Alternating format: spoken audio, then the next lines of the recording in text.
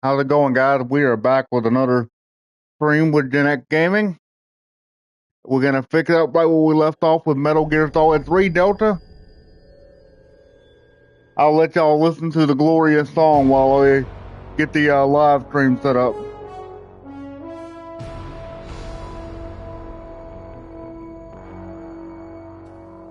What a thrill, with darkness and silence through the night. What a thrill. I'm searching and I'll melt into you. What a fear in my heart, but you're so supreme. I give my life, not for honor, but for you. In my eyes, There'll be no one else. Crime, it's the way I find you. I'm still in a dream, snake eater. Someday you go through the rain, and someday you'll feel On free throw. this ordeal, the trial to survive. For the day we see new light, I give my life, not for honor, but for you. In my time, There's no one else. I know y'all hated everything. crime. It's the way I stand for you.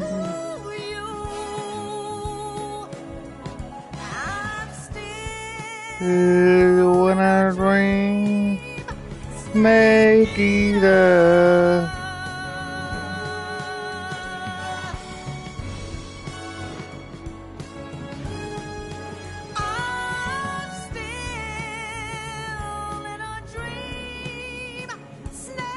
Eater.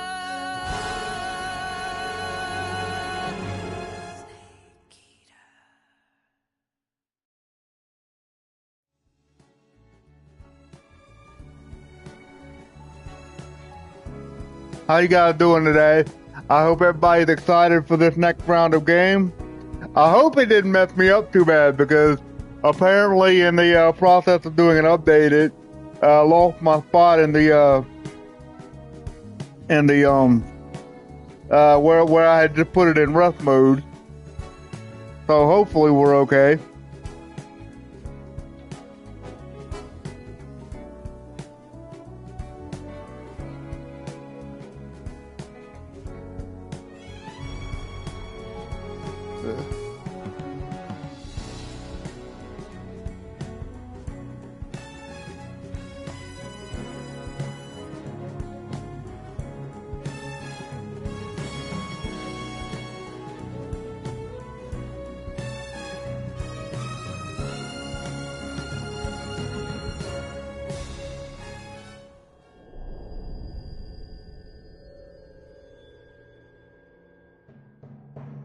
Like I say, give me just a few seconds. I'm just tearing the thing out so that everybody knows we are in fact live.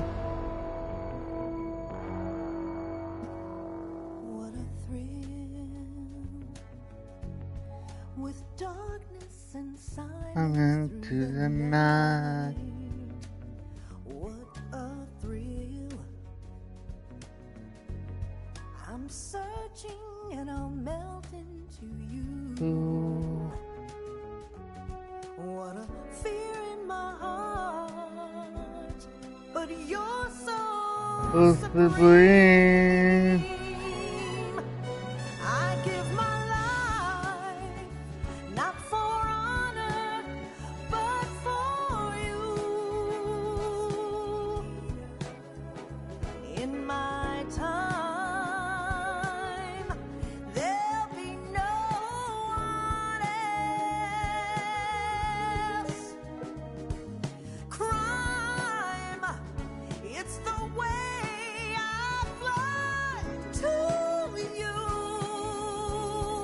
Alright, we are as up as we're gonna be.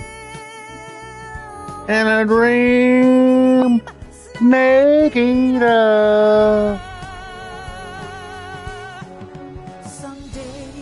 Alright, that's enough of that. We'll get back to the game, shall we?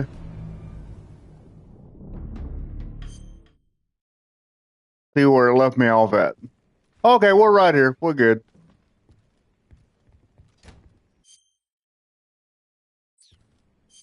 We're definitely going to want to do camouflage back to do...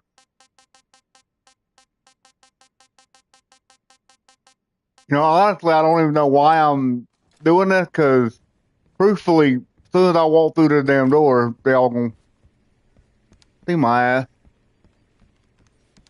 Maybe not, maybe not, maybe not.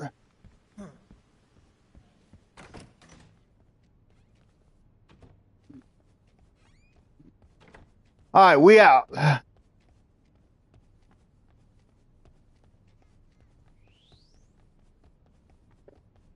That went smoother than expected. I think we've got the fear getting ready to come out. We've already taken out the pain and the fury. We took out no, we took out the pain in the end. We took out the pain normal boss fight, but we did the sniper trick to take out the end just because I didn't want to do the long annoying boss fight. I know a lot of people say that boss fight is the greatest of all time, and that's great that you think that, but to me it was always a pain in the butt. So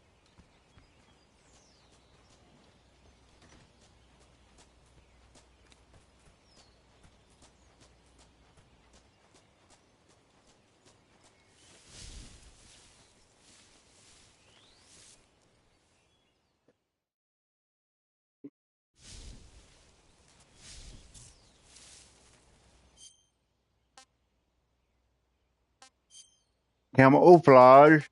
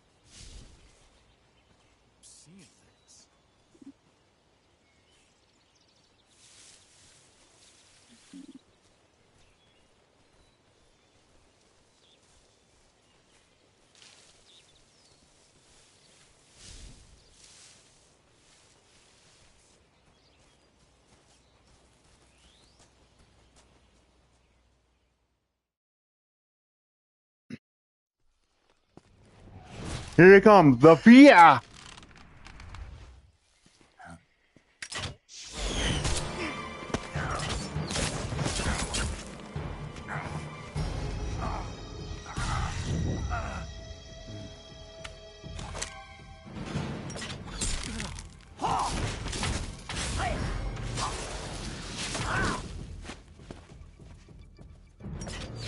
I don't know how this is the dumbest and somehow the coolest boss fight all at the same time. I acknowledge that it's dumb, but it's always the one I look forward to whenever I play this game. I've never understood that.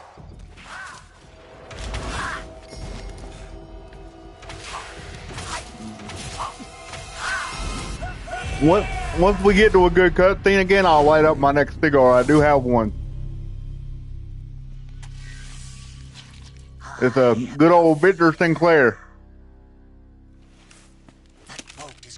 Venom of the Brazilian wandering spider. Soon a most exquisite pain will engulf your entire body. Your limbs will be paralyzed, your lungs cease to draw breath. Eventually your heart will stop beating. Ah, but what fun would that be? Nothing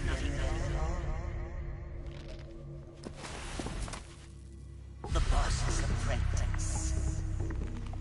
I will give you fear such as you've never experienced before. Come into my web. It is time.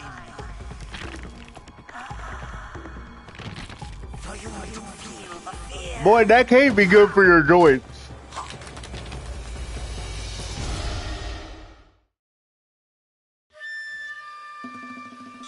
Alright. First thing we're gonna do.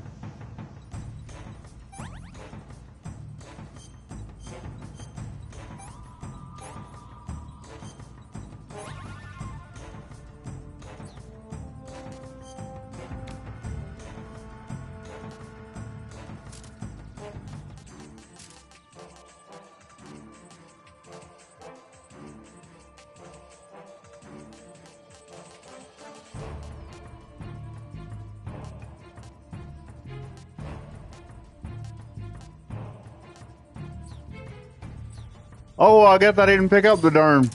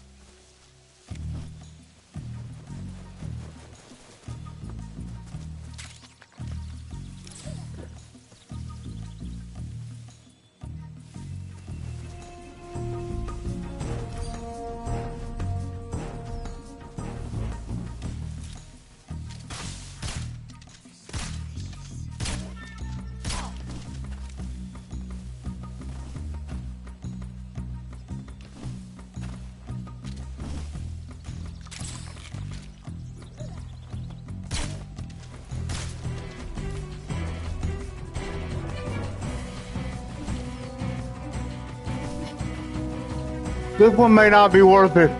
I'm trying.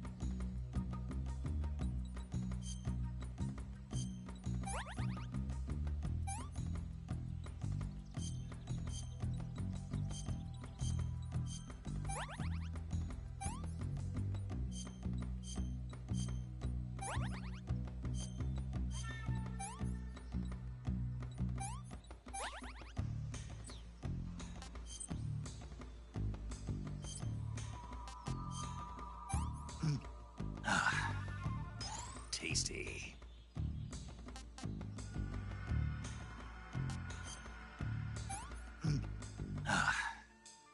Pretty tasty.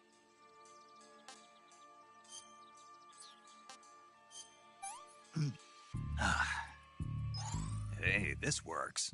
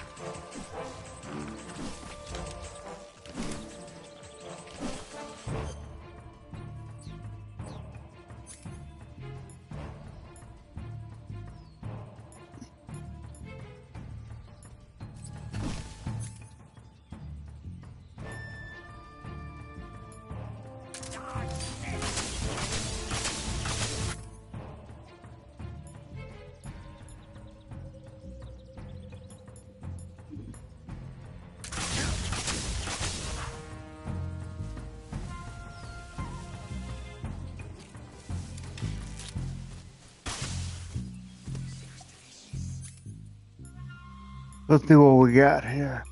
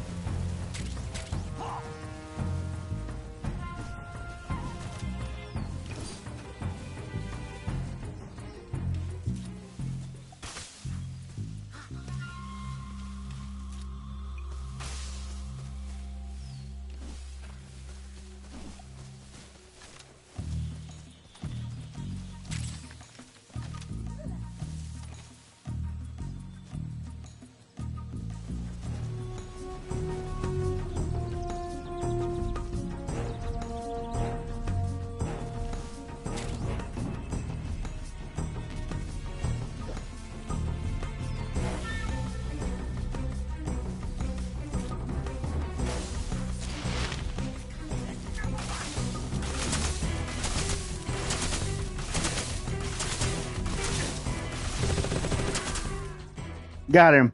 That took a little bit longer than it normally does. The fear!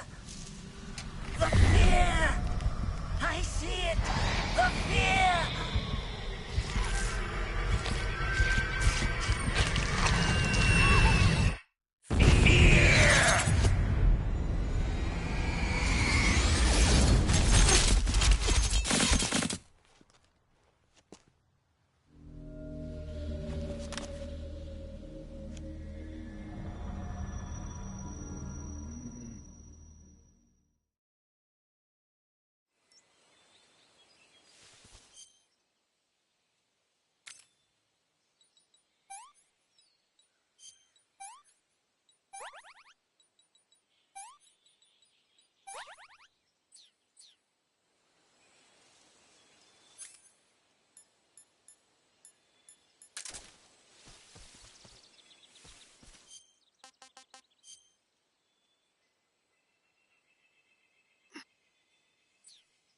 All right, if you guys will give me a quick second, I'm gonna run to the restroom real quick. I apologize. That's something I should have done first, but I did not. I will be right back.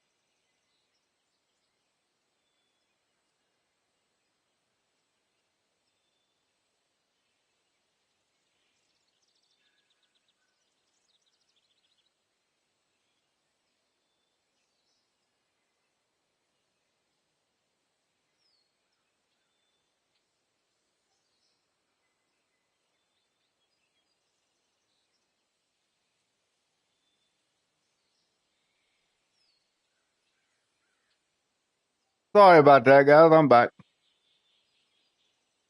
Nature calls at the most opportune times, if you know what I mean.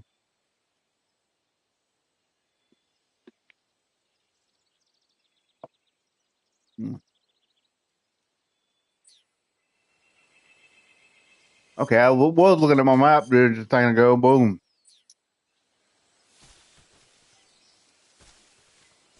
Little bit.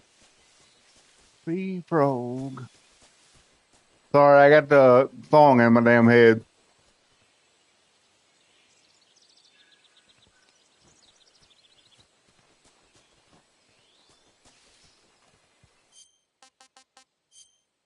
Nope.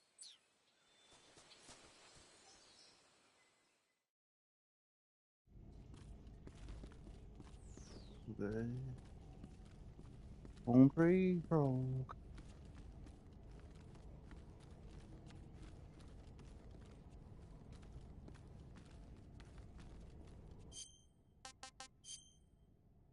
Why do I still have nothing to treat? I still got an arrow in my leg.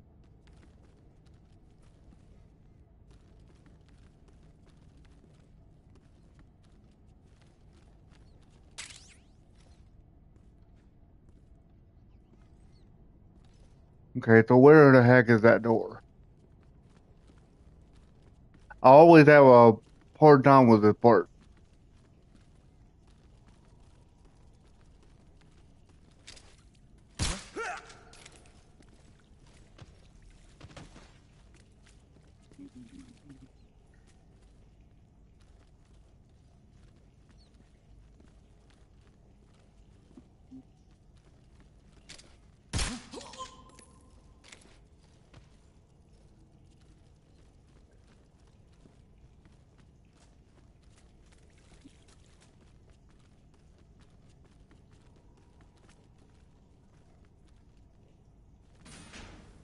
There we go. I'm not loving how I still have an arrow in my ass.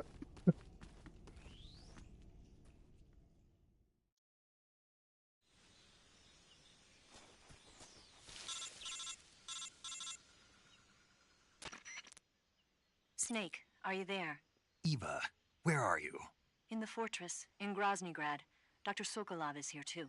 Is he all right? He's fine.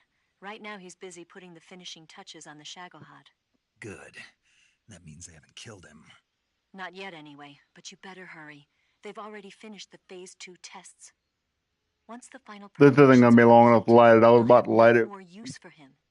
The Colonel won't have any qualms about killing him if he thinks the CIA is closing in. Eva, you can't let Sokolov out of your sight. I know. Snake, do you know where Groznygrad is? Granin told me that I should be able to get there from the mountains to the north, through an underground tunnel. Granin told you? Yeah, he even gave me the key to the warehouse. We're lighting. Because he was drunk, I guess. You've gotta be kidding me. Hell if I know. Snake, there's one problem with that route. What problem? The mountain entrance to the underground tunnel that leads to the fortress is sealed. You need a key to get in. A key? What about the key Granin gave me? That key won't work. But don't worry, I'll figure something out. I have an idea.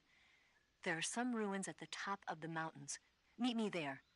The top of the mountains. Got it. Wait, there's something else I've got to tell you.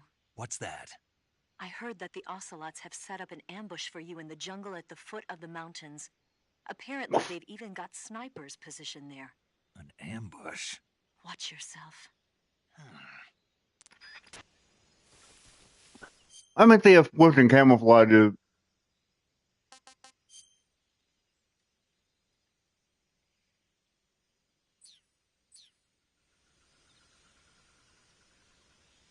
Let's see if switching camouflage is like helps or something. Nope.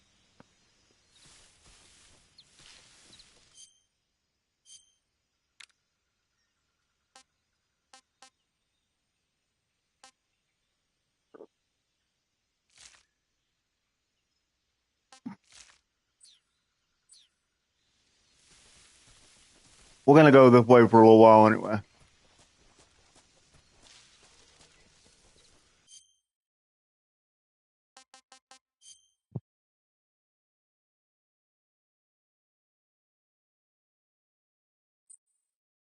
We'll try reloading it. I don't know, it's just getting on my damn nerves.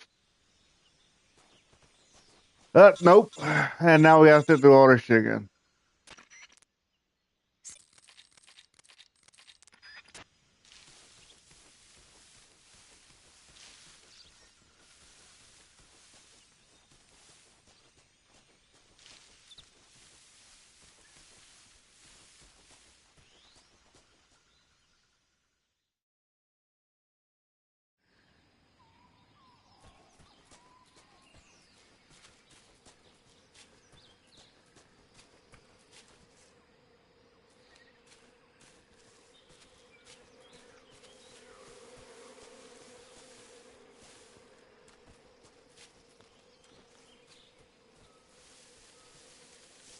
Something there. Huh?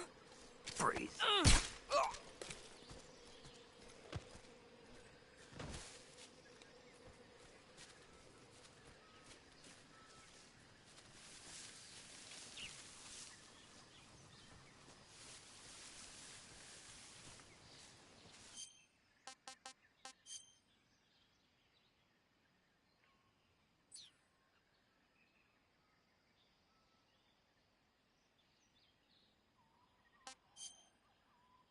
I have an arrow in my ass.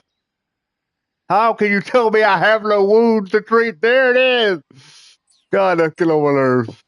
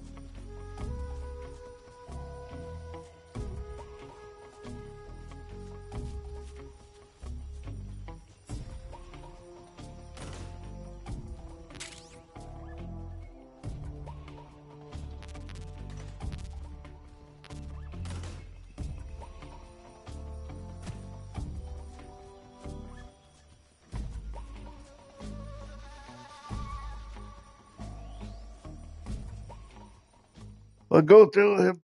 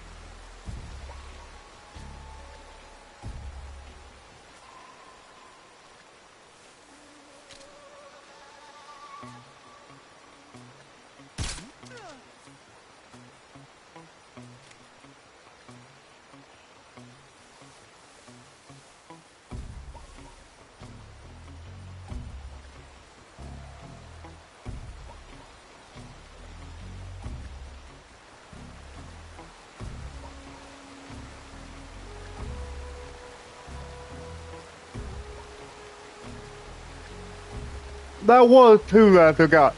I've already taken out 4 out of 5.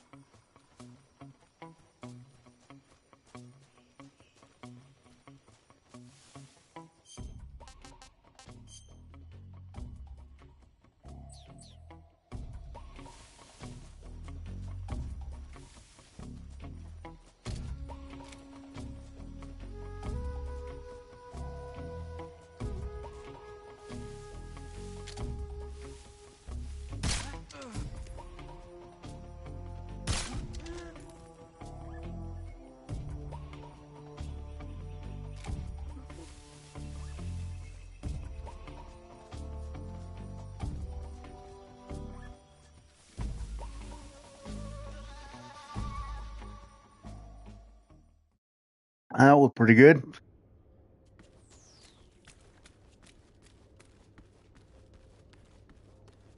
All right, here we go. The world's longest climb.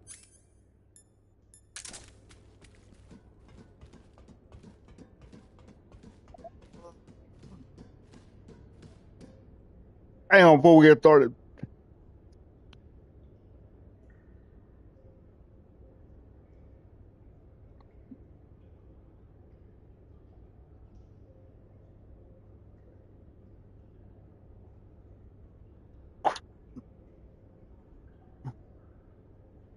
All right, here we go.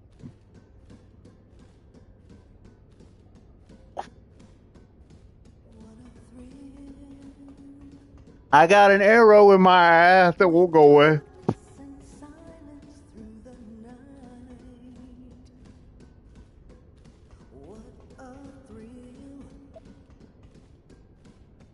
I'm searching and I'll melt into you. What a fear in my heart.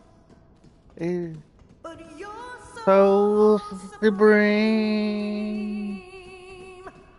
I give my life not for honor, but for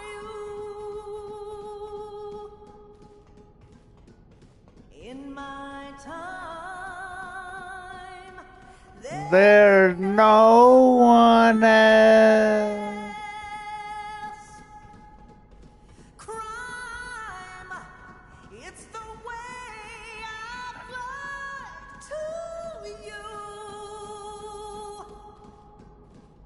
I'm still in a dream, snake eater.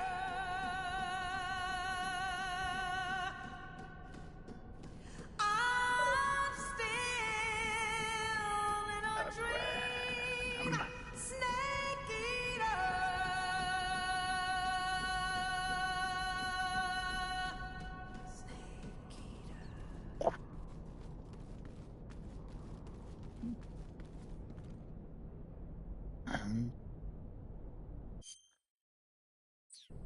Gonna switch out the camo a little bit, get some more desert tiger. Well, oh, to the rain. Was a old tree fro.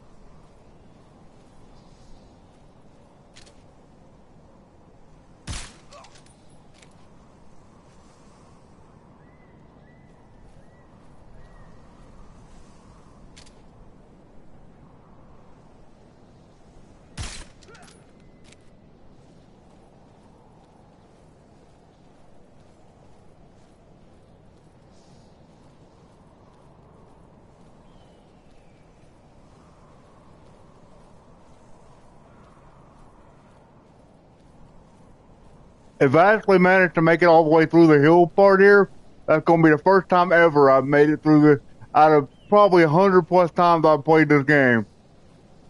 It'd be the first time ever that I've made it all the way through this part without being detected.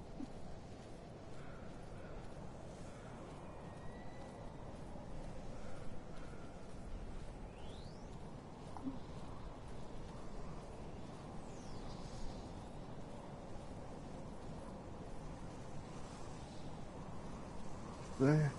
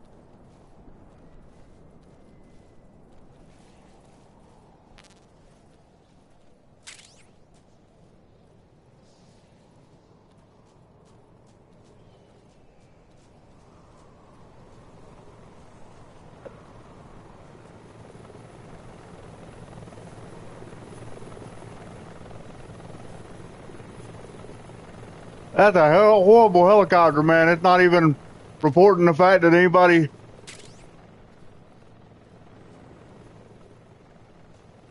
is down.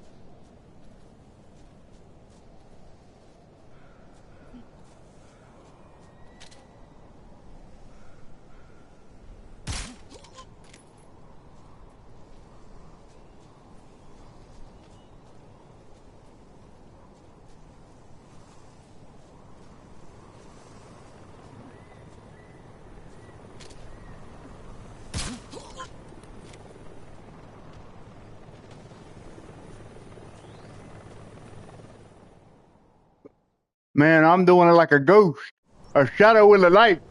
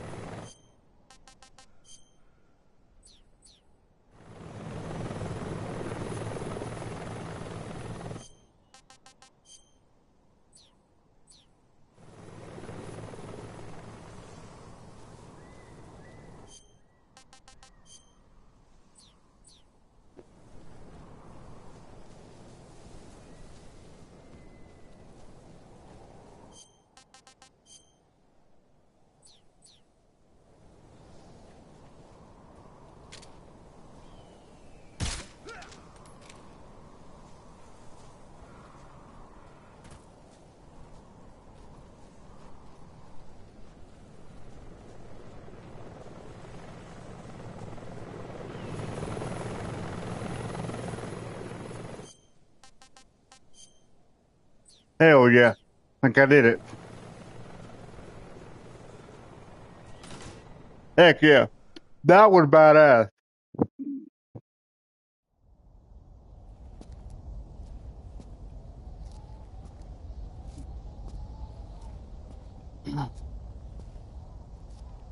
And now we got about 20-30 minutes of cutscenes here.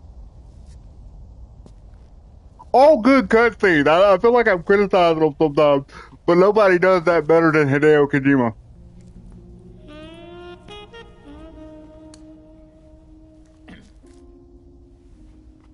Well, that was quick. You look like you could use some rest. I'll be fine. It's just that playing these 2 roles hasn't left me much time to sleep. Where'd you get those cuts? The Colonel. He found out? If he knew, I'd be dead already. No, this is his hobby. He's a sadist. He gets pleasure out of making people suffer. He's scum.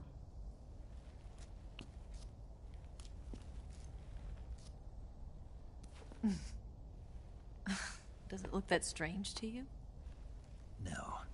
I'm the same way. Scars all over. Can I see? No. Where'd you get this one? I got it after defecting to the Soviet Union. I don't think so. It's older than that. Code breaking is a desk job. Where'd you get this kind of scar? You really want to know? Well, too bad. A girl's gotta have some secrets, you know. But enough about that. You've got to get going. The Phase 2 trial of the Shagohod is about to start, and it looks like someone might be coming to spoil the party. Khrushchev? His forces are on their way here. The Colonel is gathering his troops together to meet them. If we don't get a move on, the security will be even tighter than it is now. You'll need this key. It unlocks the door to the underground tunnel. Once you're in there, you can follow the tunnel to get inside Groznygrad. And take this too. What is it? The food of the future. A well-balanced meal for the space age. I don't know about well balanced, It's but good you to know, get some real food once in a while. I do enjoy me some ramen.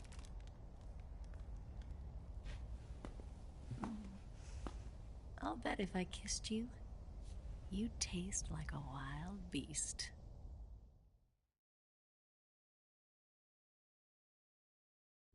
Do you know where exactly in Groznygrad Sokolov is located? He's in the heart of the fortress, the weapons lab. The weapons lab is divided into 3 wings. There's the East Wing, which houses the research facilities. Then there's the main wing where the weapons are assembled. That's where the Shagohod is. Finally, there's the West Wing, which is connected via a passageway to the main building. That's where Sokolov is. To get in, you'll have to enter the main wing from the East Wing. Then, go through the passageway on the 2nd floor of the main wing. The West Wing of the weapons lab. Got it. There's just one problem. Not again. The West Wing is protected by the highest level of security. You need to be Colonel class to get in. Colonel class? Here, look at this picture. Major Ivan Rydenovich Rykov. Pretend you're him. How do I do that?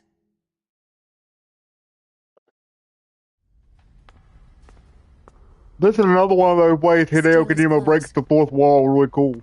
You look similar from behind. They won't know the And difference. it's also the way Your face might be his normal, response so you to just have to figure the fans something not out. really liking You Raiden should be very much at the somewhere in time. the East Wing.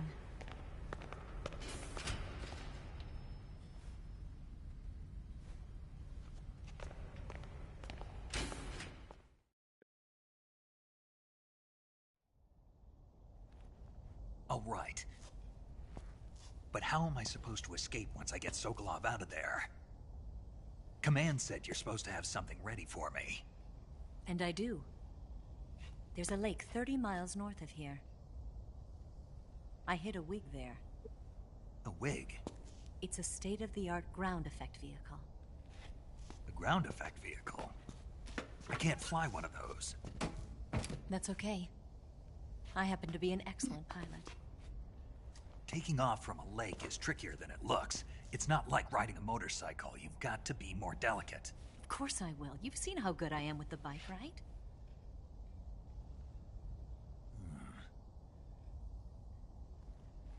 Right. You handle the escape then. I'll head for Groznygrad. Wait a minute.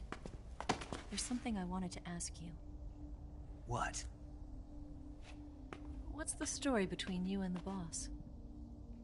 She was like a mother, and my master. And your lover? It went deeper than that. Deeper? Half of me belongs to the boss. Do you love her? No, nothing like that. Do you hate her? Does it have to be one or the other? Love or hate? Between a man and a woman? You bet. Good messaging there, For 10 Kojima. years, we lived and died together. You couldn't possibly understand. And you think you can kill her now? That's your mission, isn't it? Assassinating the boss?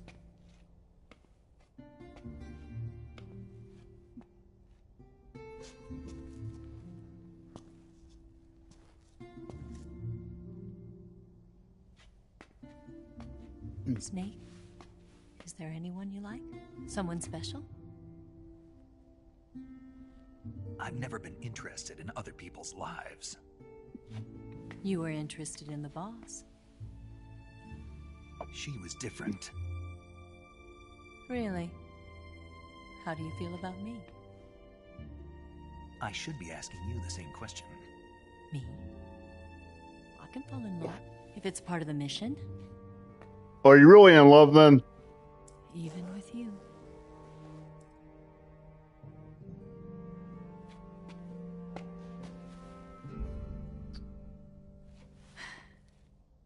Snake?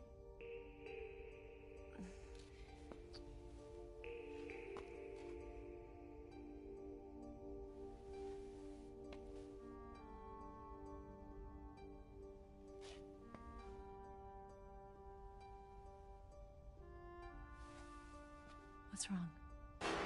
Huh?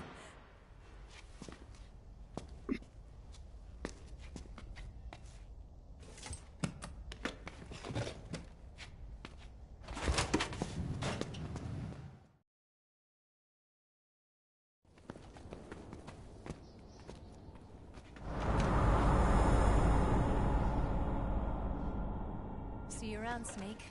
Take care of yourself. What about you? I've got to hurry back and play my other part. Are you going to be okay? Not sure. They're not stupid and they know there's a spy. There's no way you could have gotten this far all by yourself.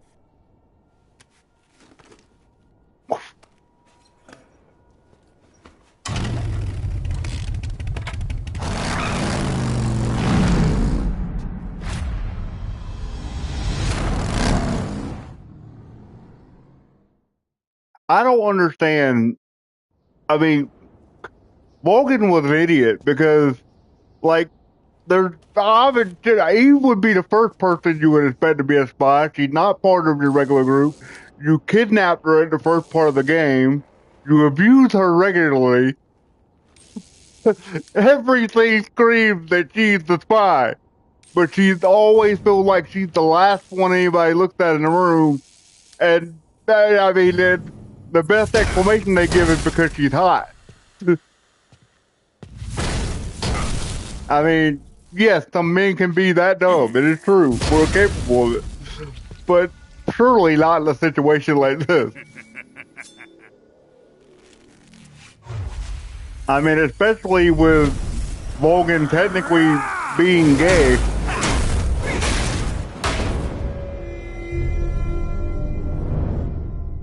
I mean, it's implied very much that Logan's only interest in Eva is the fact that he can torture her and she can take it. Talk.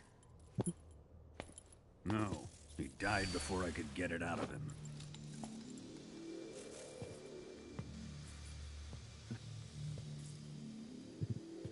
Was it the spy then?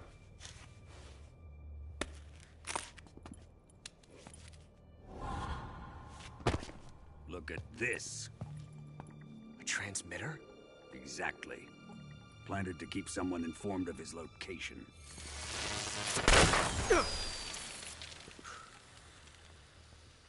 But does this mean Grannon was the spy? Perhaps he was being used by someone else. Perhaps.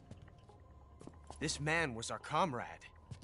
Comrade or not, he's of no use to us now. I don't approve of your methods. I don't need your approval. I'm in command here. And that nuclear shell? Still feeling sore about that, are you? What are you gonna do? Report it to the authorities? This is war, Major. A Cold War, fought with information and espionage. We must root out spies wherever they hide. It is kill or be killed. Potential threats must be weeded out. Your feelings are a menace to the unity of our organization. Someone is guiding the enemy's hand. A single man can only accomplish so much. Make no mistake, there is a spy among us. But casting suspicion on our own The comrades. C3 explosives have been stolen. You think it was the American? No, he could not have reached this fortress yet. Then who? I'd be careful about suspecting your own men. Boss, Where have you been? The fear and the end have fallen.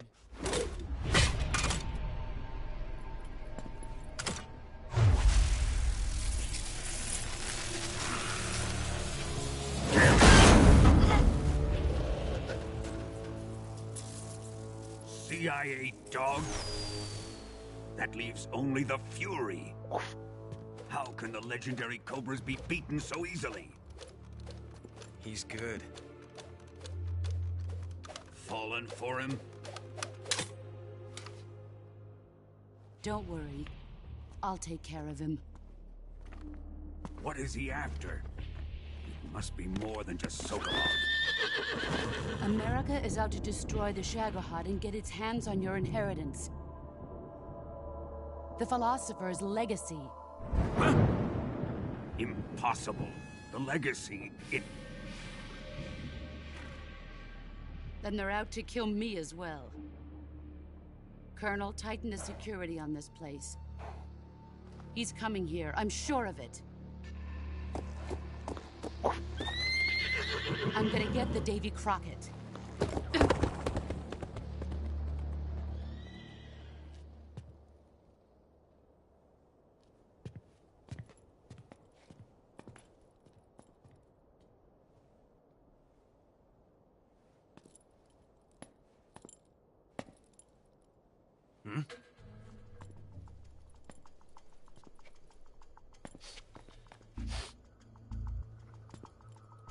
Perfume.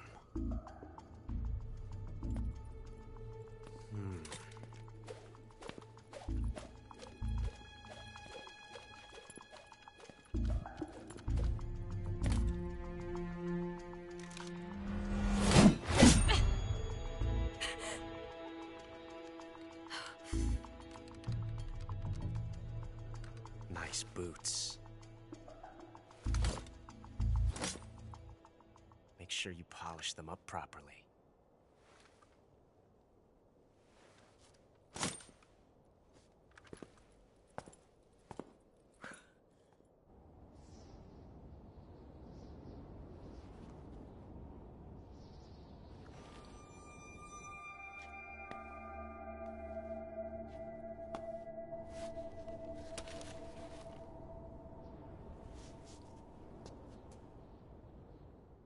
At least I don't have the arrow sticking out of my ass during the cutscene.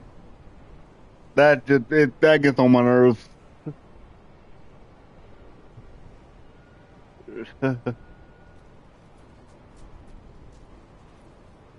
Oh, I remember the first time I played this.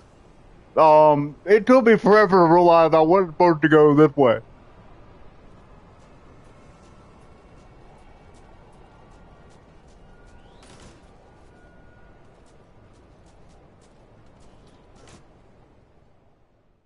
I guess we're just accepting the fact that I have an arrow in my leg now for the rest of the game.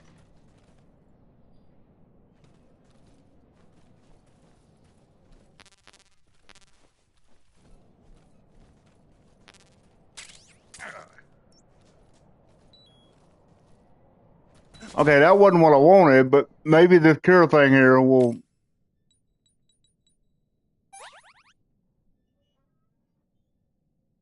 Nope, it's still there.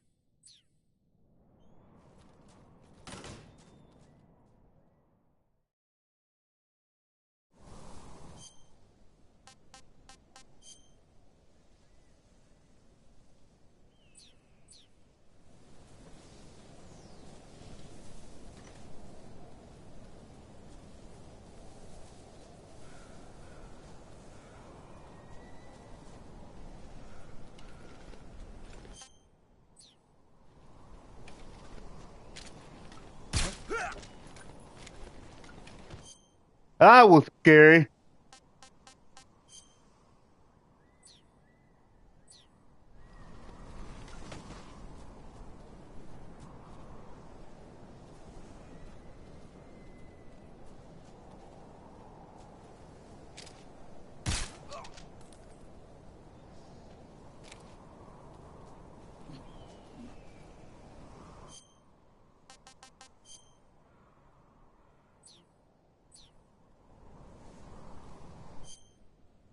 Trying to get a feel for where I'm at.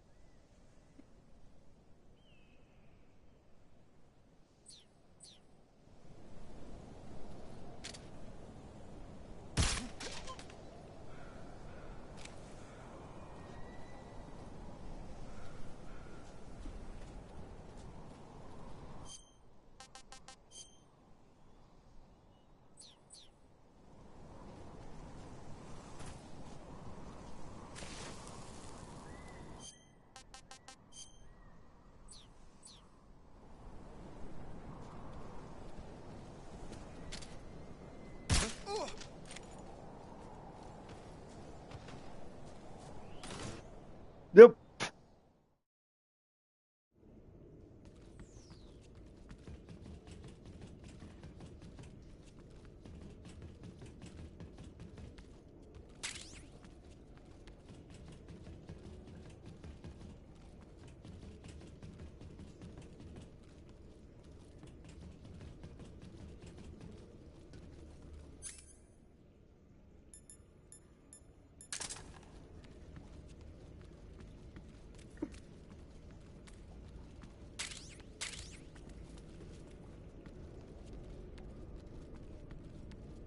We're gonna hop down here and have our fight with the Fury.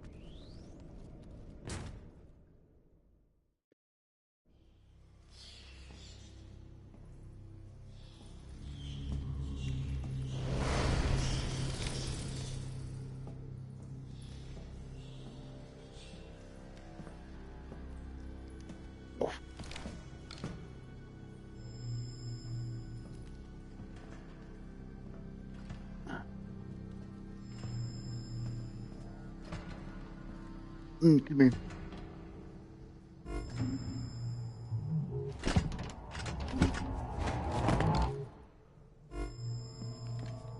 I mean, did Snake not see him right there?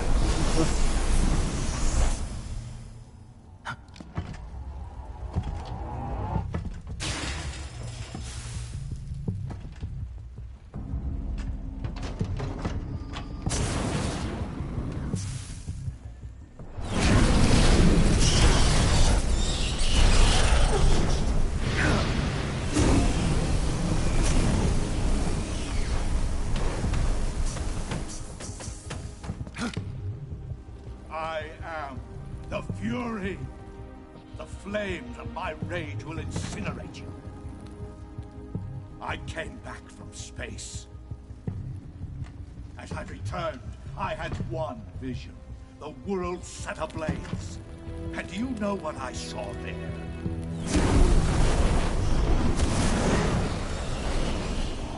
Fury.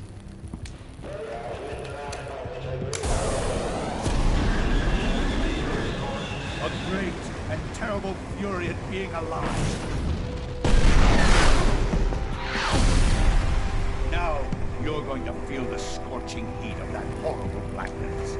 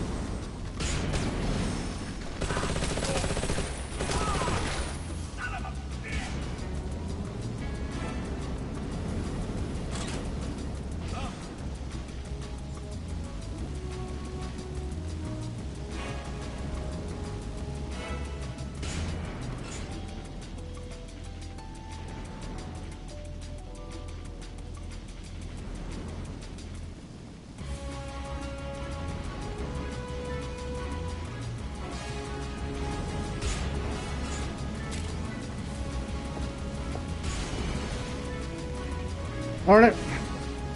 Of all the time for my darn head thing tonight.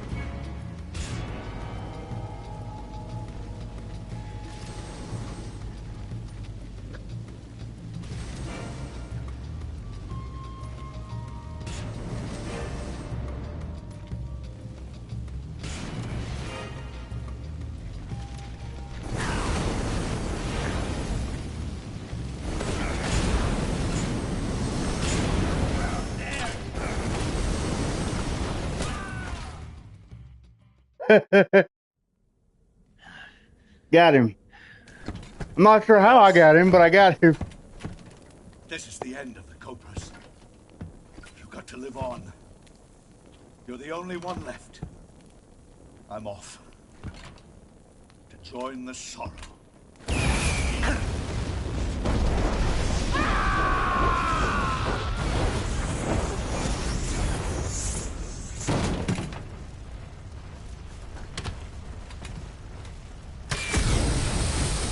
Behold, the flames of fury. The fires of hell will purge me clean.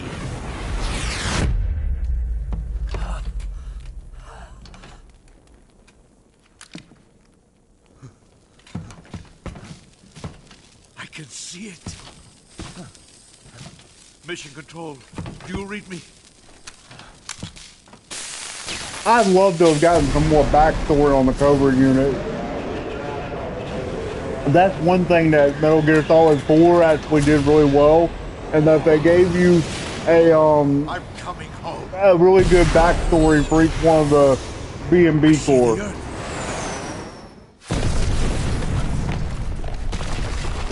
I mean, here it just feels like these guys were all just a bunch of crazy people that were scarred by battle and turned into super soldiers somehow. But it just, oh, I just feel like they're interesting characters, and they probably would have done a lot better if we got a little bit more backstory about how they came to be.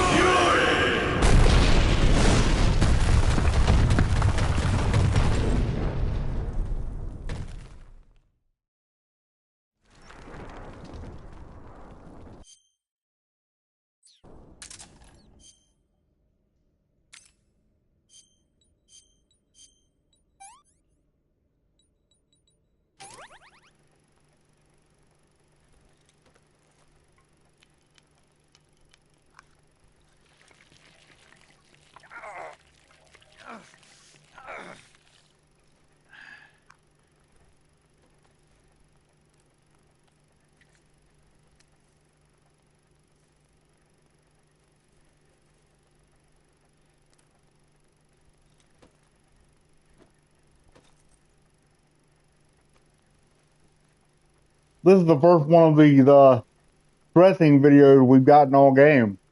And that's unusual because normally I get a couple of them. Him eating a snake or something.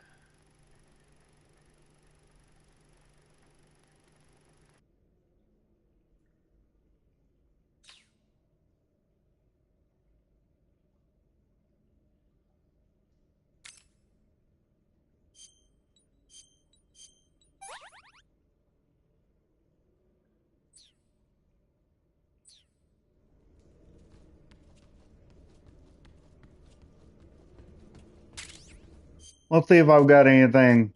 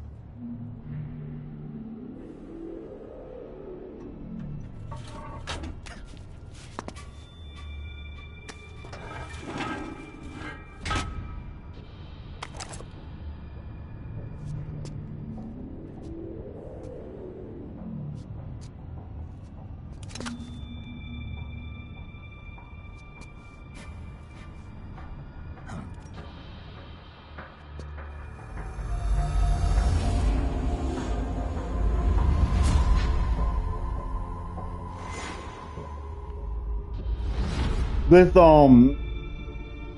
this right here gives you a subtle callback to the Shadow Moses Island, which is really, really cool.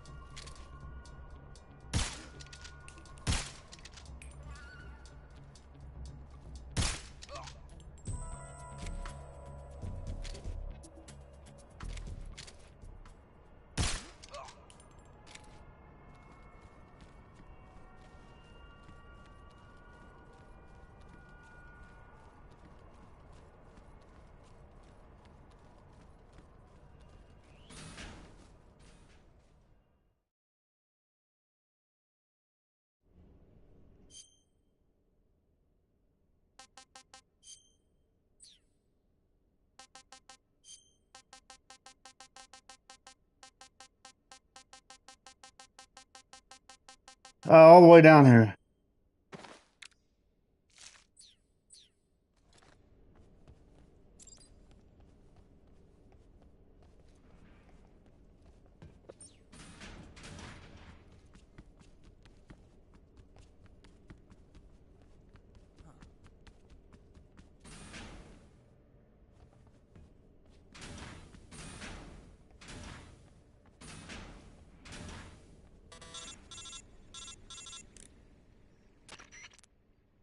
Snake, that door can't be opened by normal means. Apparently, it operates by responding to a specific radio frequency.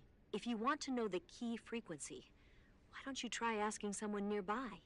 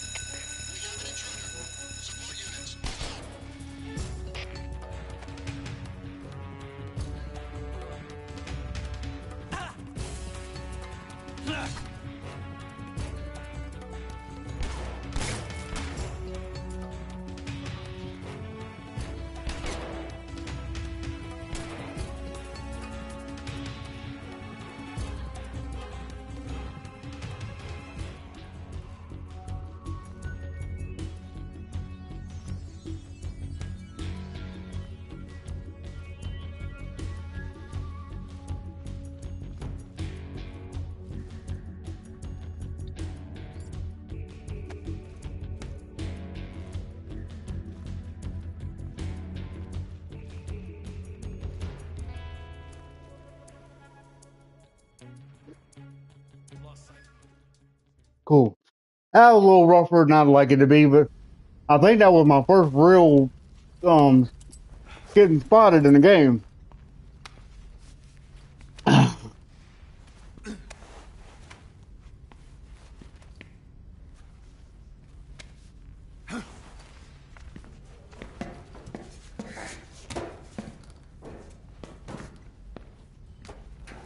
With the Metal Gear Solid 2 poster.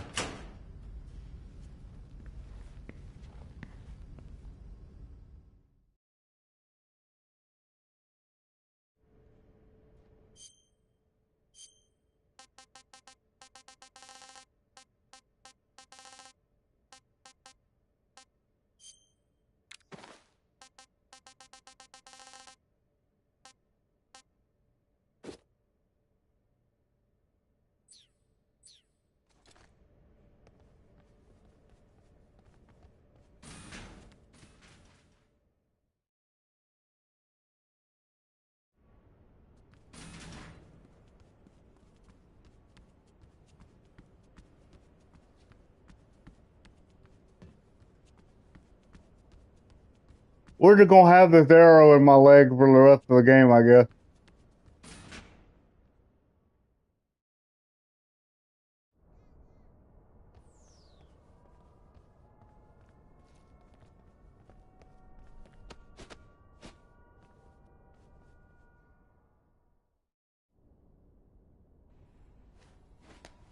Alright guys, I'm gonna run and use the restroom real quick while this thing plays.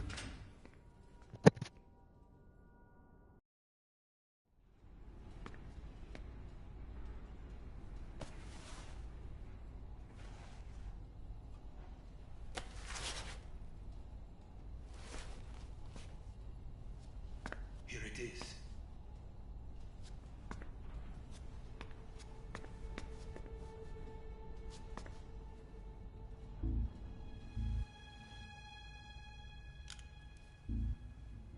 You can count on me.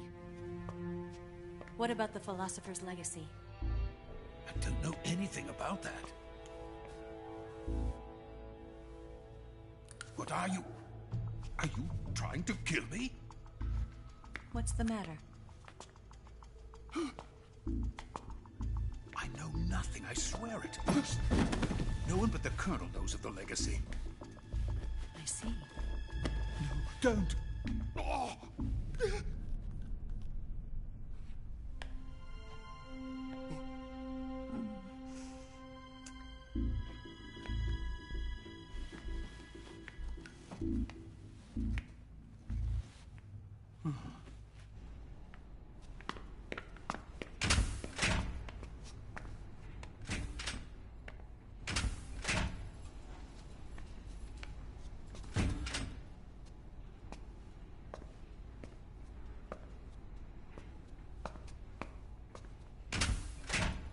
Who's there?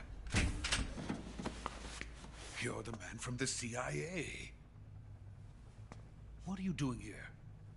I told you before, didn't I? I'm going to get you out of here.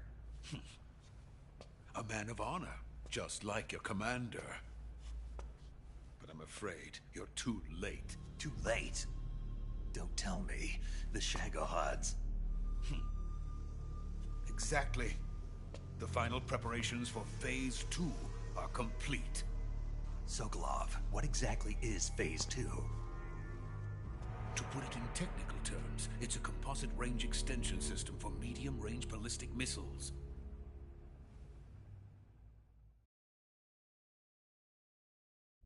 The Shagohod was originally designed as a tank that could launch nuclear missiles from any type of terrain. There was just one problem we couldn't figure out how to solve. The ICBMs we have today are simply too big for the Shagohod to carry. But the military would not hear of it. They demanded a weapon that could launch a nuclear missile directly into the American homeland. That is when I came up with the idea for Phase 2. But there's no way you could load an ICBM onto the Shagohod. So how'd you do it? By accelerating the Shagohod itself. Accelerating it? In Phase 2, a rocket booster unit is attached to the frame of the Shagohod. The unit incorporates the same technology used in the Vostok rocket that sent Major Gagarin into space. Using this booster, the Shagohod can achieve a land speed of over 300 miles per hour. That monster can go more than 300 miles per hour. Yes. And from this state of accelerated motion, it launches a nuclear missile. So, the Shagohod acts like the first stage of a rocket. Yes, precisely. The range of the missile launched by the Shagohod thus increases from 2,500 miles to 6,000 miles. 6,000 miles? That's enough to strike anywhere in the United States. Not only that, with the Shagohod, there's no need to construct giant silos like the ones used to house ICBMs. All you need is a runway about 3 miles in length, or its equivalent. And you can launch a thermonuclear strike against any location in the United States from anywhere in the Soviet Union. It cannot be detected by spy planes or satellites. It's a mobile fortress capable of deploying in secret and launching its payload at any time. A weapon from hell.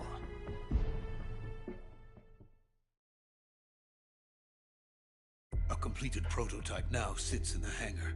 At present, it is the only one of its kind. But Volgin is planning to mass produce them based on that prototype. And deploy them all over the Soviet Union. Yes, and that's not the end of it.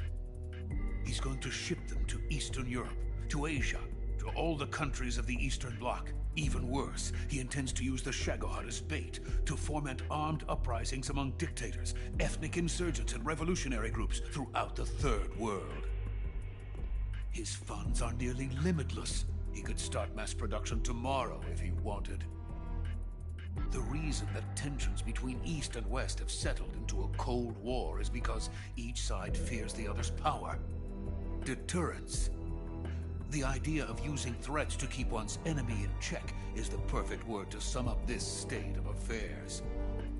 But the Shagohod goes far beyond the level of threat. It will render the concept of deterrence utterly meaningless. If such a weapon is unleashed on the world, it will not be long before all nations are engulfed in conflict. The Cold War will end, and the entire planet will be consumed by the fires of war. Volgin and the Shagohod will be at the center of it all. So you see, it's already too late. No, it's not too late. What do you mean? We've still got a chance. All we have to do is destroy the prototype and the whole facility before they can mass produce it. But just tell me what I need to do to destroy this place. All right. The liquid fuel used in the rocket engine is stored in a tank. If you can blow it up somehow. Some C3 ought to be enough to blow the entire hangar to smithereens. C3? You mean that cutting-edge plastic explosive? It could be molded into any shape. The bomb of the future. Where can I get it? There was some in the armory here, but it's gone now. It was stolen by a female spy who was here a minute ago. Eva? No, that's not her name. Her name is Tatiana. She made her way in here by becoming Volgin's lover. I thought she was your lover. Mine? See how many times we can say the word lover in this one. Volgin's lover. This is my lover.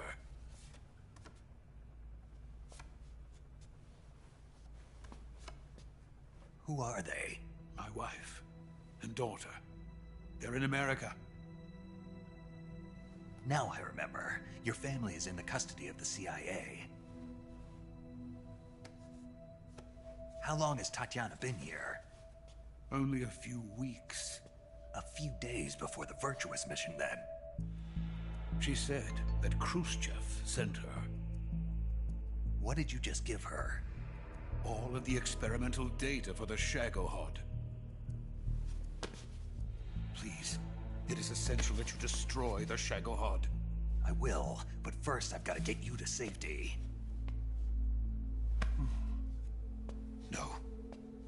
I'm not going. My mission is to rescue you. Leave me. Sokolov! Khrushchev has abandoned me. I cannot return to my country. I would most certainly be sent to the gulags. What about the US? Yes, I once thought of that. My family's waiting for me there. But even if I fled to the United States, I would once again find myself creating weapons of mass murder. In the end, it doesn't matter where I go. I am still a weapons scientist. To be honest with you, I'm tired. Every day, I help create things that should never be used. Things that should never have existed in the first place. Every day, without sleep. Without a word of praise from others. And my creations do not even benefit mankind. They are merely the tools of politicians. All I wanted to do was build space rockets. But it was not to be. The space race between America and Russia became the prey of politicians. The space race and the arms race are one and the same. Missiles, rockets, what's the difference? Scientists are always being used. Please, watch over my family.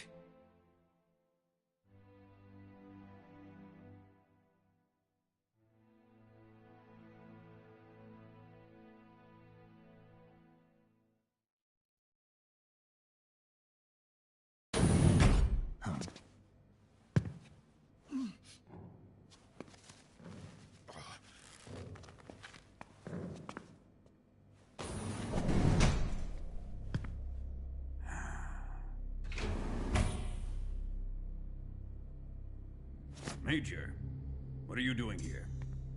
I've been waiting for you in my room.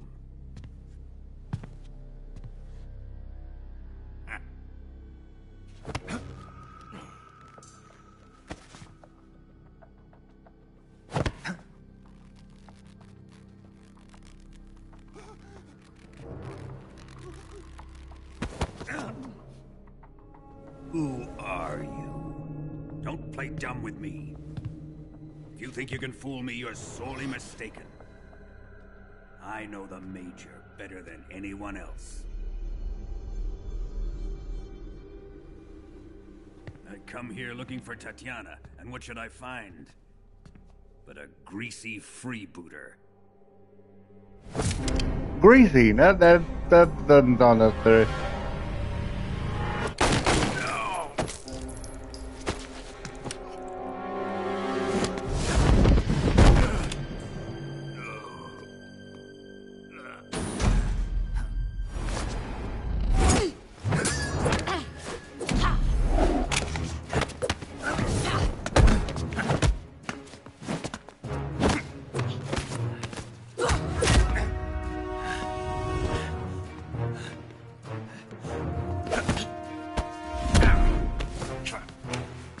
Fairy disguise.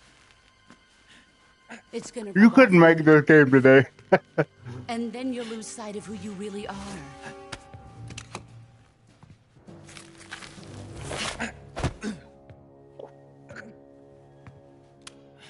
Stay out of this.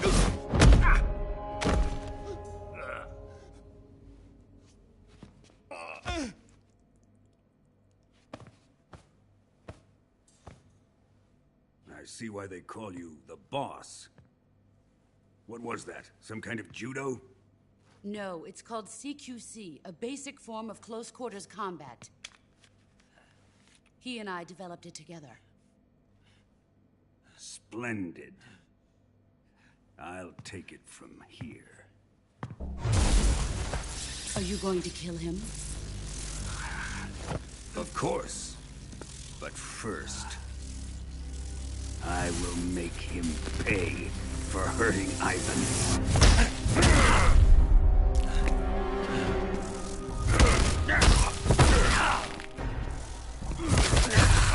Dude, the remake just makes these fights all the more brutal. I mean, he getting his ass kicked.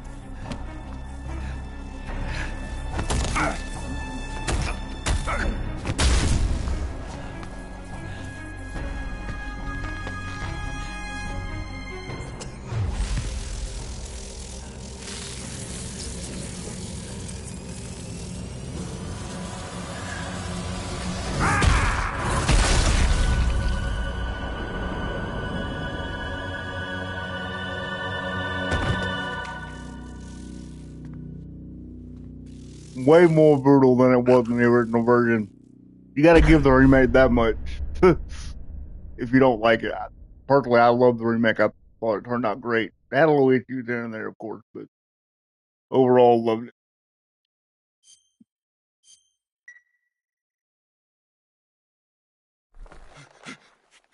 Tell me, Stop it! who have you been talking to? He doesn't know what you're talking about. You'd better start talking. Please, stop this! Who is Khrushchev's lapdog? How can you do this to him? I know you gave the data to someone. Never do it You! like that. You monster.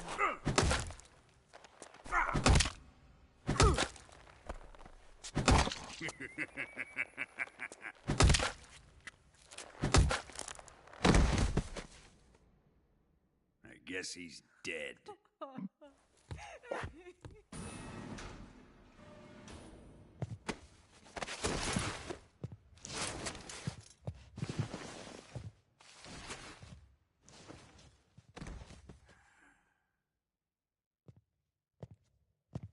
Now then, I hope you'll prove more entertaining than he was.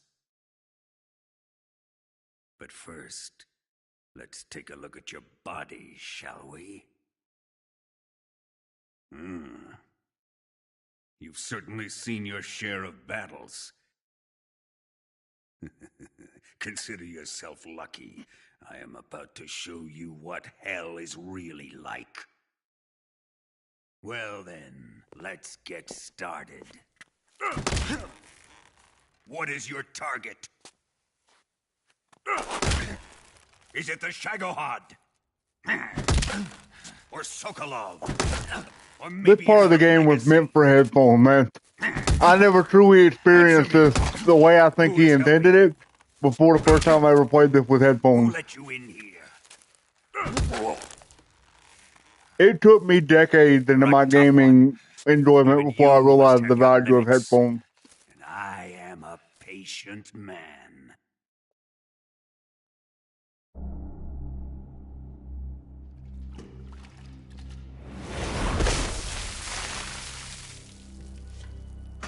Here's where the fun really begins. My body carries an electric charge of 10 million volts. Let's see how you like this.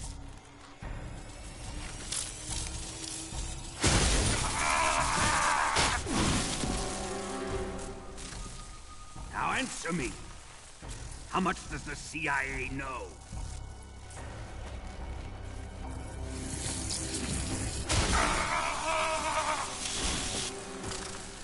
They're after my legacy, aren't they?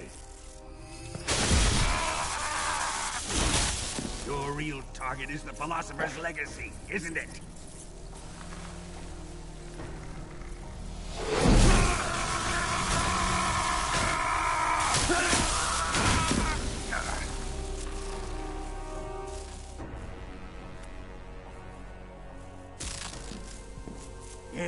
Yes. Let yourself go. That's what I want to see.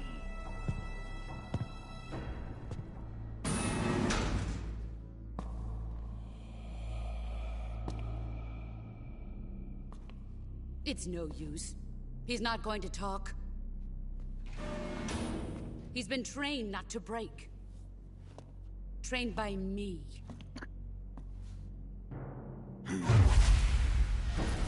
Admit it! We're after the location of the Legacy! The secret fund established by the three great powers during the 2 world wars. That's what you're looking for, isn't it?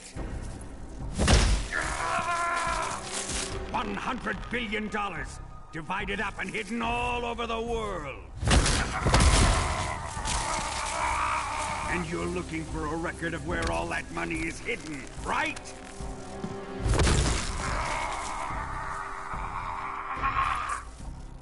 No matter.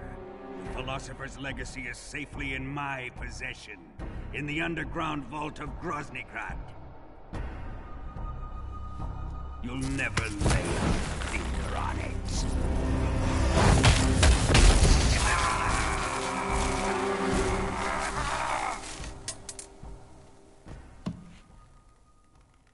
What's this?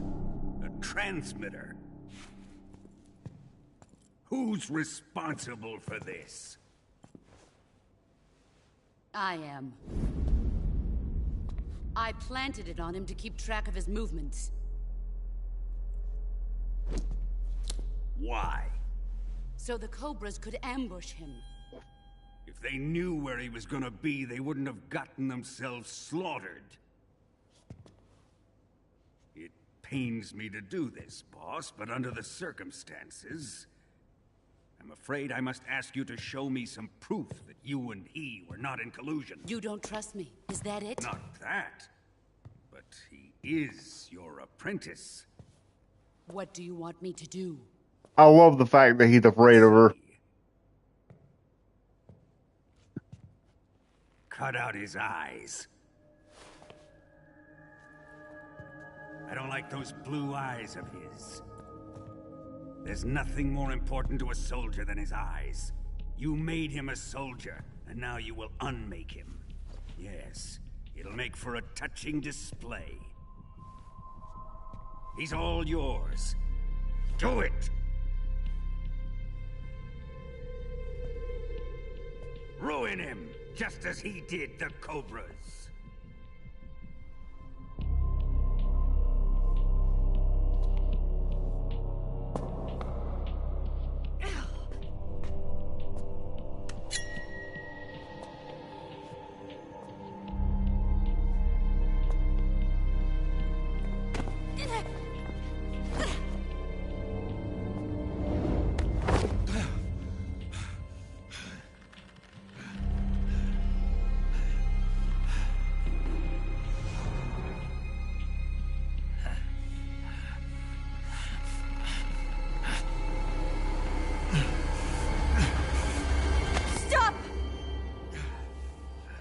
What is it, Tanya?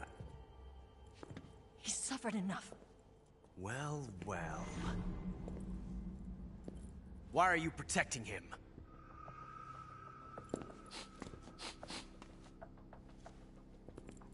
That smell. Tatiana, you're the spy. What are you talking about?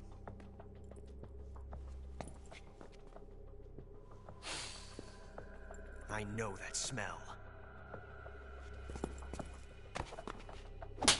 Stop it! Taking a fancy to her, eh, Ocelot? No, I have no interest in this woman. I want to test her.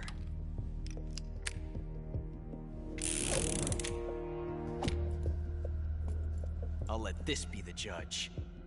Do as you like. Here we go.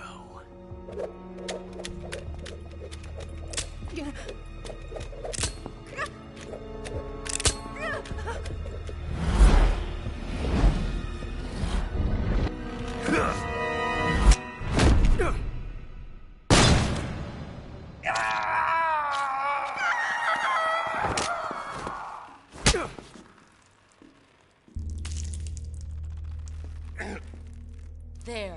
Satisfied now? Well, that was refreshing. Come, we're going to my room.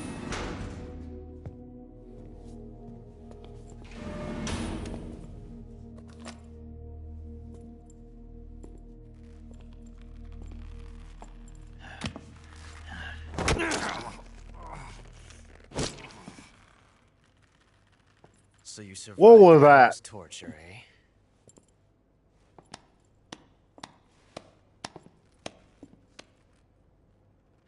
Watching this has made me realize something. It's really not that bad. It's the ultimate form of expression.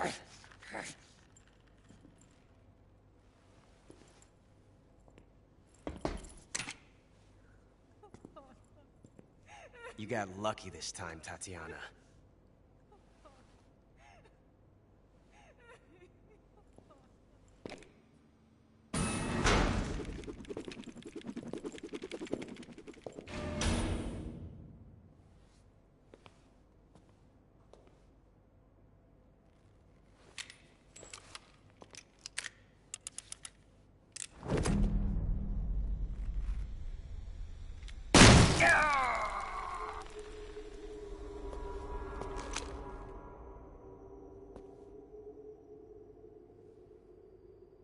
Run!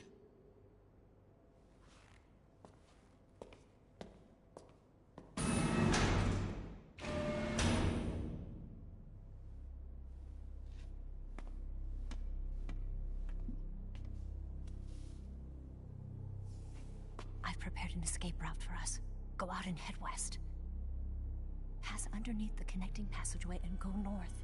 You'll find an open manhole there. You're... Quiet! Go through the manhole down into the sewers. The door at the north end of the sewers is unlocked. You can use it to get outside the fortress. I've got your equipment. We'll meet up later. Eva... But I can't get too close to your cell. You'll have to figure a way out of there yourself.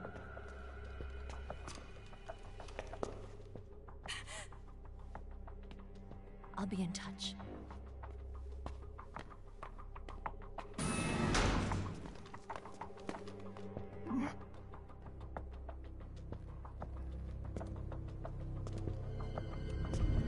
Originally, this scene was supposed to be a lot more graphic, but at the same time this came out, stuff about Guantanamo Bay doing all that torturing and stuff. It was long story short,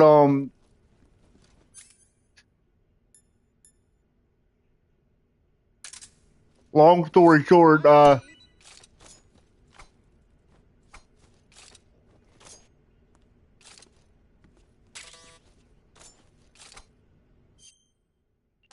they made Hideo Kojima, they made him cut it out. Disgusting. Alright. What I want to look at.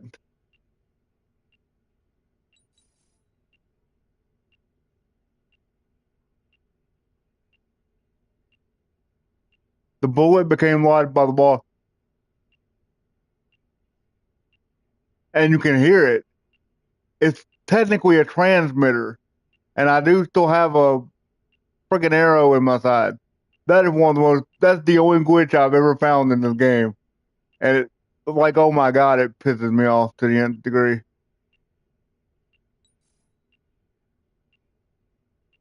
Oh, that's what he was doing.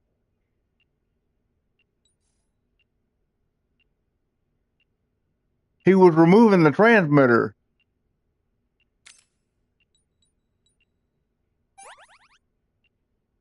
But my understanding is, so Ocelot put the translator. I just, the years and years that I have played this game, guys, that's the first time I've called this, and it's because I was watching a YouTube video about all the different ways that some of this stuff can play out. And I would just, every time I played this, I would always just do random cures. And I really wasn't paying attention to what I was curing.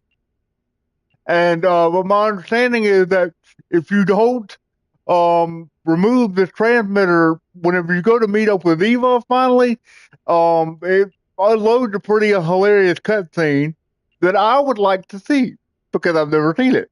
So I'm not going to be removing the transmitter.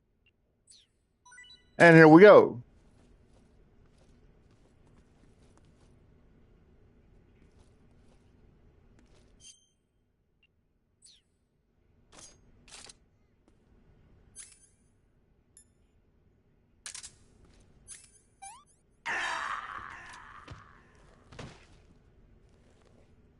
Oh my... what happened?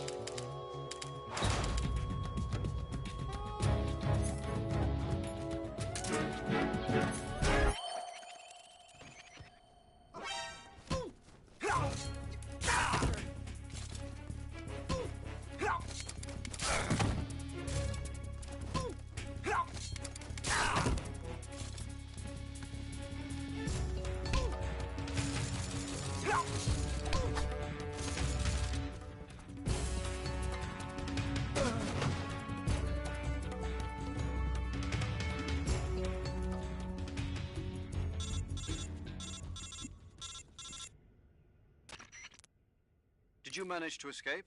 Yeah, I'm out. Be careful. In your present state, you're practically naked. You don't have a single decent weapon, and you'll never survive in a battle. Take some time and pull yourself together.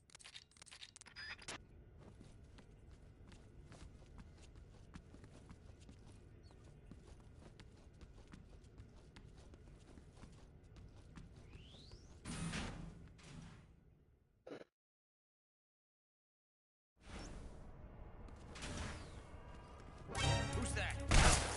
Radio, where's HQ, please respond. This is HQ. Patrol here. Enemy sighted. Requesting backup.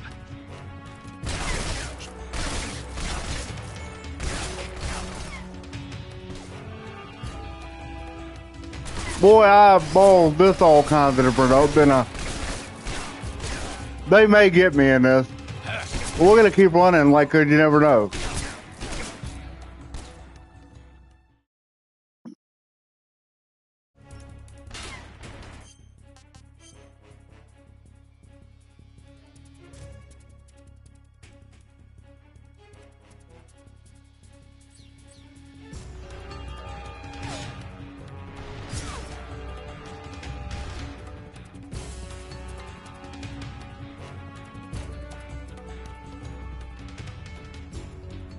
I see him.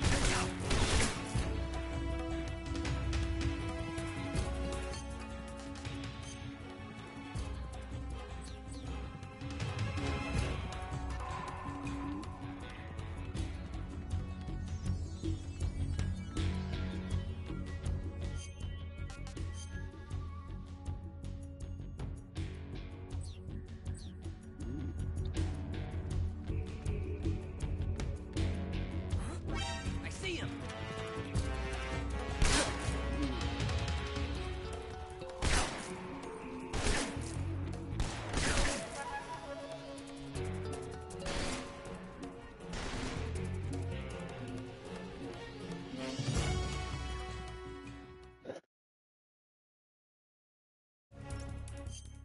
At this point, it doesn't really make a difference to what you're doing.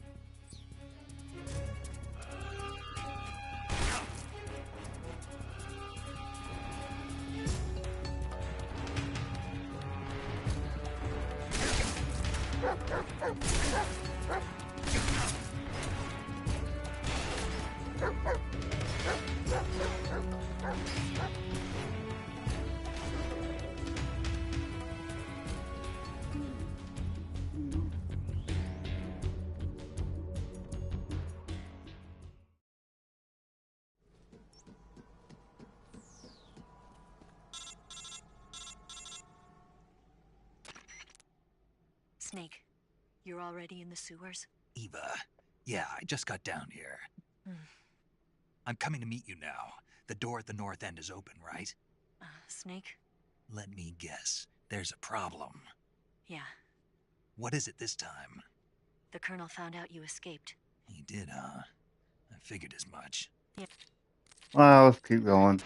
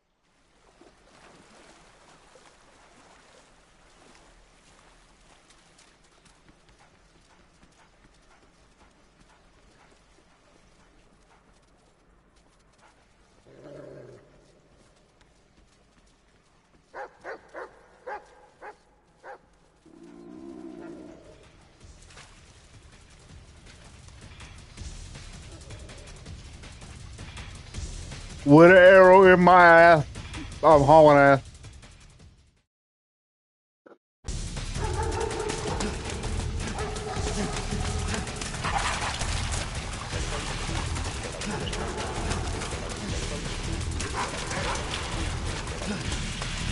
The fugitive, man.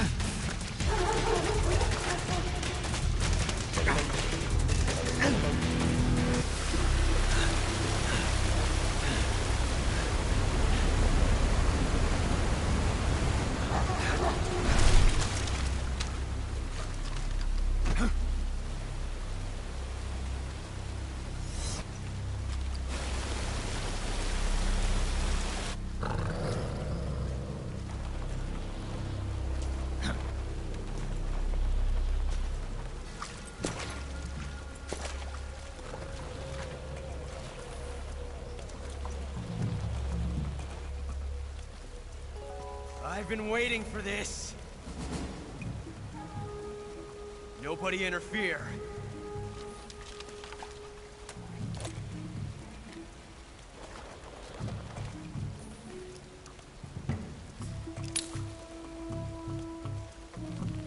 You know, I'm not sure that that revolver would do that same kind of bullet.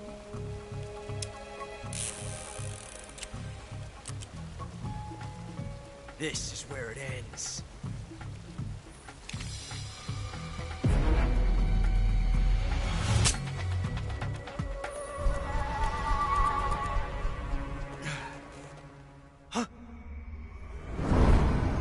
It makes no sense that he would do that right then. Play Russian roulette.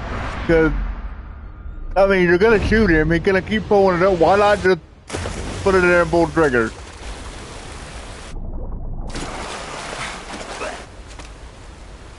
It makes sense when he's trying to play like a roulette, but his intent was to kill him there. He was not going to stop pulling that trigger until he got to a bullet. So why not just put it in there and shoot him? Don't die on me yet. He was not trying to play a game of chance with him. You just look like an idiot there.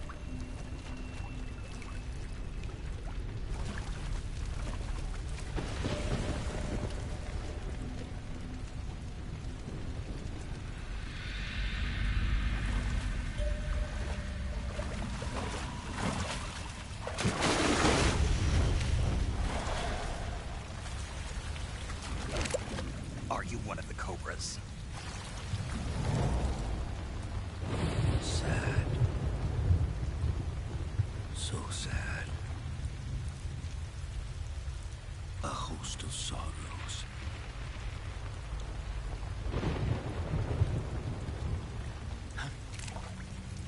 And you are one of them.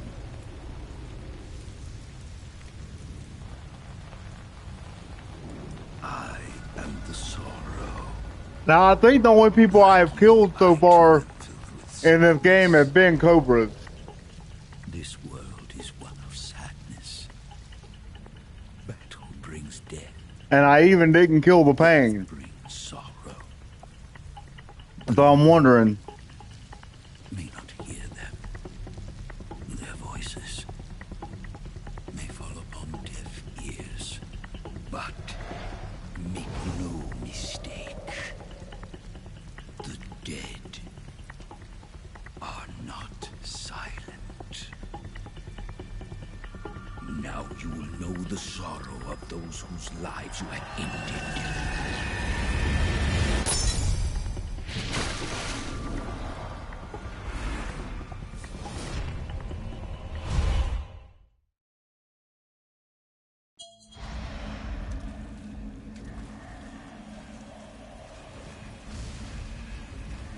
So I'm curious to see what all shows up. Life is miserable. That is why you were summoned here.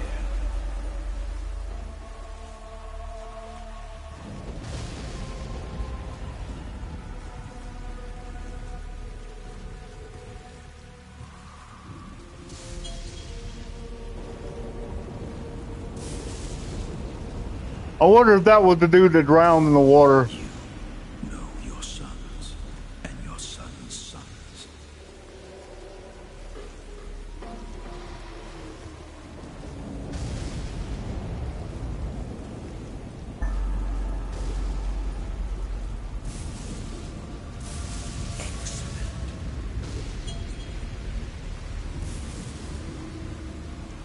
Okay, so the pain shows up. Because all I did was eat his stamina. He killed himself.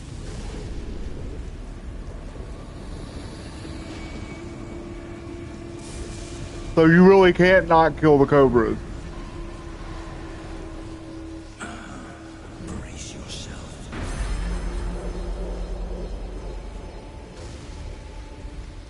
But originally this would be so much more surrounded with different people and stuff that you killed. But you can't not kill the cobras. Contrary to popular belief. Because even I thought that up until recently.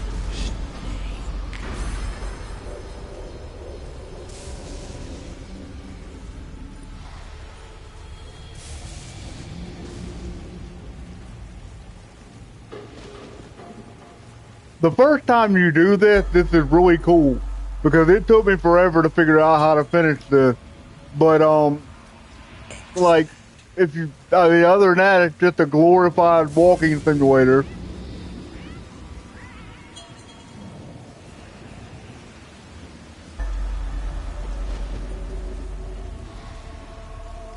I am impressed.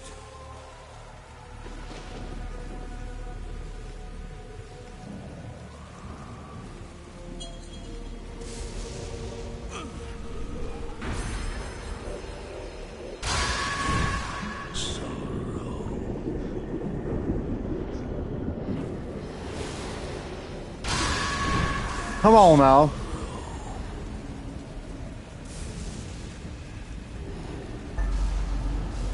Brace yourself.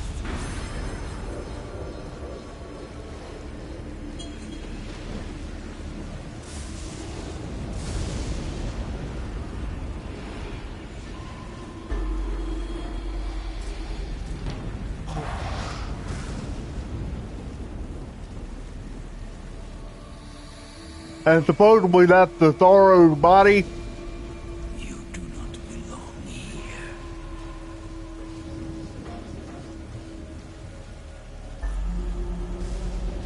Go back to your own world.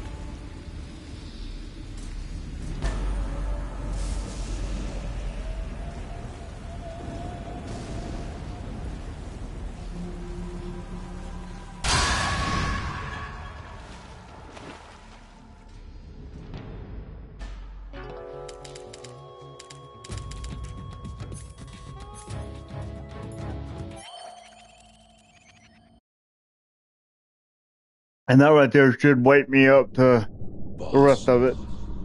You have to shoot me. I can't. Shoot me. You want to finish your mission, don't you? Then you'll have to shoot me. Basically, what the boss did with the sorrow mirrors very clearly mirrored what Snake has to do with the boss. Again someday. And my guess is she shot him in the eye.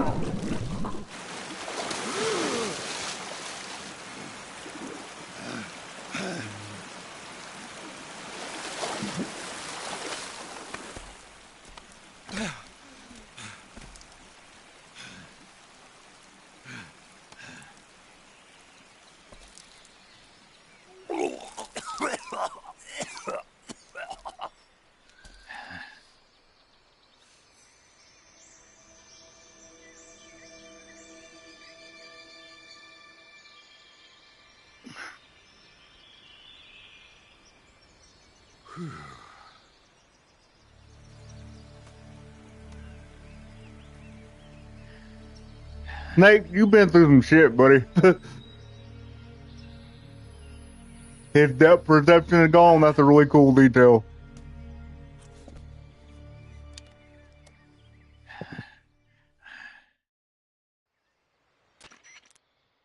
Snake, are you all right?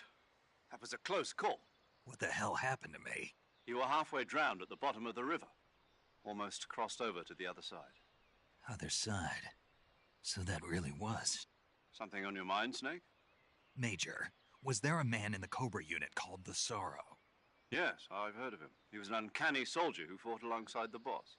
What kind of man was he? The Sorrow was a man with, well, special powers. He had ESP, which was the subject of extensive He had research in the ESPN? Soviet Union at the time. I paid $30 a month for that shit. A medium?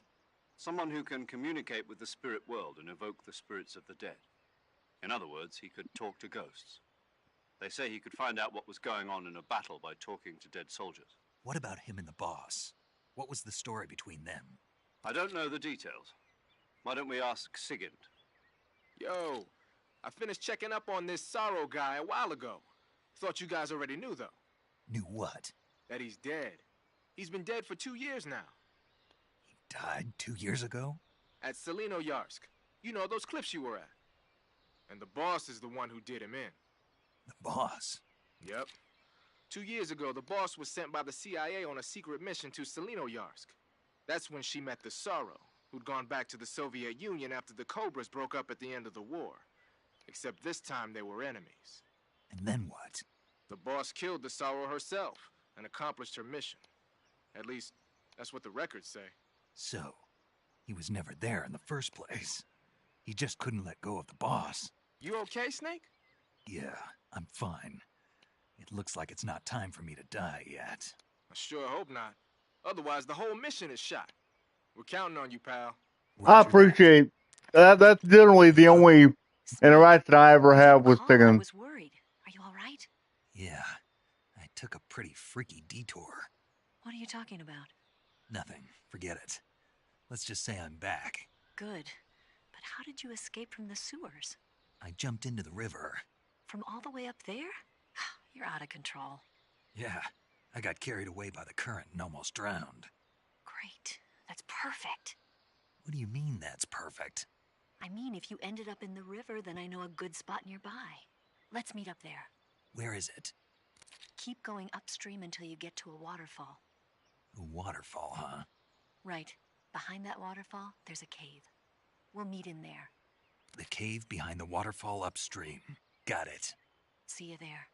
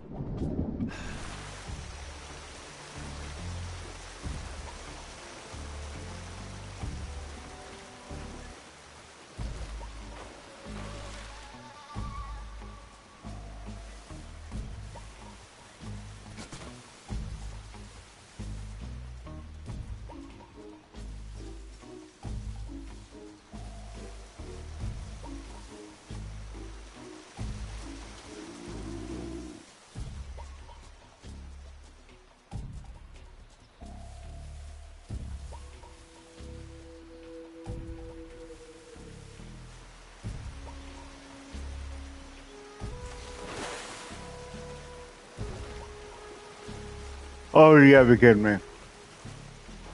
I was an idiot.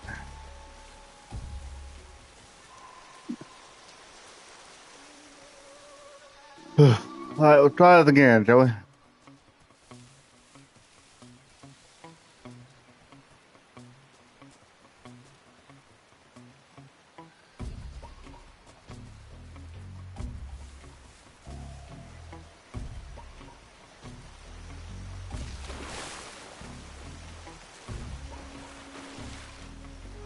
Why do I keep doing that?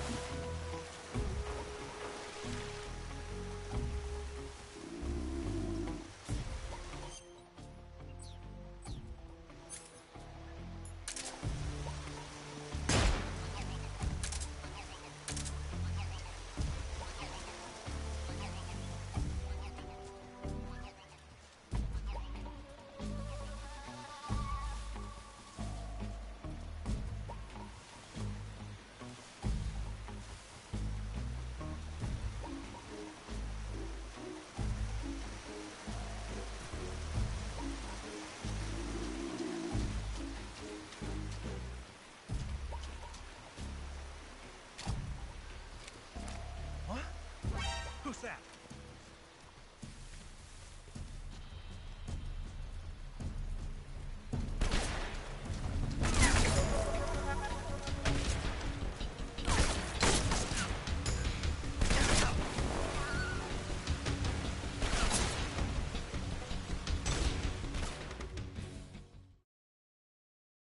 Alright.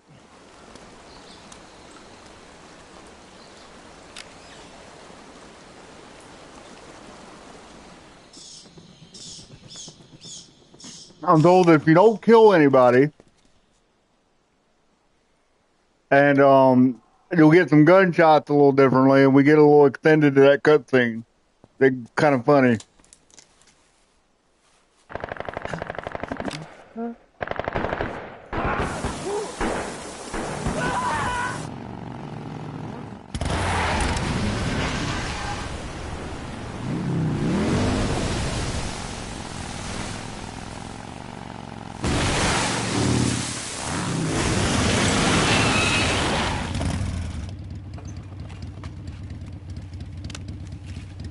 Nice to meet you, Snake.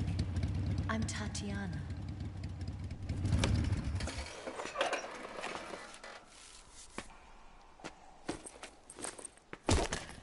Here's your equipment.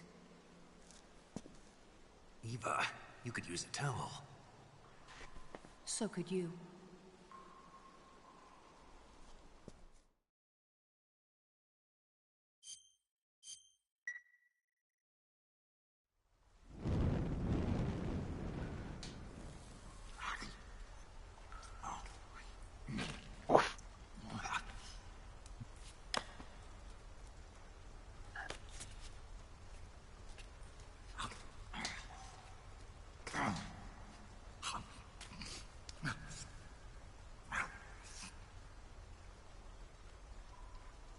Want some?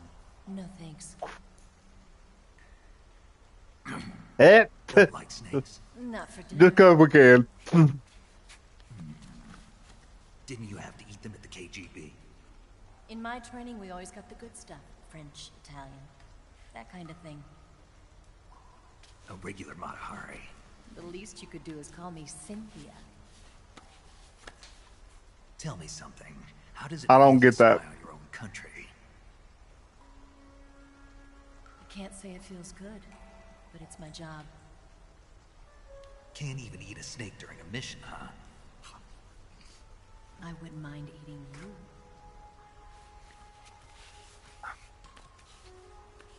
All of the undertone here.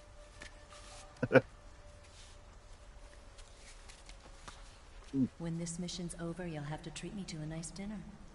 What do you want to eat? Let's see. How about sushi? Sushi? It's Japanese. I hear it's all the rage right now. Supposedly it's made from raw fish. Raw fish? Just the place for my survival techniques. W Riz, man. W Riz. Oh, his depth perception is fucked up. Snake. Thank you, Snake. I'll be your eyes from now on. I'm searching and I'll melt into you. What a fear in my heart, but you're so supreme. Thank you, Snake.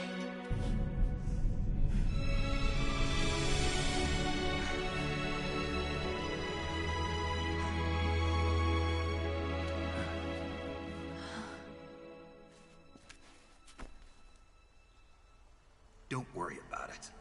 Are you all right? It's not like I can't see. I've got one good eye and can still fire a gun. Really? Good.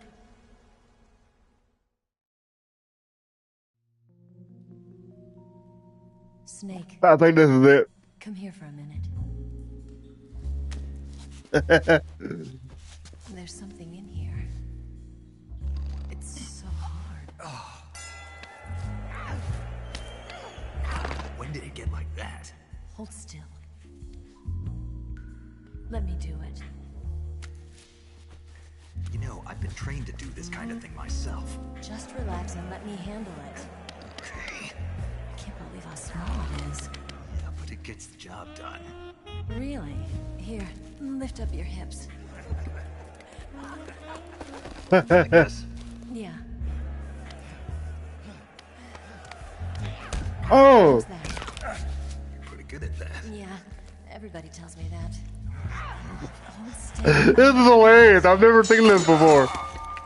There, a transmitter. Is that how they do it in the KGB? Sometimes. Would you rather I did it American style? But how'd you know there was a transmitter lodged there? That's some female intuition you've got.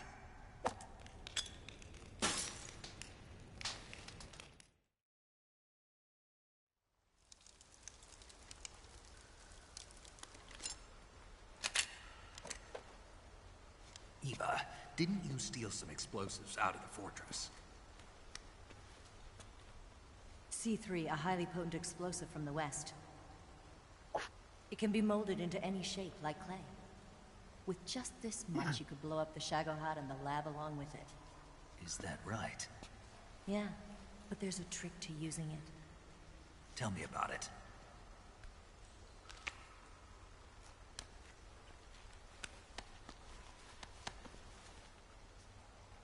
Well, what do you think?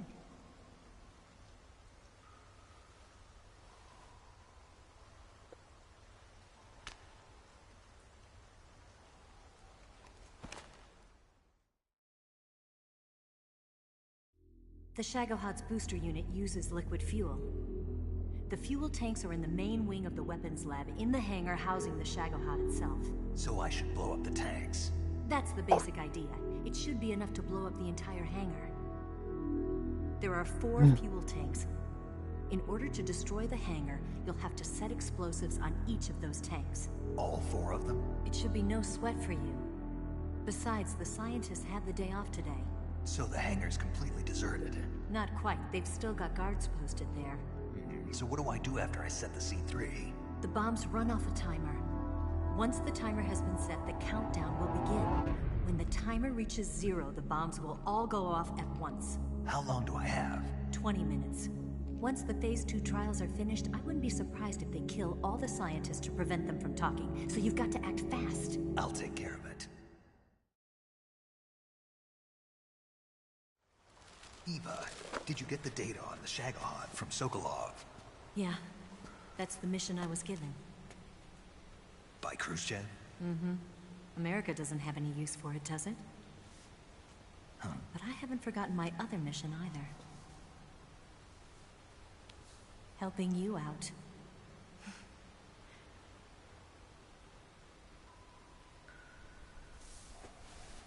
Follow this cave and go up the ladder at the end.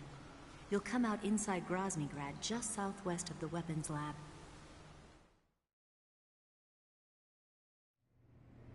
Do you remember when you went to rescue Sokolov?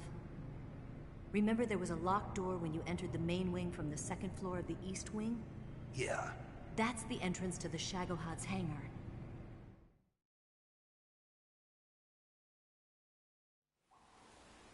Use this key to open that door. The door right when I enter the main wing? Got it. What about you? I'll get things ready for our escape. There's a rail bridge to the north. I'm gonna set a bomb there, so I'm taking half of the C3 with me. Right. I'll set off the weapons lab then. Try not to be in the neighborhood when it happens. Gotcha. And watch out for Ocelot. He suspects you're not who you say you are. Don't worry. The Colonel still trusts me. And I have my ways. There's not a man alive who can resist my charms. Besides you, of course. I'm just warning you, Eva. That's all. I know. Okay, let's go. You seem like you were born on one of those. If I didn't ride every day, I couldn't go on living. When I'm riding, the wind hits me so hard that it hurts. That pain keeps my mind off the pain of having to be someone else. It's not easy always fooling myself like this. It's only when I'm on the bike that I'm free to be the real me. I only get off my bike when I fall in love or fall dead. What's your name? Tatiana. No. Your real name. What's wrong with Tanya? Okay, Tanya.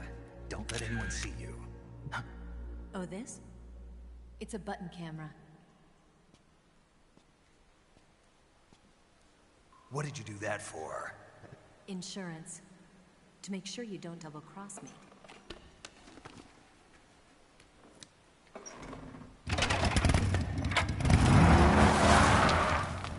Hey. What? You're gonna get wet again.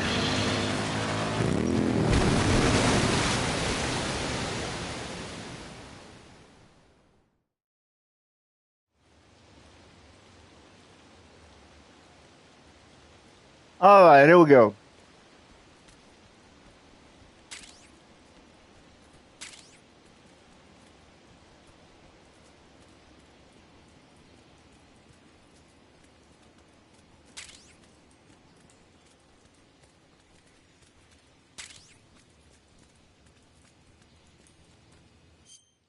Let's change up the camera, shall we?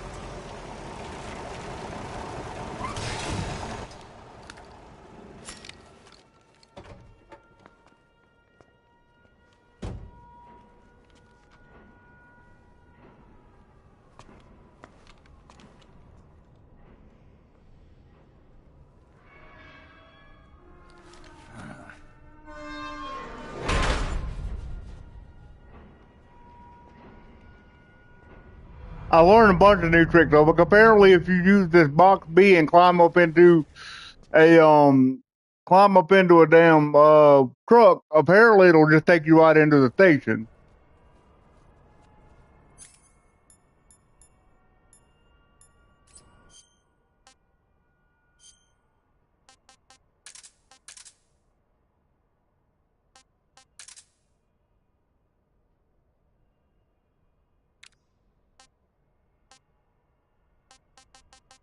I will say box A. I think we want box B.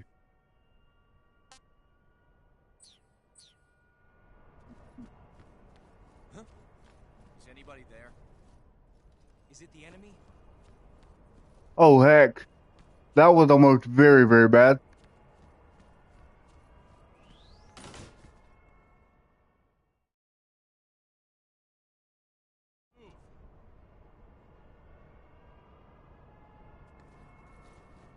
On the double.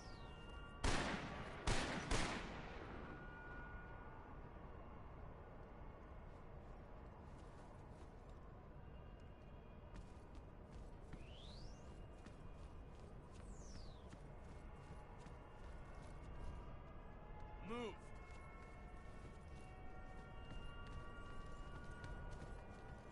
On the double.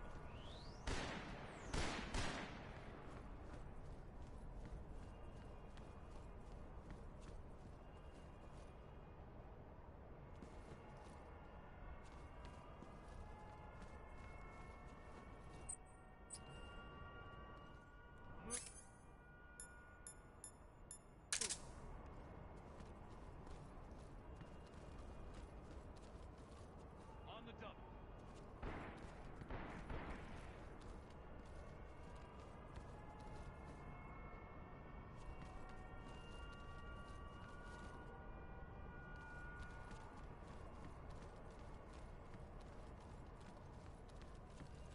Move.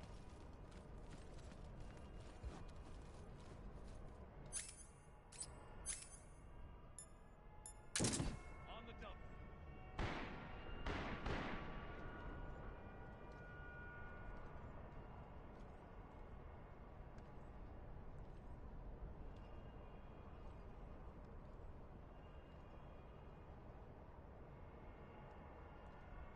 Move.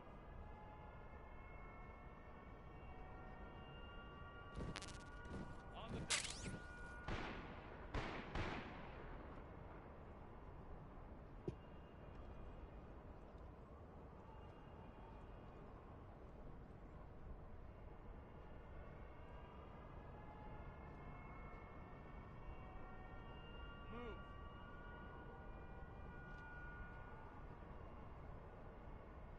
On the double.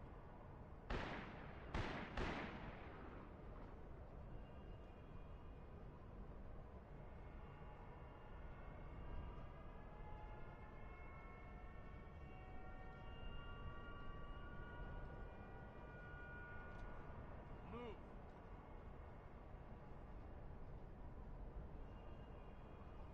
On the double.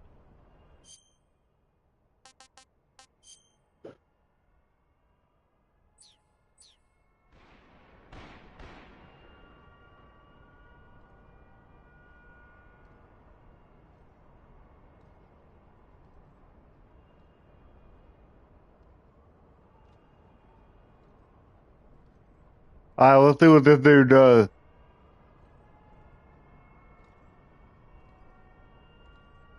On the double.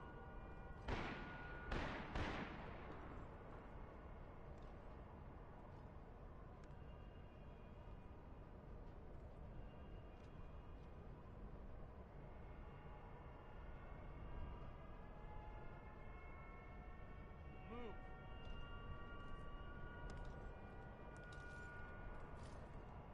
On the double.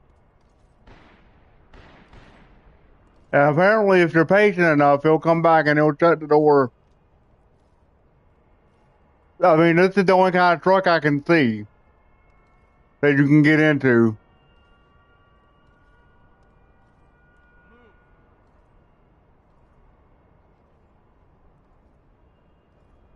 On the double.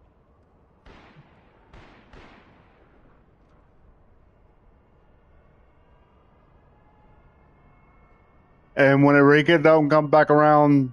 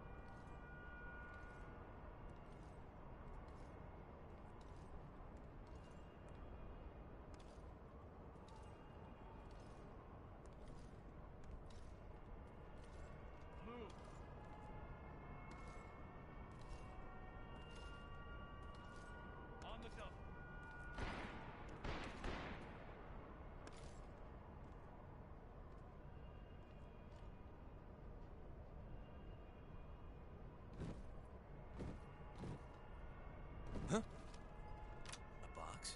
Here?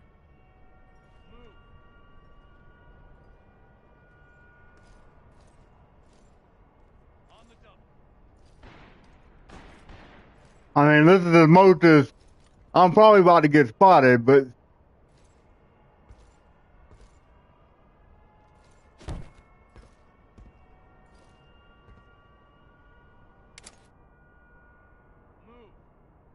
you don't see me staring face to face right at you.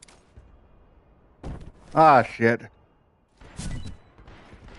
Who's that?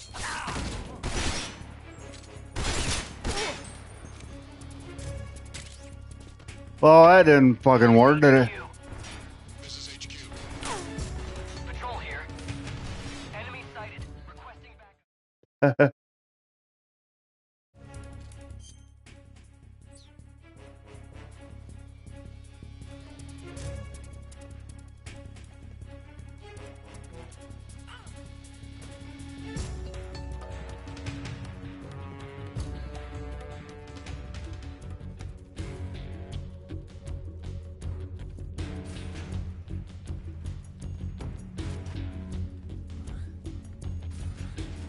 Who's there?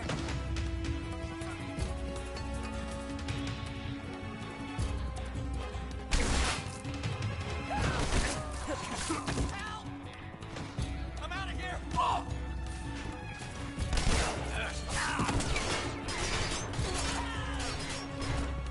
No word is out of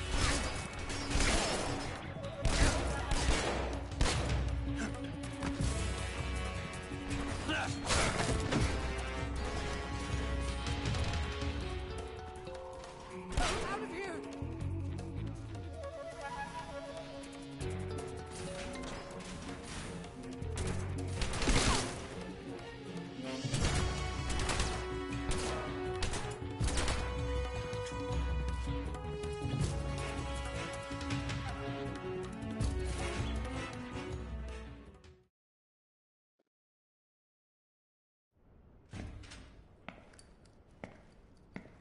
We'll just pretend that didn't happen.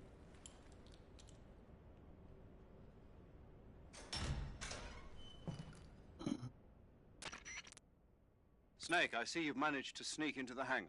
Yeah, the Shagahad's in here. The completed Phase 2 Shagahod represents a grave threat to the West. We can't allow it to be mass-produced. You've got to destroy it. Eva's got the data on the Shagahad. Do you think that's safe? Well, I wouldn't exactly say it's safe, but Khrushchev is a shrewd leader. I can't imagine he'd use it for anything other than deterrence. Volgin, however, is a different story. He's planning to use the Shagahod to turn the Cold War into a blazing hot one. We can't let him have it. Agreed.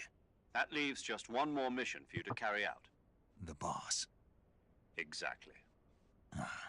For now, just focus on destroying the Shagahod. Yes, sir. I'll let Sigint fill you in on how to destroy it.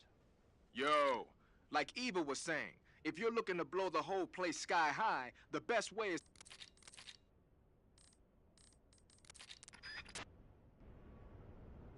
Yeah, we get it. The C4.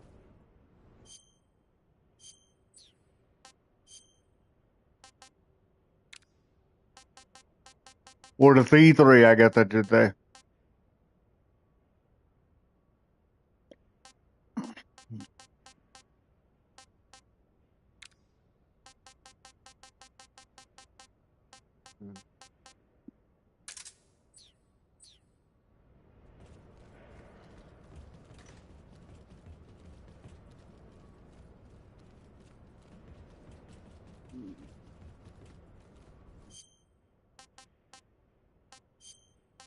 We'll go back to that other suit that we liked so darn much.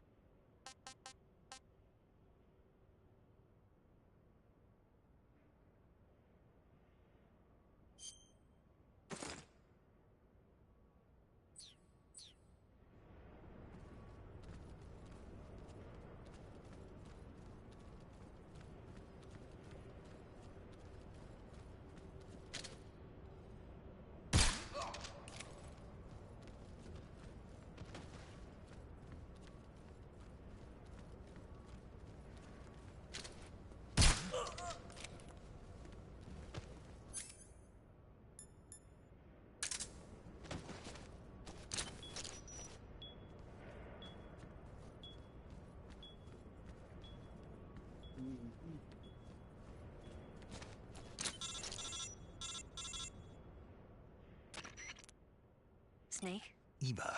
I finished planting the bomb on the rail bridge. If we get rid of the bridge, the enemy won't be able to follow us. That should at least buy us some time. I've also set up the escape route. How are things going on your end? I just finished planting the second charge. Give me a little more time. Okay. I'll be waiting for you at the bridge.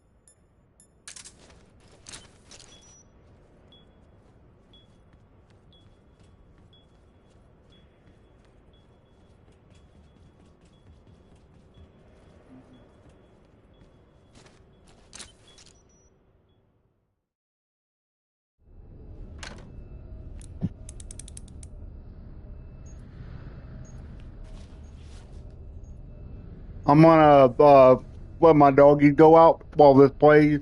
This is a pretty long little cutscene.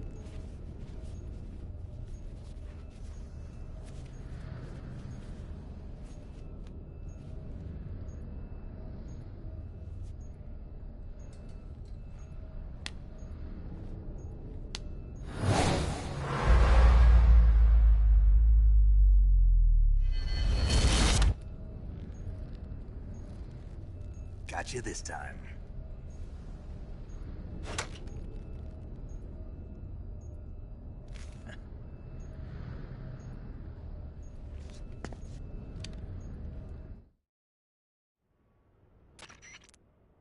Major, I finished planting the C3. I'm on my way out now.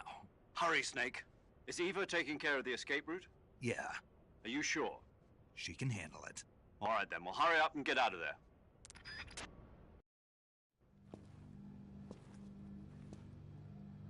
Snake!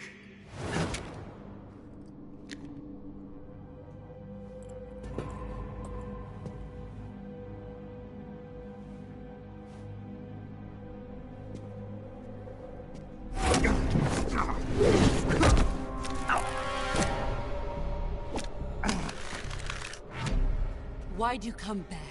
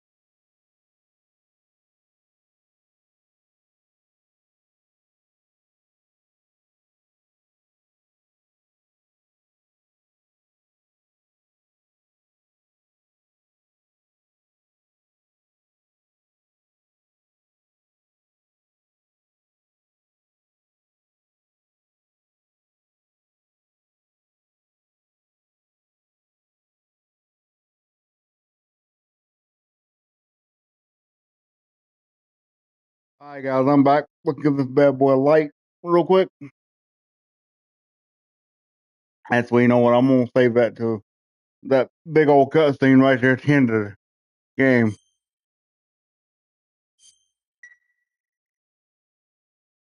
Sorry if y'all were sitting there.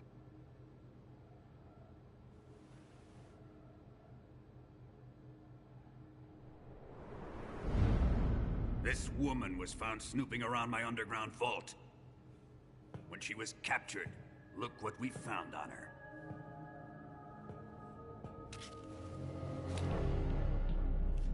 The Philosopher's Legacy.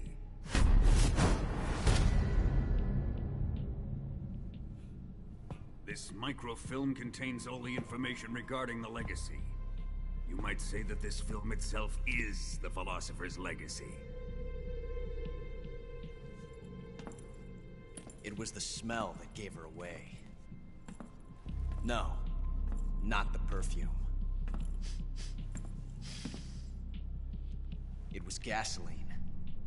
Motorcycle gasoline. She reeked of it.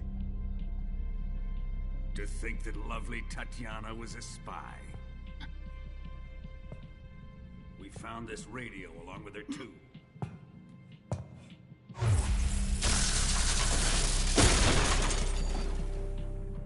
Such a fine woman she was.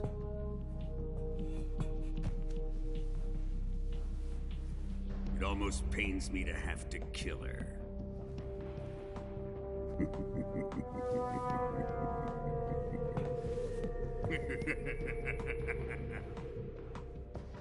Yes, she was an obedient one.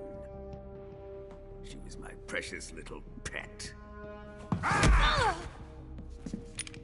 You know what the hell, we're gonna light that right?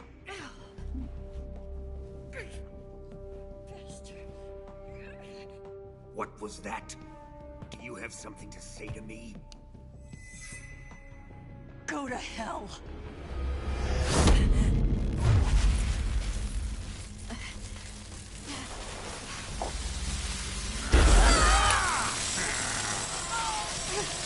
You dirty whore. I've had enough kisses from you.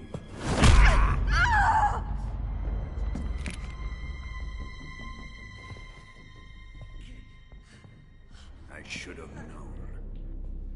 Sokolov wasn't man enough to have a lover like that. Just like the KGB to send something so beautiful, yet so deadly. What is the Philosopher's Legacy? Very well. I'll explain it before I kill you. During Dumbass. the last Great War, Typical the Bond most powerful villain. men in America, China, and the Soviet Union had a secret pact. The pact was a blueprint for defeating the Axis powers and creating a new world order. To secure victory in the war, the three countries pooled their resources to conduct the most covert types of operations and research. The atomic bomb, rocket technology, the Cobra unit. And they amassed an enormous sum of money to fund these projects, enough to fight the war 5 times over. That wealth is the Philosopher's Legacy. After the war was won, the three countries were to divide the Philosopher's Legacy amongst themselves. This explains why the United States and the Soviet Union were able to steal away the best scientific minds in Germany as soon as the war ended. But our great motherland has far surpassed its pathetic rivals. We possess enormous wealth, the most advanced technology, and overwhelming power, assets fitting of our great country. My father was one of the men in charge of managing the Philosopher's Legacy. In the confusion that ensued after the war ended, he devised a series of ingenious plots to ensure that the Soviet Union would have total control over the Legacy. The money was divided up and laundered through banks all over the world. Switzerland, Austria, and Hong Kong. This microfilm contains a record of all those transactions. After After my father's death, I learned of this secret and obtained the microfilm. With this money and the support of Brezhnev and his allies, I built this fortress of Groznygrad and Granin's research facility. But that worthless fool Granin failed to produce results. I was forced to turn to Khrushchev's dog Sokolov and his invention, the Shagohod.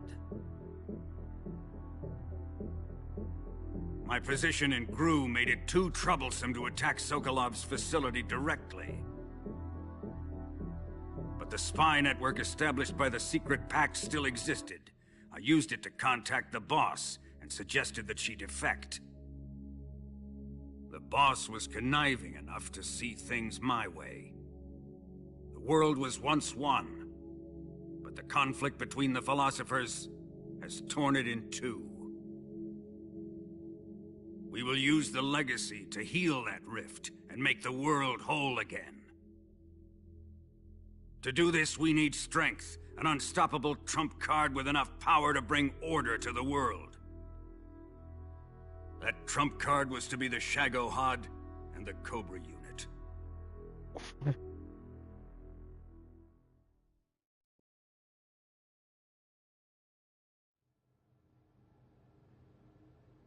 I have lost the Cobras, but I still have the Shagohod and the legacy. There is nothing America can do to stop us. Boss, take this someplace safe.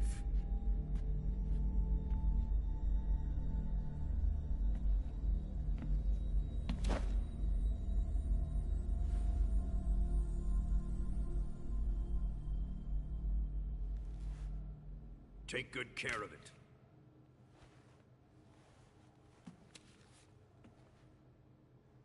He wouldn't have come waltzing back in here unless he had a reason. The C3's been stolen. He must be planning some sort of sabotage. I'll go see if there are any surprises waiting for us. I'll dispose of her as well.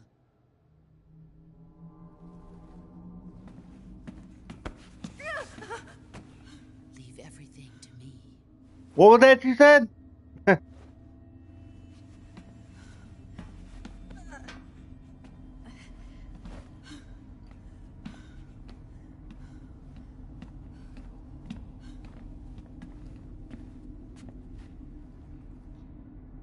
Fight like a warrior, Volgan.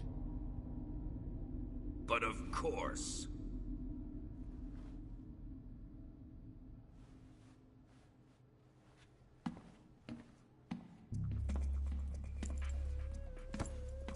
Let me face him. I've been waiting for this moment. Time to get even.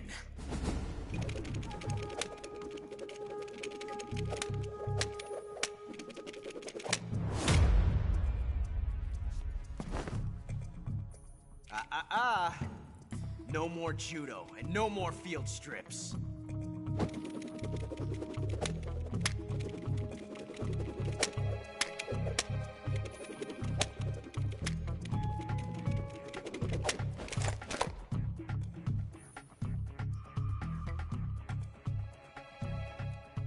Enough of this.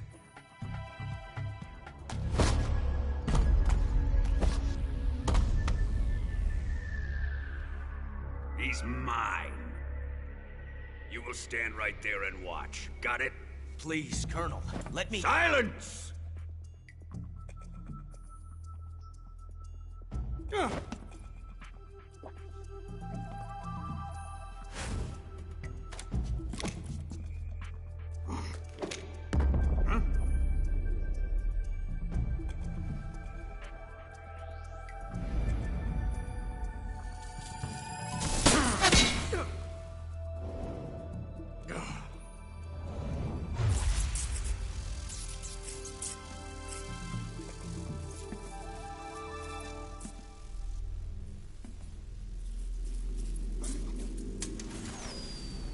Sorry for the delay.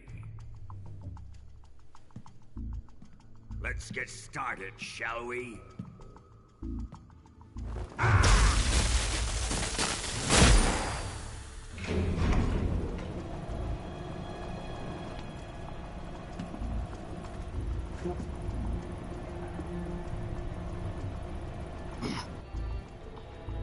This is a once-in-a-lifetime battle.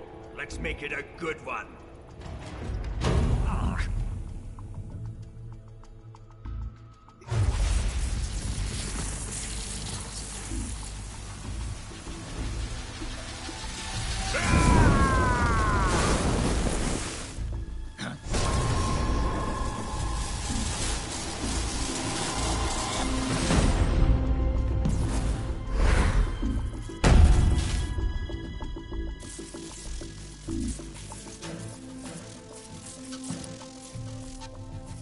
It's just you and me now. And I'm gonna enjoy this. Snake!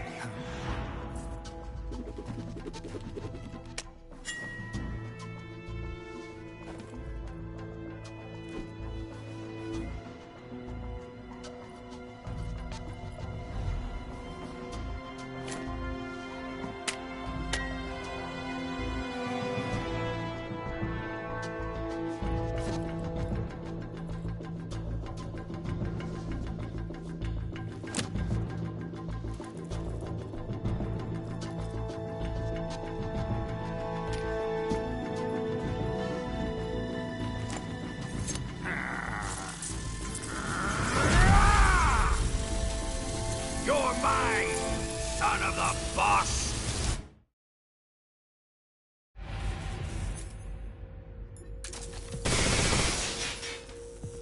Let's see you dodge this one! Throw away your gun.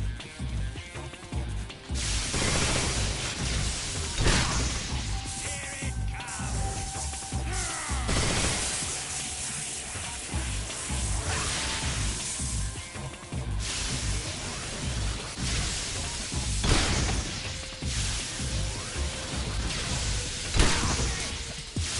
Alright, come on now.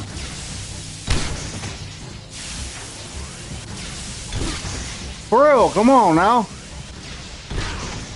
Fuck. What was I supposed to do there?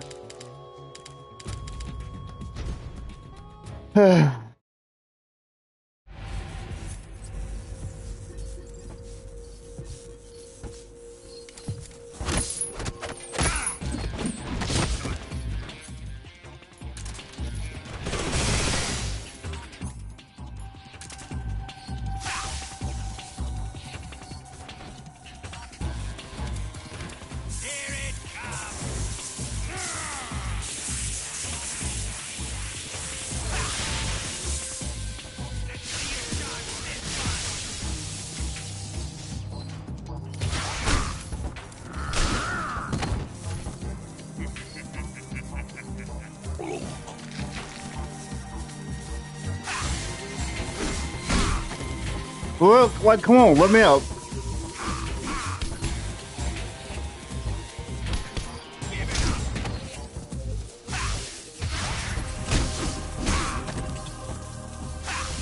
Come on now.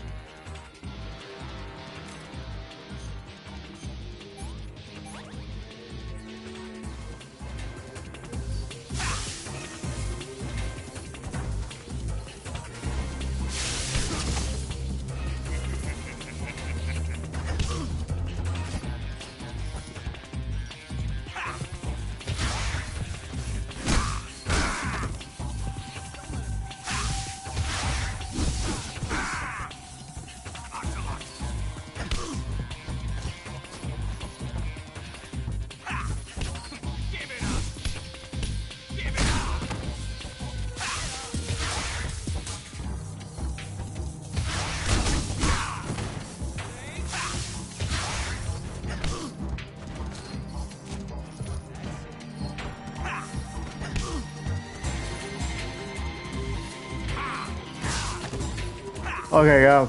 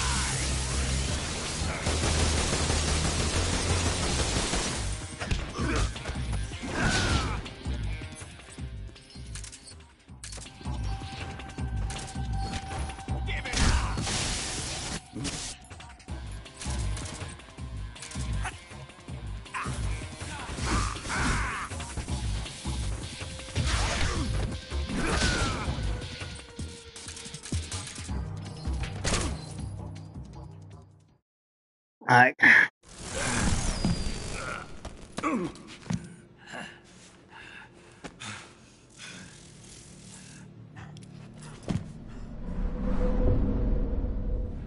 Shoot him!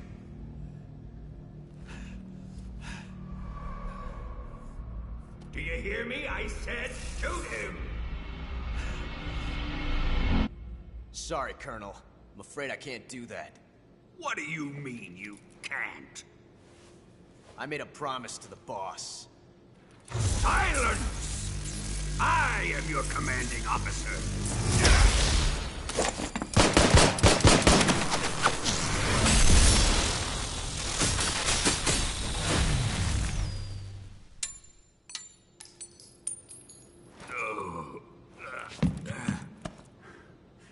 Are you questioning my authority?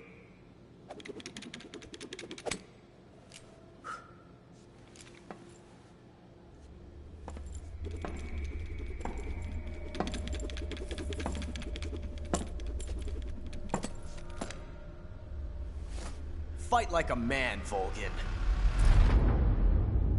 Volgin? Emergency. Explosives have been detected. All non-EOD personnel must evacuate immediately. Ocelot, find those bombs! Repeat. Explosives have been detected.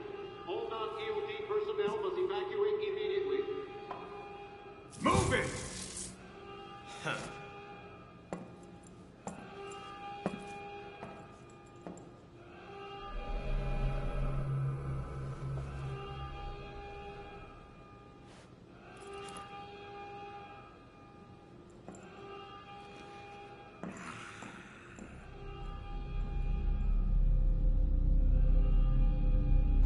Ready for some more, Snake?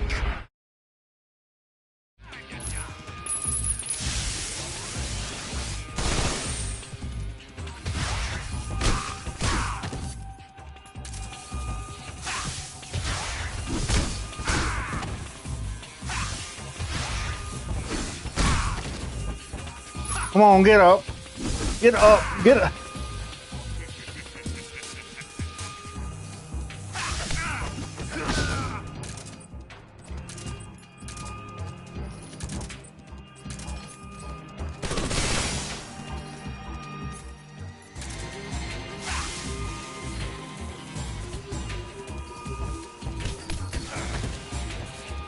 C3 explosives have been discovered on the liquid fuel tanks.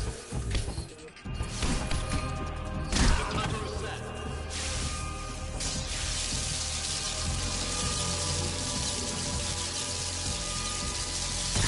Activating the detonation.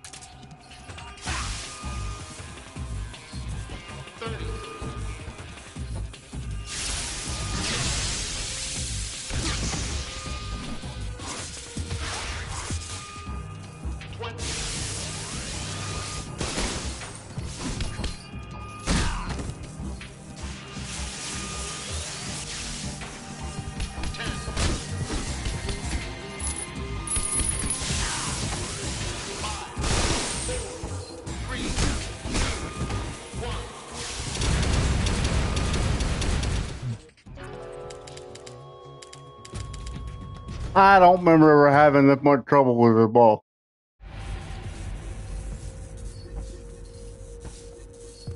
You coming or what?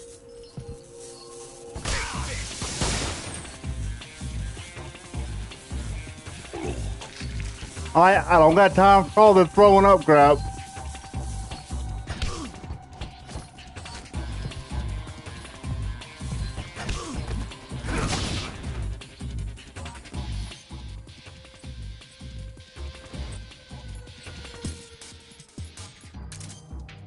Oh my. Stop.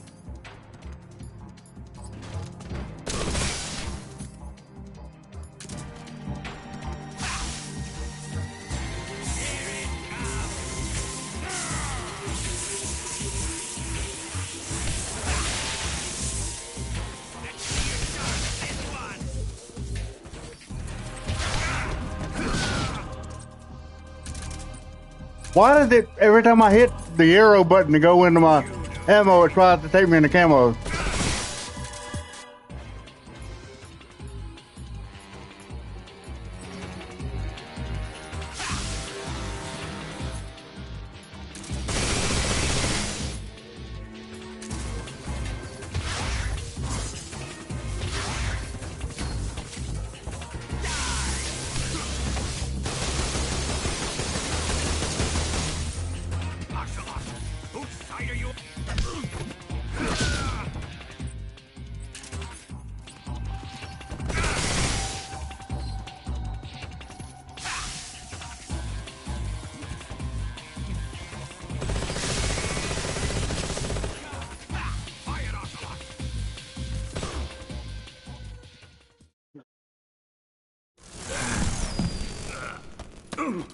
There we go. That works.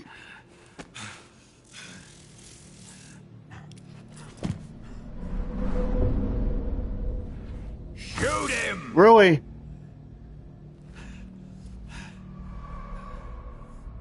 Do you hear me? I said shoot him! And of course, can't skip none of it. Can't do that. What do you mean you can't? I made a promise to the boss. Silence! I am your commanding officer.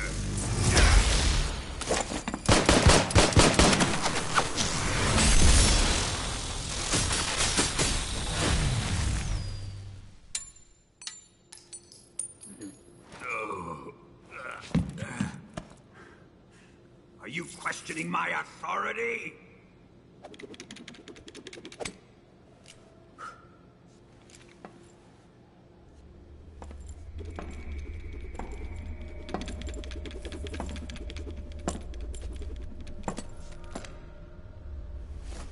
Fight like a man, Volgin. Volgin? Emergency. Explosives have been detected. All non-EOD personnel must evacuate immediately. Ocelot, find those bombs!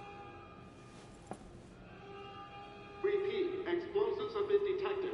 All non-EOD personnel must evacuate immediately. Move it! Huh.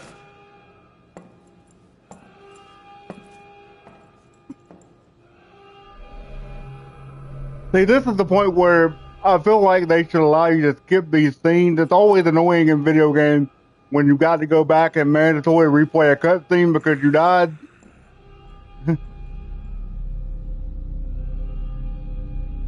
Ready for some more, Snake?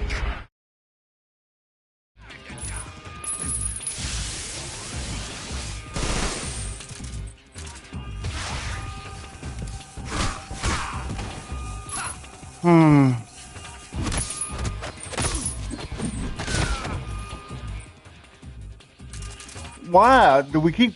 I don't... Look, I'm not pressing up. I'm not pressing any of that.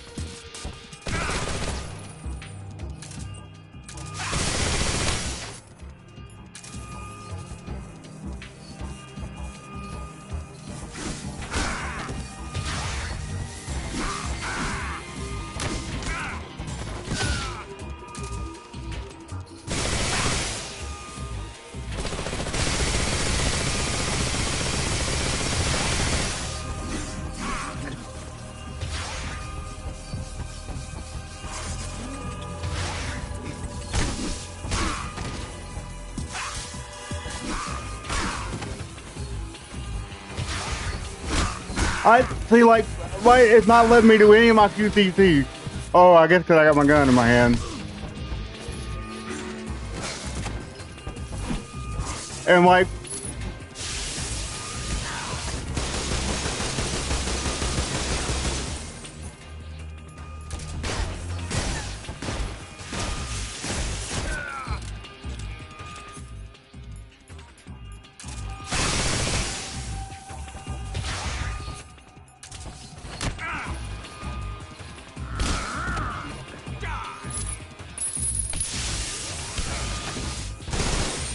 I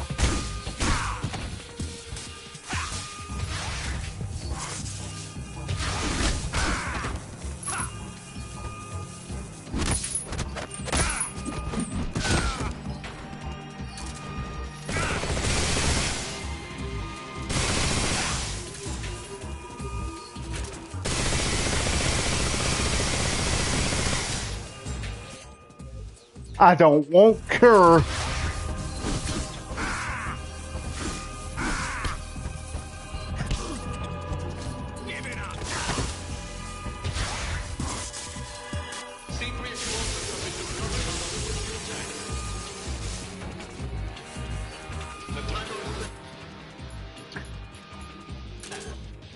I don't want cure. Sorry, I don't mean to be getting ill, but I guess it's got something to do with the kind of controller I'm playing on. But I'll press the directional pad for something and it tries to take me into cure or camouflage, and I don't want that. I want my gun.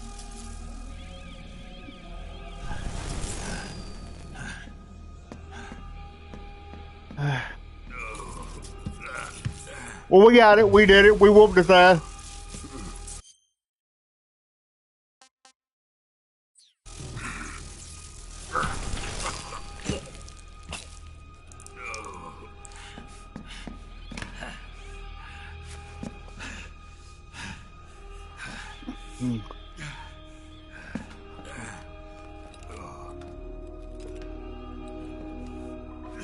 All personnel evacuate.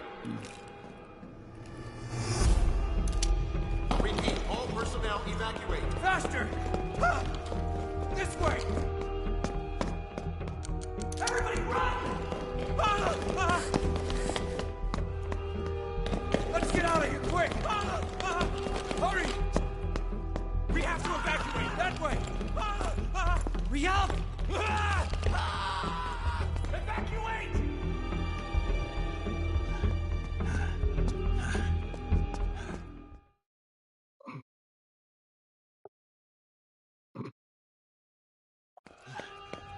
I told you, your boy smoked it down to the nub. Hop in.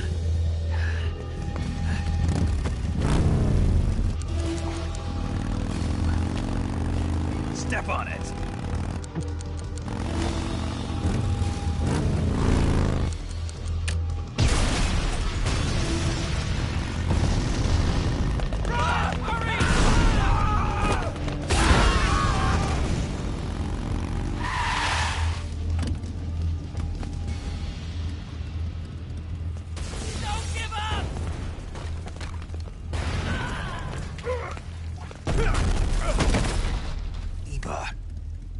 How did you? The boss let me go. The boss? But why? I'll tell you later. Right now, we've got to get to the lake and escape. We can't leave yet. I've still got one last job to do. The boss is already at the lake. Huh? She's at the lake. She's waiting for you there. Waiting for me?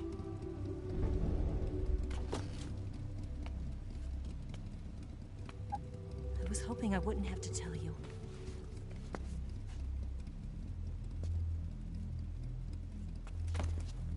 I don't want you to fight her. But I've come to realize that there's a special relationship between you two. Something I can't understand. Something that goes beyond a man and a woman. I envy you. Really, I do. But I guess I just can't understand it. She asked me to tell you something. I've never seen someone with such clear eyes.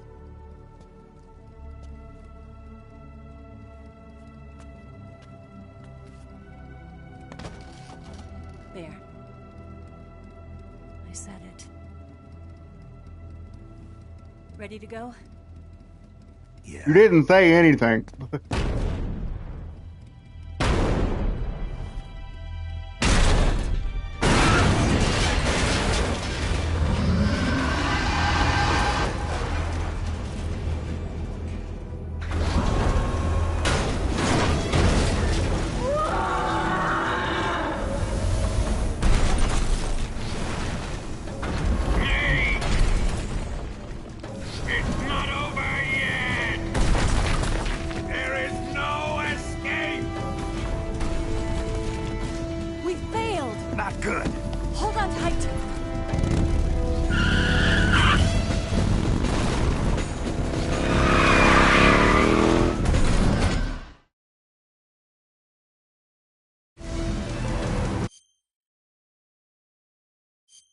Alright, let me default camera different.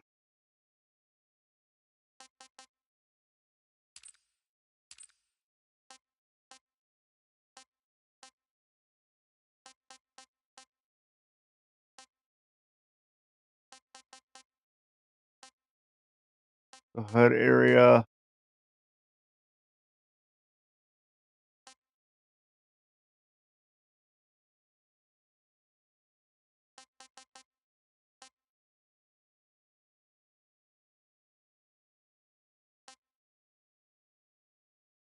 Huh. Controls.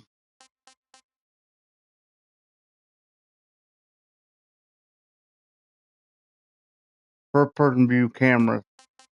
Aim sensitivity. Turn that up a bit. That's what I'm wanting.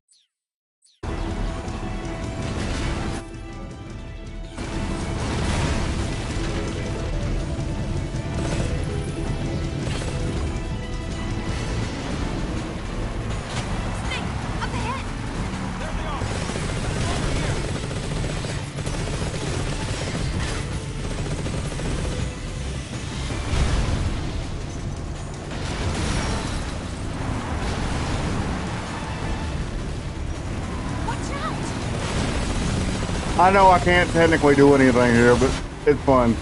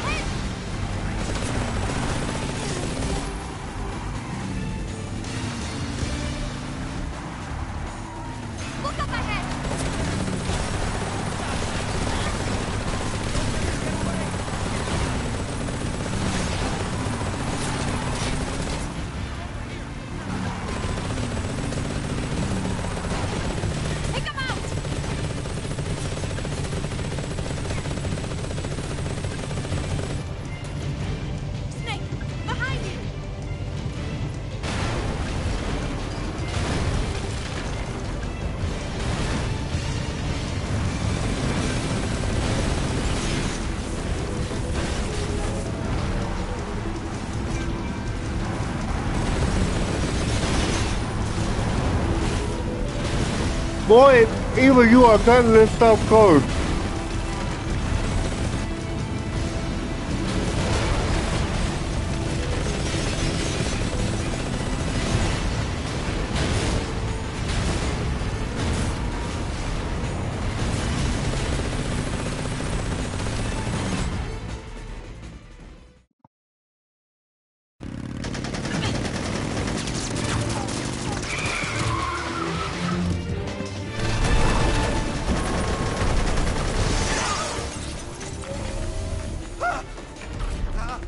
I just want to point out that it makes no sense that this thing can crawl. Shake him.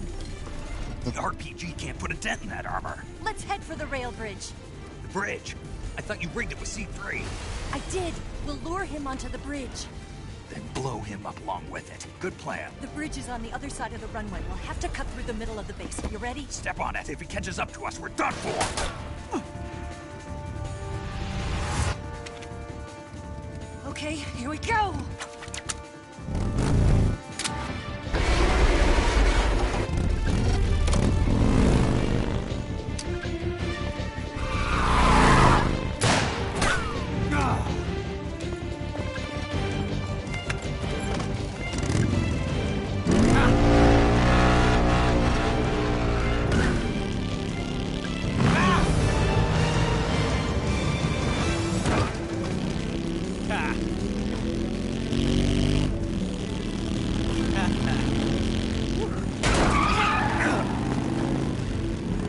This is so hype.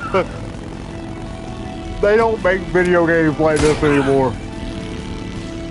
I know Hideo Kojima kind of has a thing against making action games these days where you can kill people.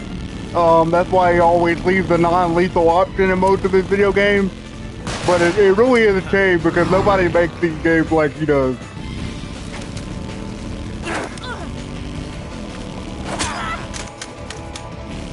I mean, it's a video game. Let people have fun.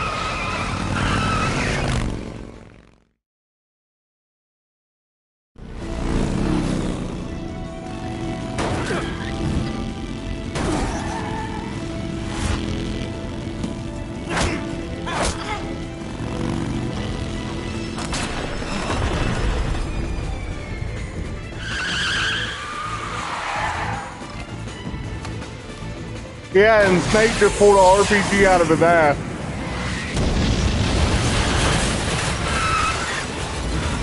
Because I'm pretty sure at no point so far in this game have I picked up an RPG.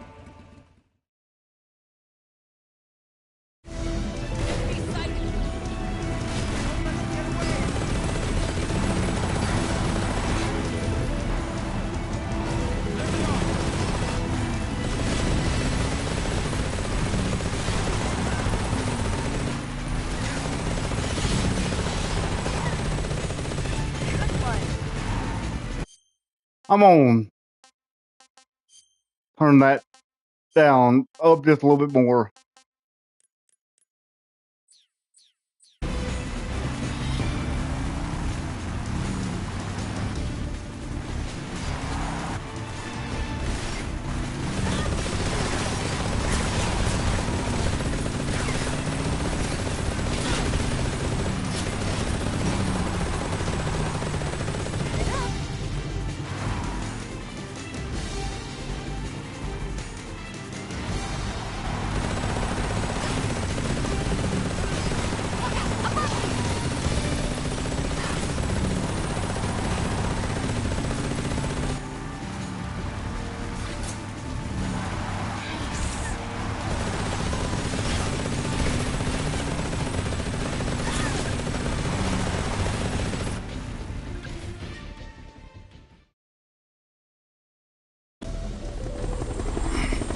I mean, this is hands down one of the most hyped video game endings that there ever was.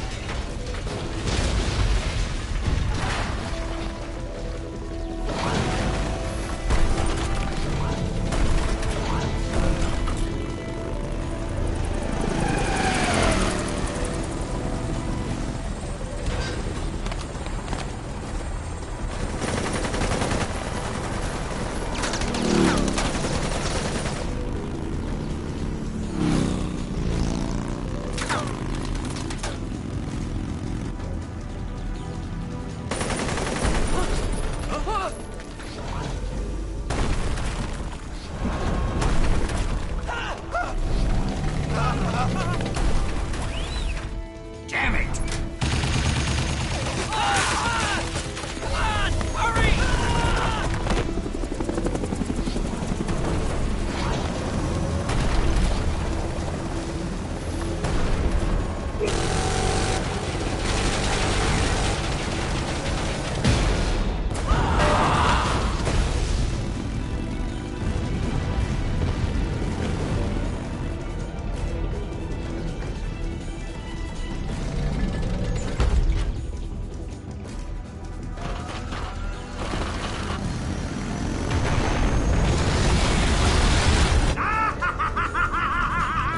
To be clear, that's exactly how I would be laughing if I had control over that thing right now, moving the way he's moving.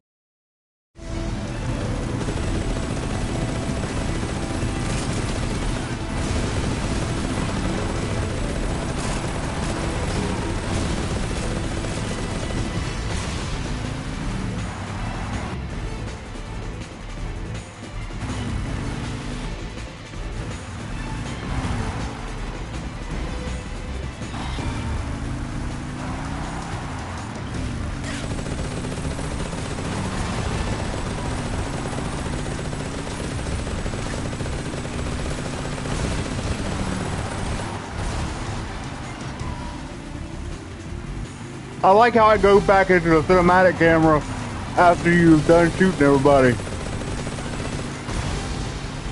It doesn't make you just stay in first person.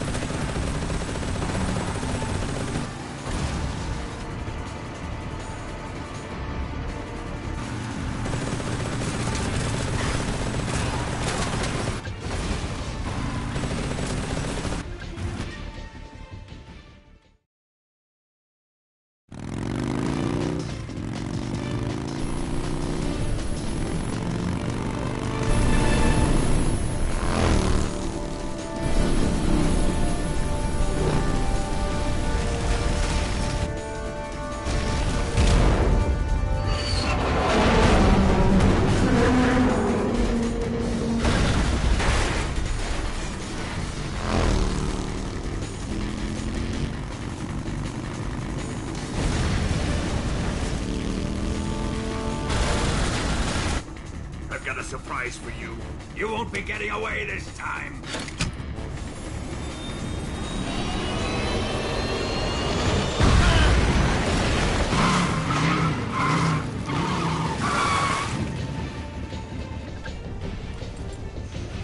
Son of a bitch!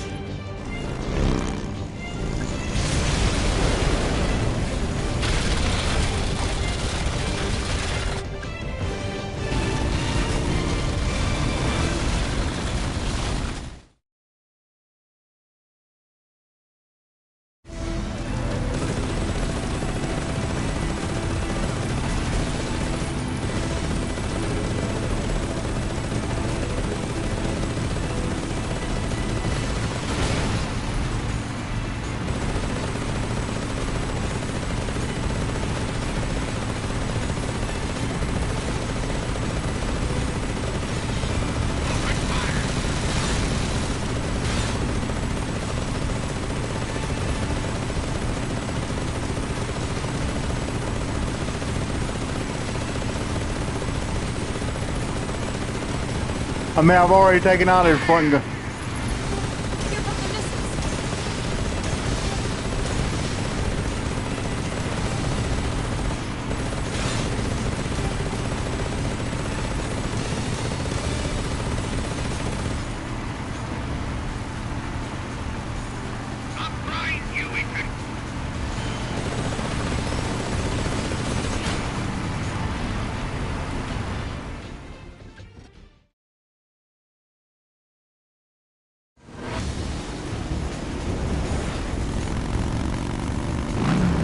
I mean, you can surely outmaneuver the thing.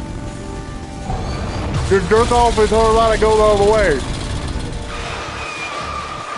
Get Snake to do one of these like he does. I mean, I get that they're trying to lower him to the bridge, but...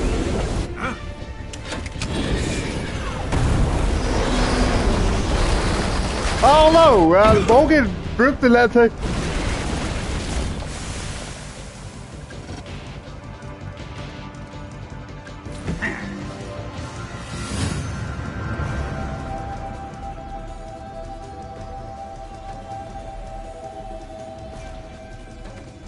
Snake, we've only got one chance. We'll lure him over towards the other side.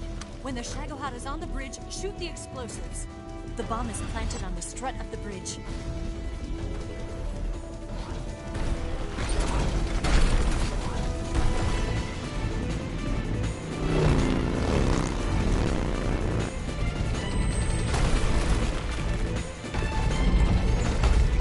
Let's go.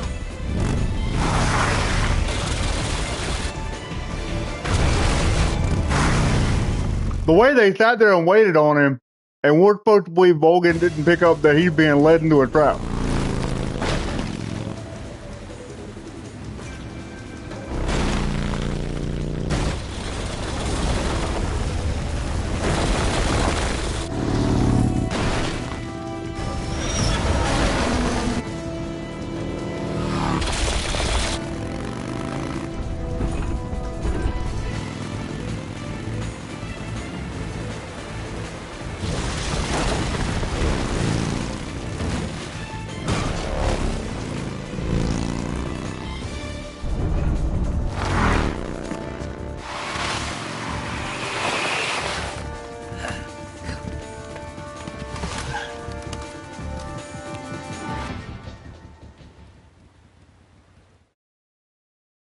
With one C3 charge. The Shagohod's not here yet. Let it come closer. Can I zoom? It's still too early. There we go. The Shagohod's not here yet.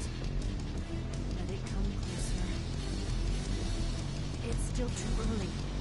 I'm aware. It's here!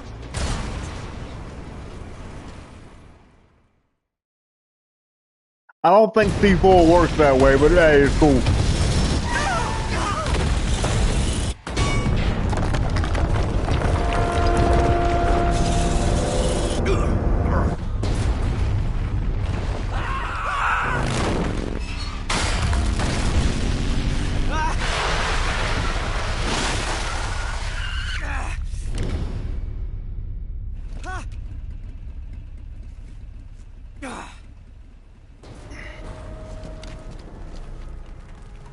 We did it!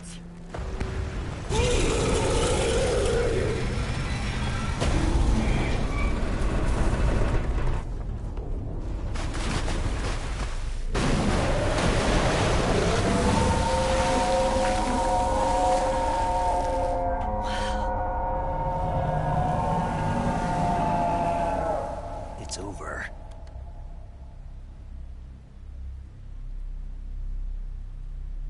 Look!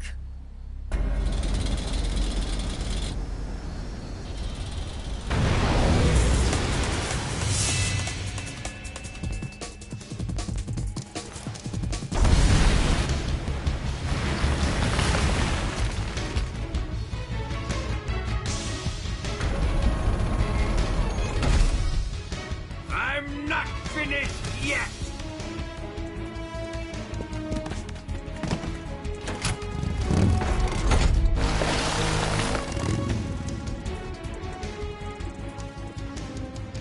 Ava, you take care of the driving. Yeah? Yeah, I trust you. On one condition, though. Leave the fighting to me. You got it. I was getting tired of running away anyway. Ava, let's do it.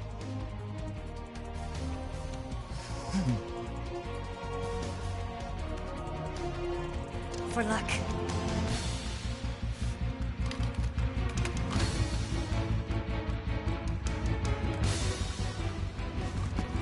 Here goes.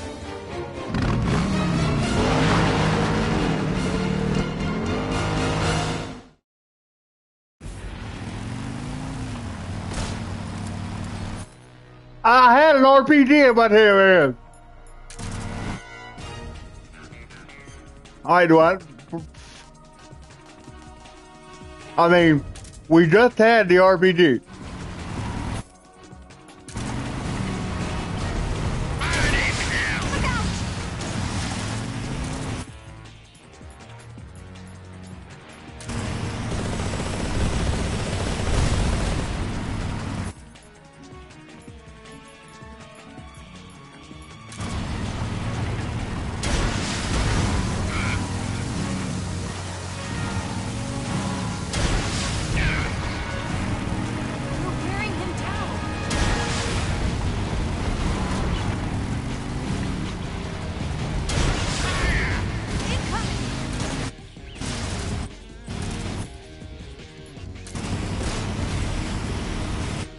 No, I did not.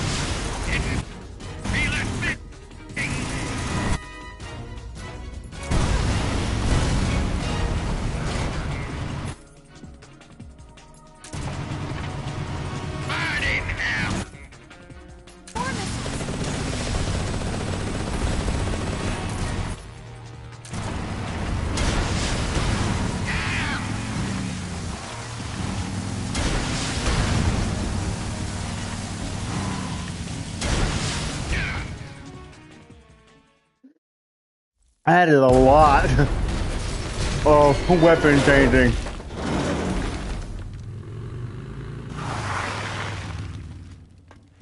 Did we beat him? No.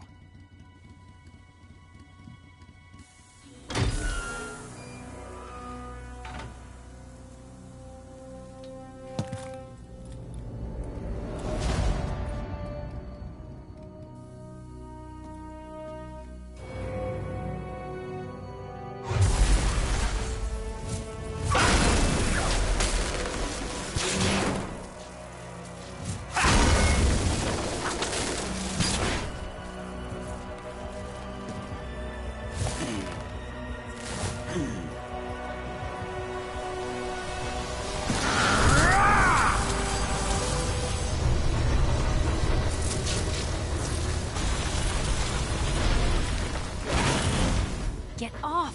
What? I'm gonna lure it back here. You're gonna use yourself as bait? Are you insane? I'm used to this guy. I know how to handle him.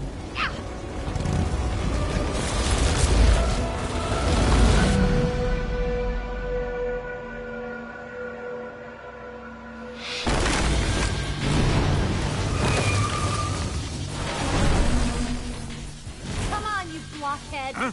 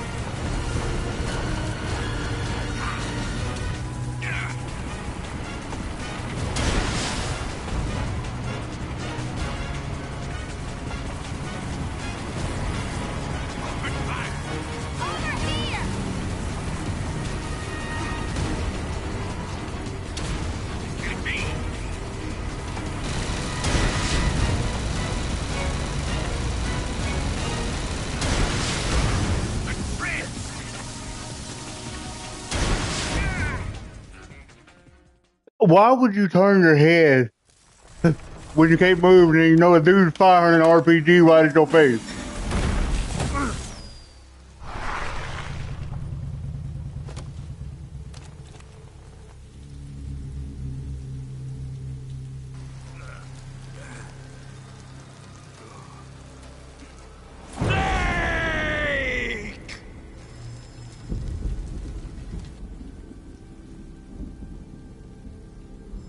Kuwabara. Who's afraid of a little thunder?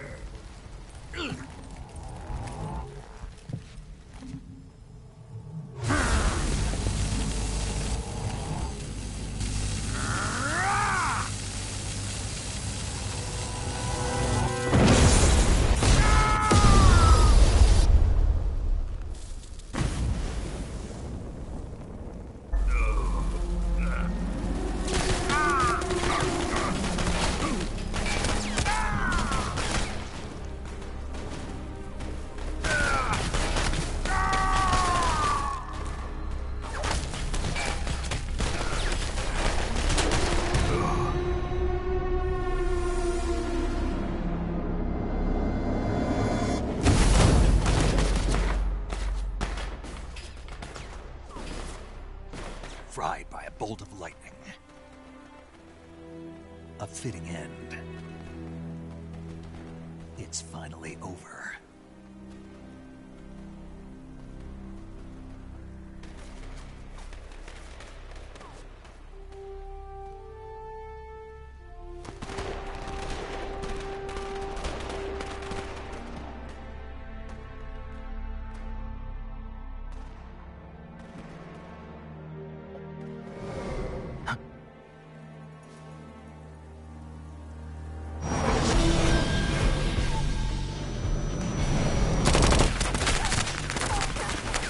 No time for this now.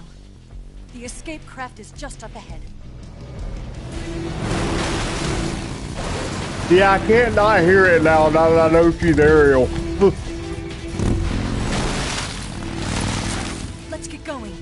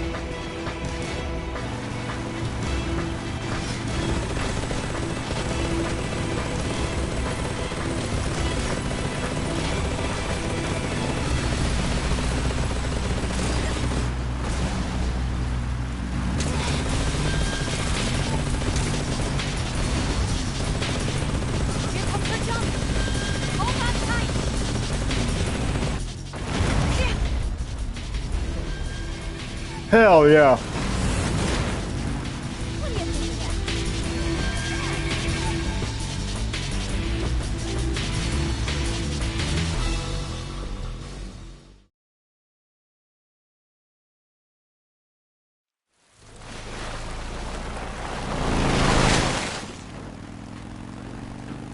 Looks like they finally gave up.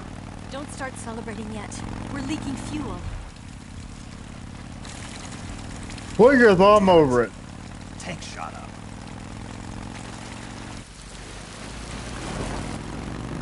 Crap.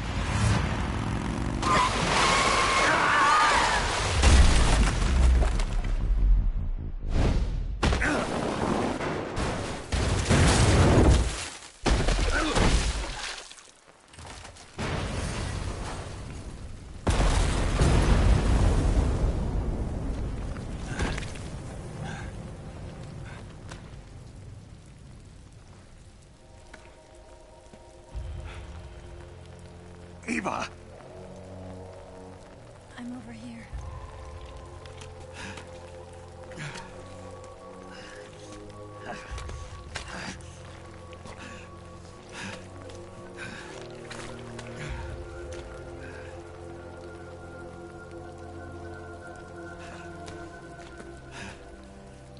So when she landed and hit her, you know, here, did she just unzip her thing so you could see her titties one last time? Snake. That never made any sense to me. Look. Pretty bad. Not a sensitive bone in your body. Eva, What about you, Snake? I'm fine. That's good to hear.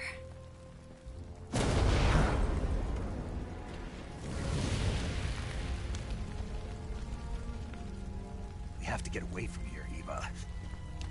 Let's go. Leave me. Eva!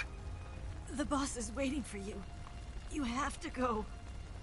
Give me a gun. No, we're getting out of here. We're still far away from the lake. I'll never make it. I can't believe this. Uh-huh. I never thought I'd see you act this weak. What do you mean? Listen to me, Eva. We're doing this together. No, you... Eva, I need you. Say that one more time. I need you. I can't fly the wig by myself.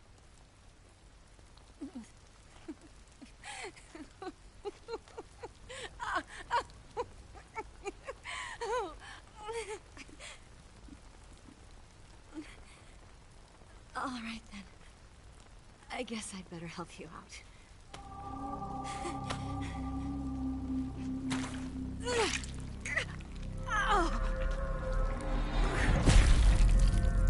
Hey.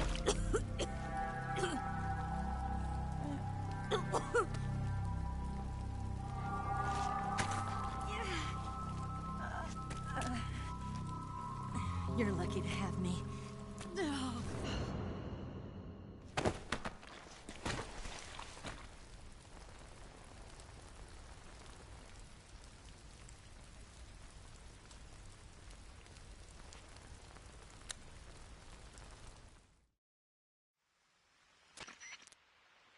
Snake, can you hear me? Paramedic, thank God. Eva's been seriously hurt. So have you. Luckily, I think her organs are all intact, but... Calm down, Snake. Calm down. You'll both be fine as long as you get the proper emergency treatment. But you're the only one who can do this. Understand? So you've got to calm down. Right. Okay.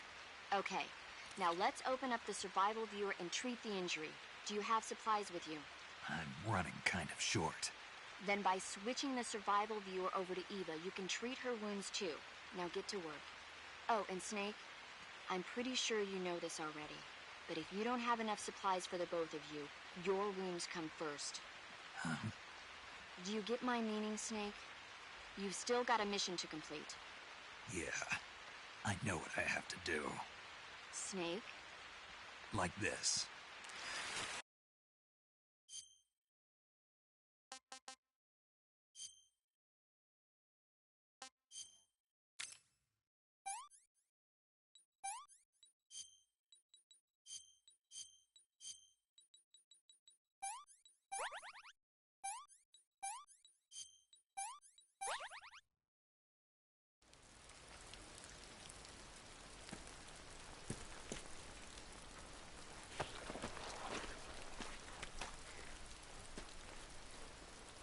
Can you walk? Yeah, I think so.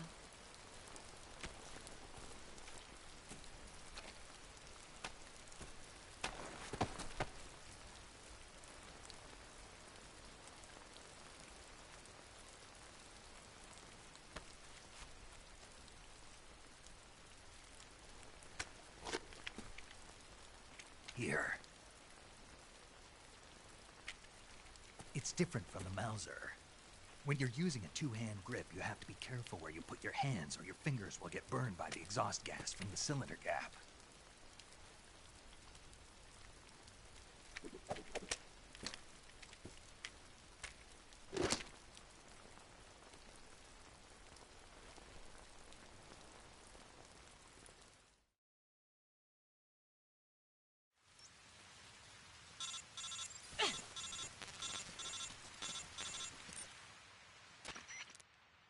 Snake, are you all right?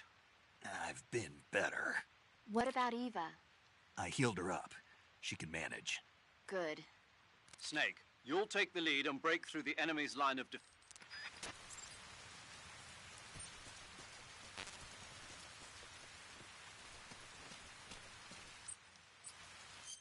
Let me cure myself real quick.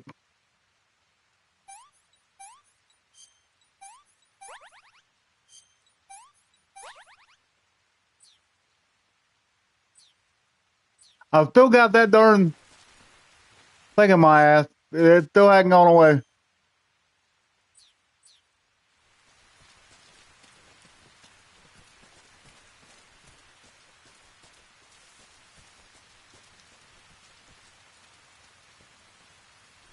What's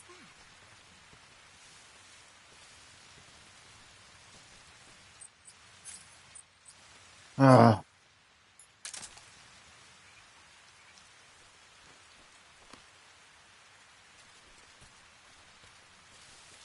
Eva, where the heck are you?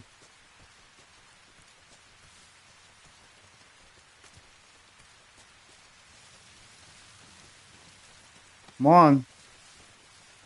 Anybody that wants to complain about them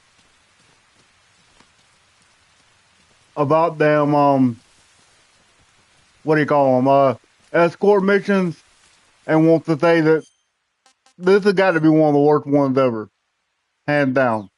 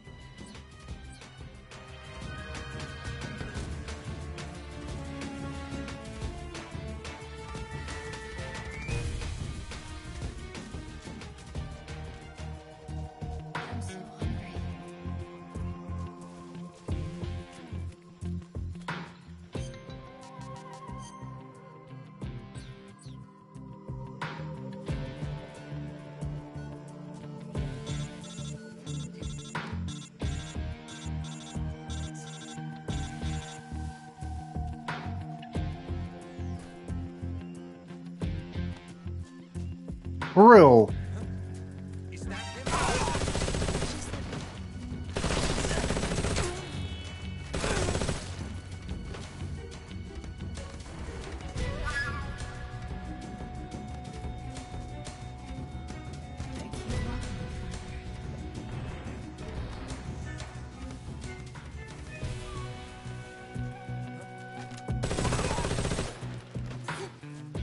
Damn it.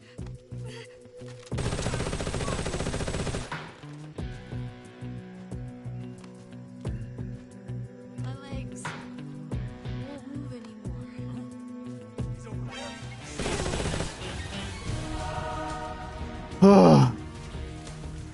If I'm fine, Eva some damn food.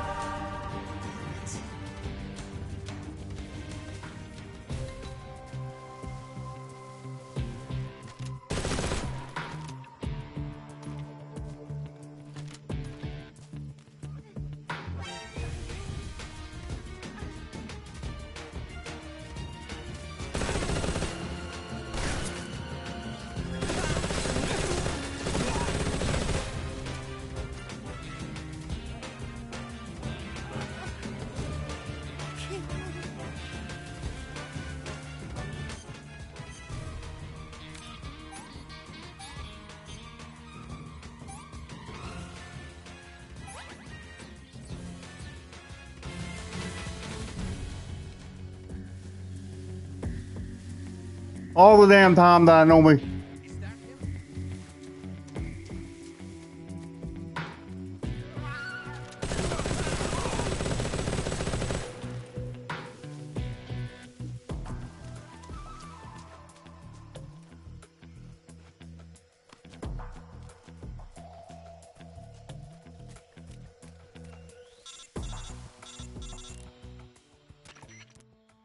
Snake, the lake is just over that cliff.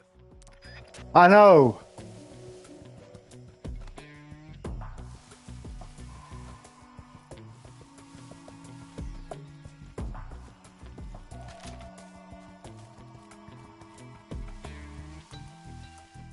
All the damn time I'm normally. Where'd you go?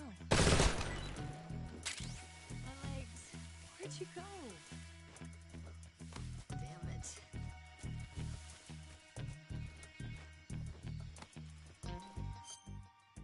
Food.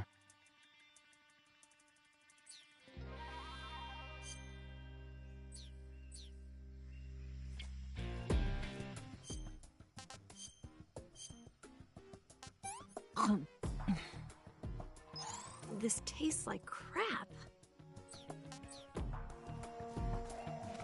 My legs won't move anymore. What?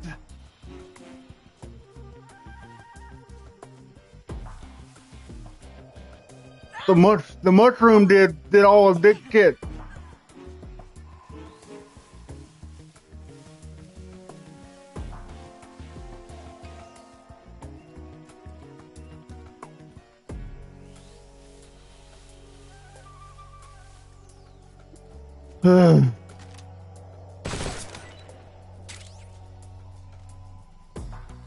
Snake, where are you?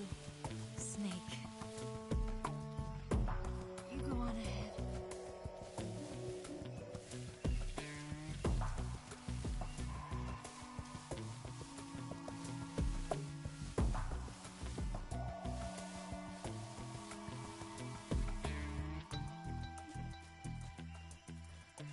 Normally I'm finding snakes and all kind of stuff all over the place.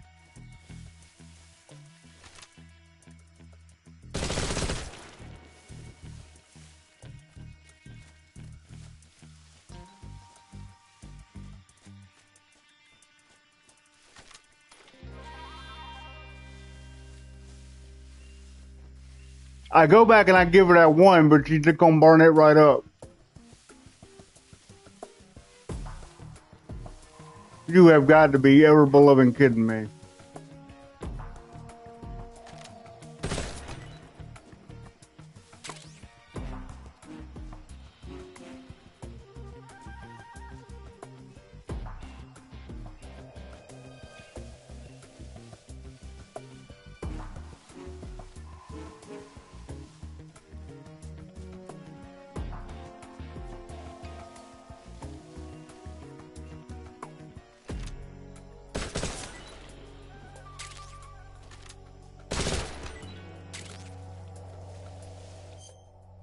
Alright, so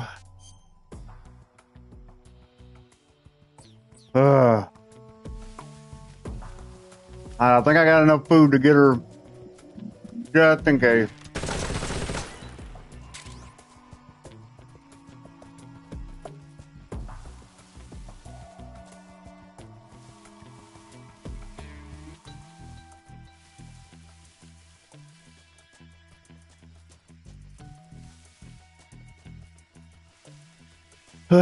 I think I got you some food, Eva.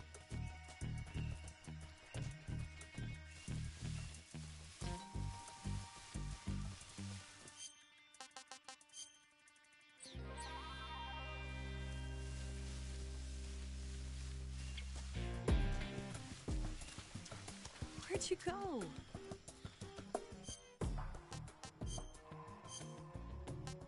Oh, yuck.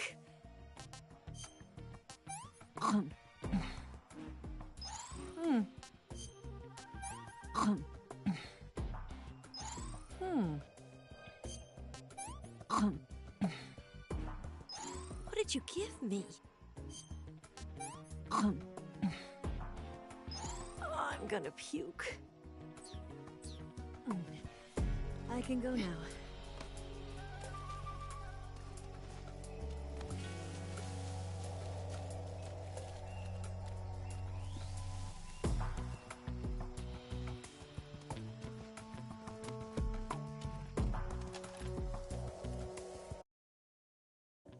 That didn't need to be.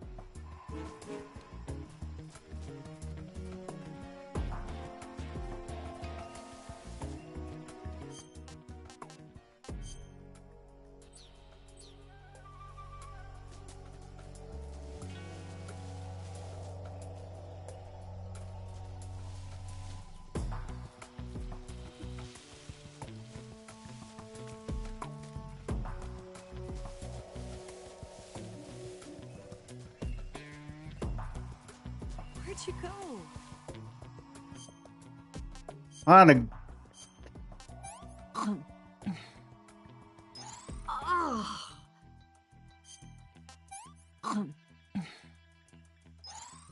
Can I have seconds?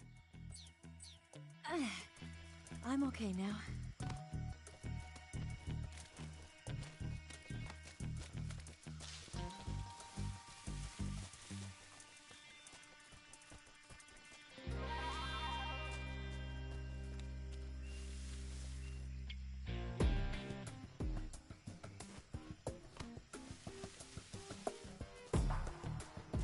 Oh my God.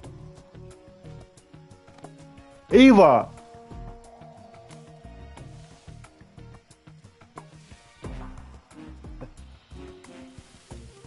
The worst escort mission in gaming history.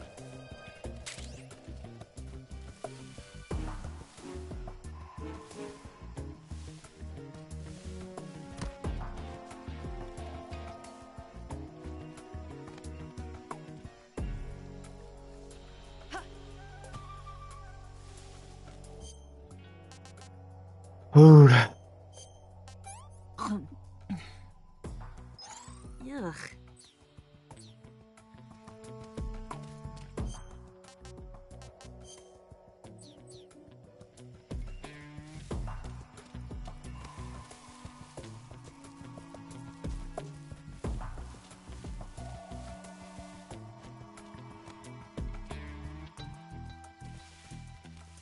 I think we're just about there.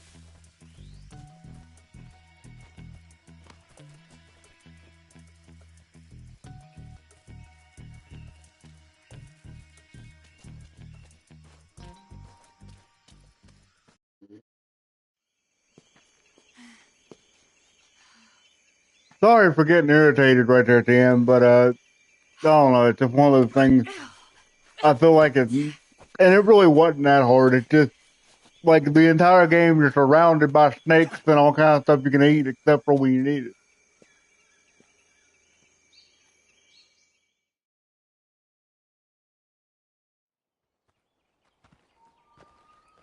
I'll be right back, guys.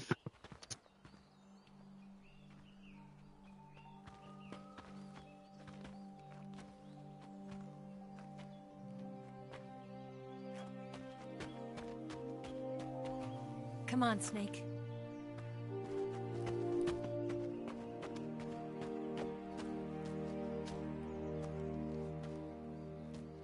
We made it. We made it. Over there.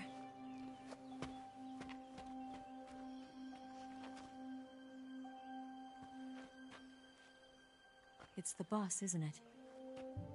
I'll go get the wig ready to take off. Right. I'll leave you two alone. But come back in one piece, okay?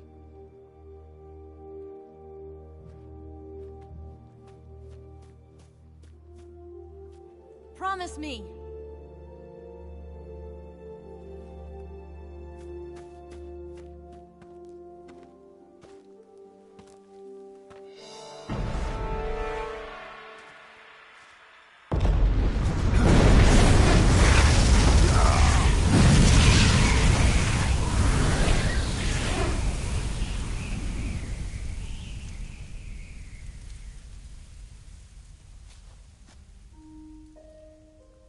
life's end. Isn't it beautiful? It's almost tragic. When life ends, it gives off a final lingering aroma. Light is but a farewell gift from the darkness to those on their way to die. I've been waiting, Snake, for a long time. Waiting for your birth, your growth, and the finality of today. Boss, why are you doing this? Why? To make the world one again. The world used to be whole. But with the end of the Second World War, the philosophers began to fight amongst themselves, and the world was torn apart. The Cobras, my comrades who trained and fought alongside me, were torn apart as well. The foibles of politics and the march of time can turn friends into enemies just as easily as the wind changes. Ridiculous, isn't it? Yesterday's ally becomes today's opposition, and this Cold War... Think back. When I was leading the Cobras, America and Russia were fighting together. Now, consider whether America and Russia will still be enemies in the 21st century. Yep. Somehow I doubt it. Enemies You were change wrong. along with the times, the flow of the ages, and we soldiers are forced to play along. I didn't raise you and shape you into the man you are today just so we could face each other in battle. A soldier's skills aren't meant to be used to hurt friends. So then what is an enemy? Is there such a thing as an absolute timeless enemy? There is no such thing, and never has been. And the reason is that our enemies are human beings like us. They can only be our enemies in relative terms. The world must be made whole again. The philosophers must be reunited. I will devote my skills to that purpose. And with the Colonel's money, I will achieve that end. Just as I once created the Cobras. They are my family. I may no longer be able to bear children, but I still have a family. It was November 1st, 1951. I was in the Nevada desert participating in atomic testing. The name Nevada is derived from Spanish, covered in snow, white as snow. And snow is exactly what I saw in that Nevada desert. It froze my blood white. Snake, you were an atomic test subject, weren't you? On Bikini Atoll. That's part of the reason I was drawn to you. You and I are alike. We're both slowly being eaten away by the karma of others. We'll never have the chance to die peacefully of old age. We have no tomorrow. But we can still have hope for the future. In 1960, I saw a vision of the ideal future from space. 3 years earlier, the Soviet Union had succeeded in launching Sputnik, the first man-made satellite in history, into orbit. This came as a huge shock to the United States. In response, America threw everything it had into its own manned spaceflight project, the Mercury program. Even as the Soviets seemed poised to send their first man into space, America was still experimenting with chimpanzees and rockets. The government wanted human data. So they secretly decided to send a human being into space. I was the one they chose. At the time, they didn't have the technology to block out cosmic rays, and whoever they sent up would inevitably be exposed to heavy radiation. That's why they chose me. After all, I'd already been irradiated once. Of course, you won't find any of this in the history books. I could see the planet as it appeared from space. That's when it finally hit me. Space exploration is nothing but another game in the power struggle between the US and the USSR. Politics, economics, the arms race, they're all just arenas for meaningless competition. I'm sure you can see that, but the Earth itself has no boundaries. No East, no West, no Cold War. And the irony of it is, the United States and the Soviet Union are spending billions on their space programs and the missile race, only to arrive at the same conclusion. In the 21st century, everyone will be able to see that we are all just inhabitants of a little celestial body called Earth.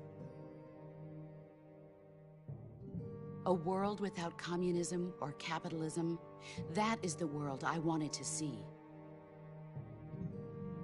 But reality continued to betray me. In 1961, I was sent to Cuba, to Bahia de Cochinos. It was part of a CIA-sponsored invasion under the guise of taking Cuban exiles back to their country. But the US government betrayed them. Our weak-kneed president held back their air support. Defenseless, the exiles were annihilated by the Cuban army. All I could do was watch in silence. I was set up by the very country I'd sacrificed so much for, by the very government I dedicated my life to defending. I was driven from the surface world, and I went underground. Then, 2 years ago, I faced the Sorrow, my old comrade in battle. He was my friend. But one of us had to die. I was left with no choice. The Sorrow gave his life for me. There is no enmity between us. One must live, and one must die. That was the mission. The ones who gave me that mission were the philosophers. Early in the 20th century, the true holders of power in the United States, the Republic of China, and the newly formed Soviet Union gathered together in a secret meeting that would later be known as the Wise Men's Committee. The secret pact they formed there marked the beginning of the philosophers. But the last of the original members died in the 1930s. After that, the organization began to run out of control, and the Wise Men's Committee degenerated into a mere shell of its former self. The philosophers of today have no sense of good or evil. Their influence extends to countries and organizations involved in every aspect of every war. They have become war itself. That's how they operate. The sacrifices of war cause a shift in the times. This shift leads to renewed conflict, and in turn triggers the next war. Like a nuclear chain reaction, each conflict sparks countless others, forming an endless spiral that will continue on for eternity. Do you understand what I'm saying, Snake? By consuming me and you, the philosophers intend to keep that cycle going forever. It was my father who explained all of this to me. He was one of them.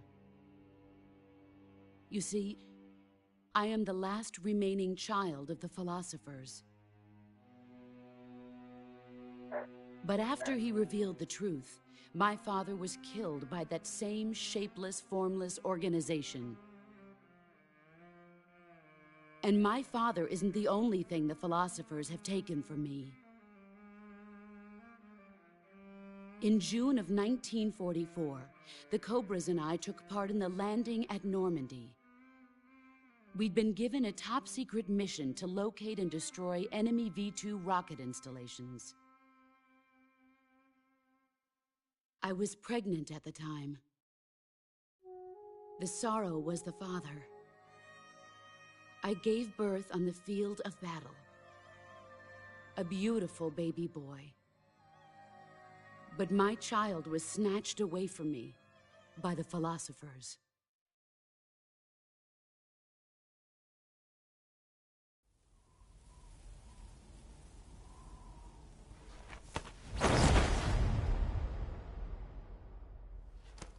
Look at this scar.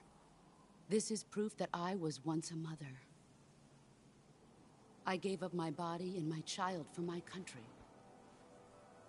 There is nothing left inside me now. Nothing at all. No hatred, not even regret. And yet sometimes at night, I can still feel the pain creeping up inside me, slithering through my body like a snake.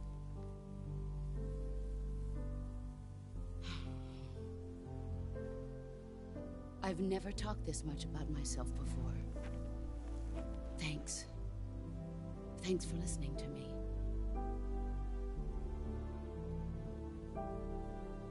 I feel content. Snake,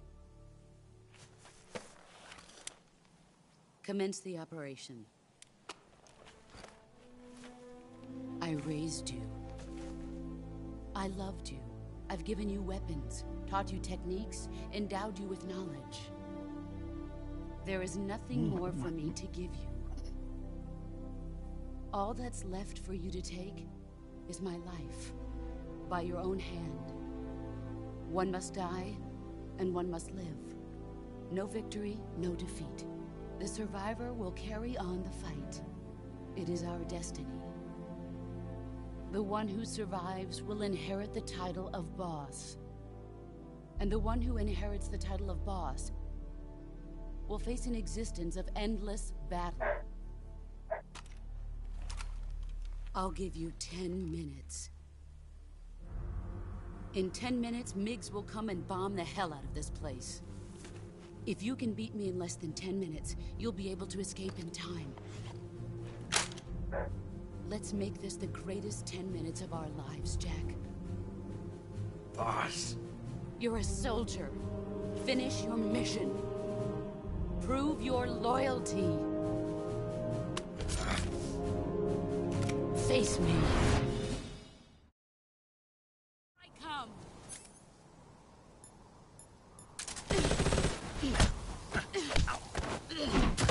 Pathetic.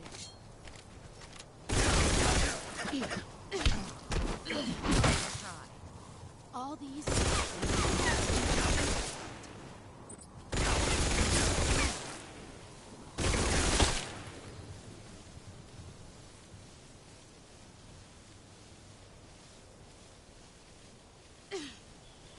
Here I come.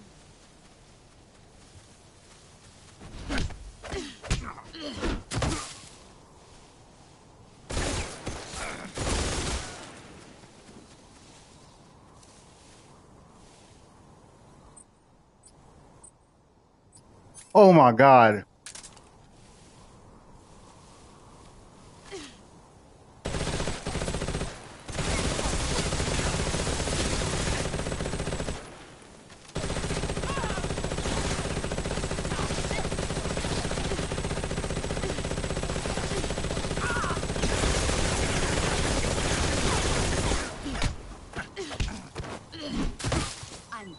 I'm sitting there shooting her point blank range and she...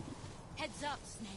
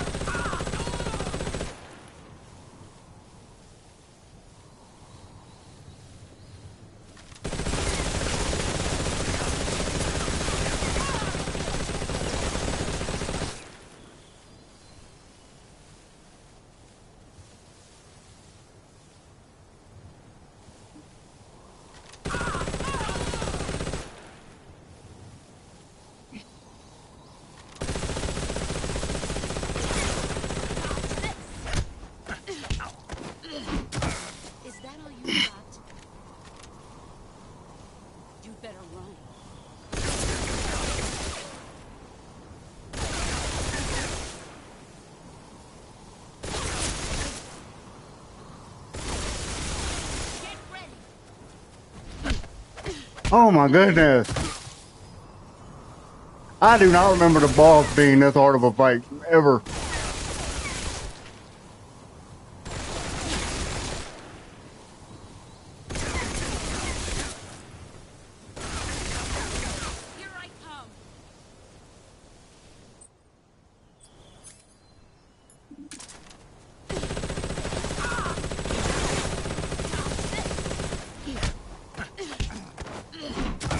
Is that all you got? Heads up, Snake.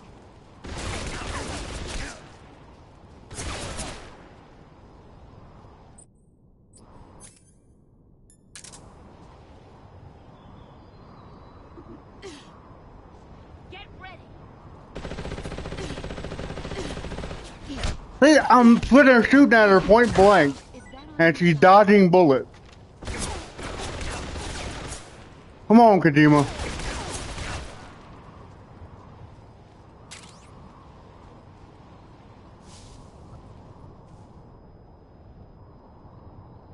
I gotta heal up a little bit.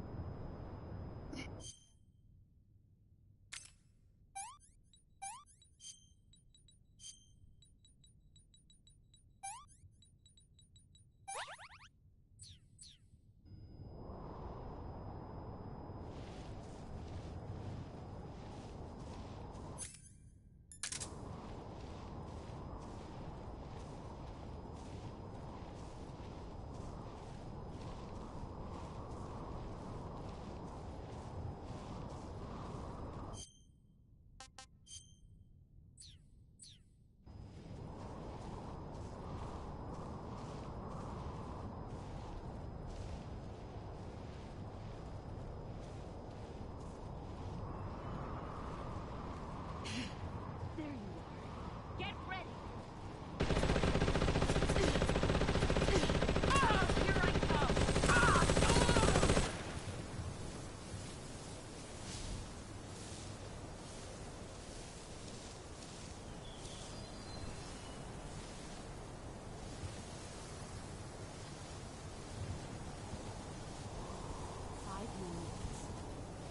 Where are you hiding?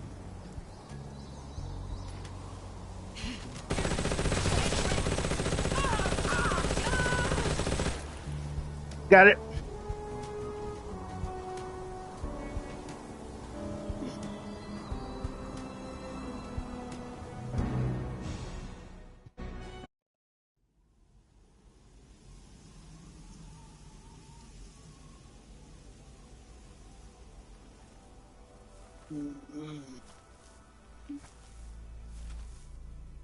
Gonna go let my dog in, and then we'll enjoy this beautiful ending together. Take this. Keep it safe.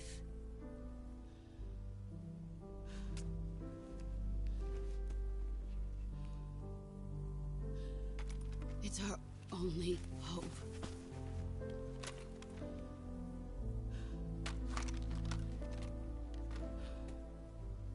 Patriot? Why are you giving me this? Jack. Or should I say, Snake. You're a wonderful man. Kill me. Kill me now. Do it.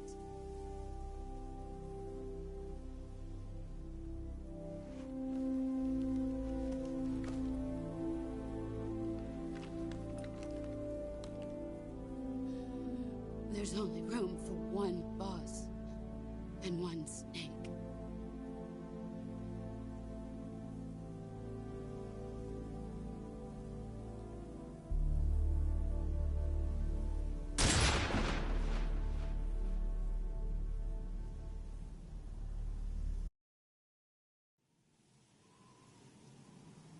Sorry, guys.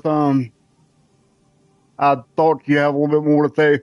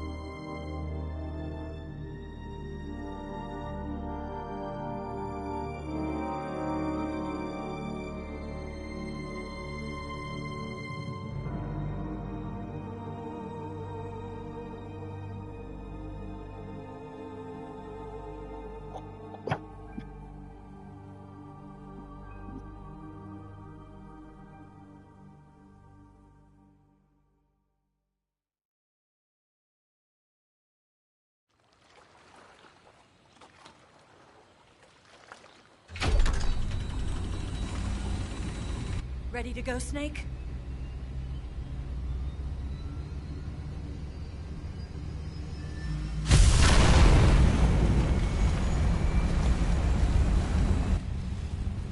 Are you okay? Snake? Yeah.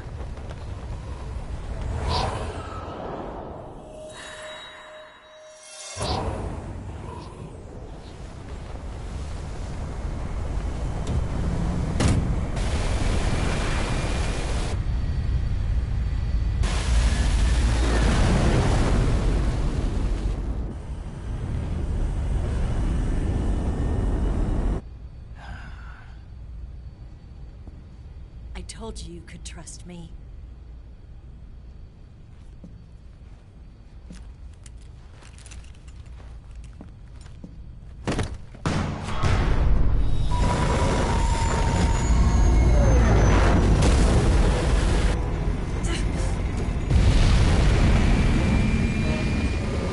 Snake! Ocelot! We're not done yet.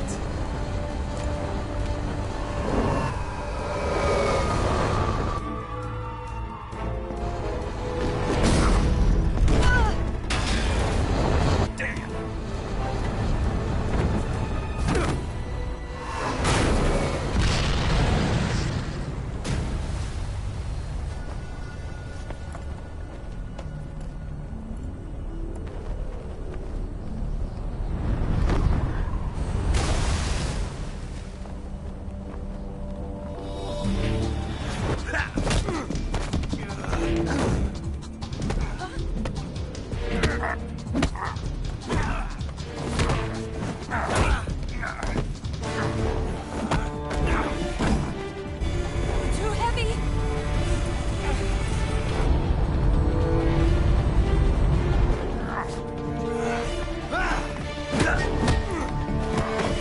We are one off a lot too heavy. I get with the engine being damaged, it ain't flying the way it's supposed to, but that one person being on this plane, I've had it with these motherfucking ocelots on this motherfucking plane.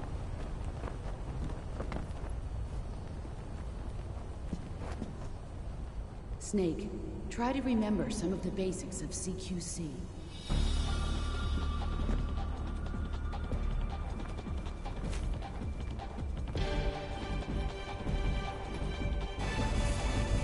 Not good!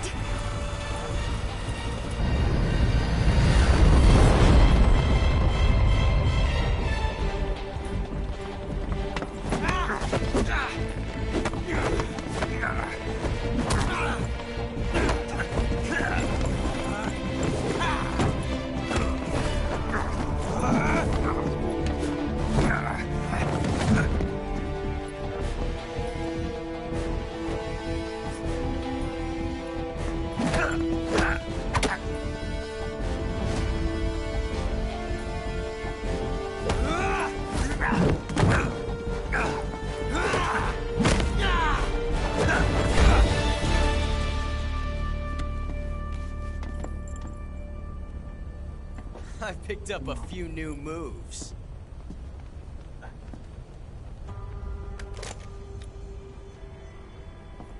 Huh.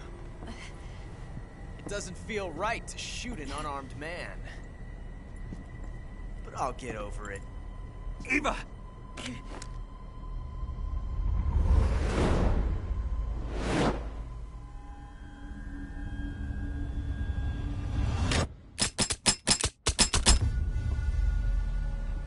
I know that gun was fully loaded when I gave it to Eva. And she didn't fire a damn bullet. And you're telling me Ocelot didn't know that he... well, I guess we've established that he's kind of not good at making sure his... One last showdown. Yeah, all right.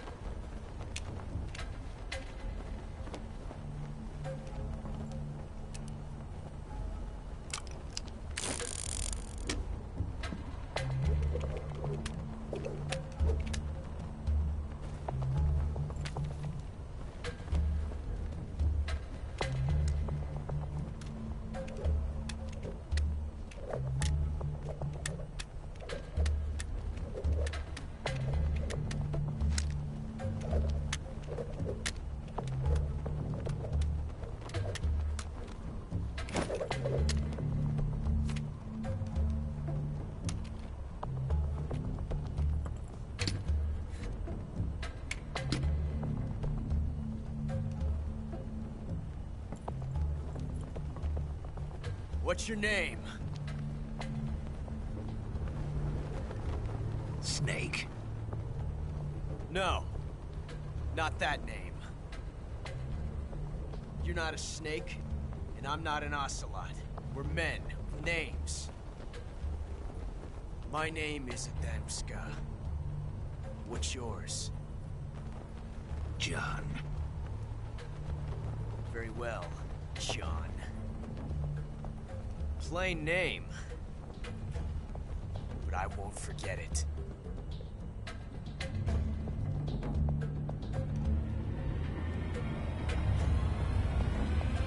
Come on!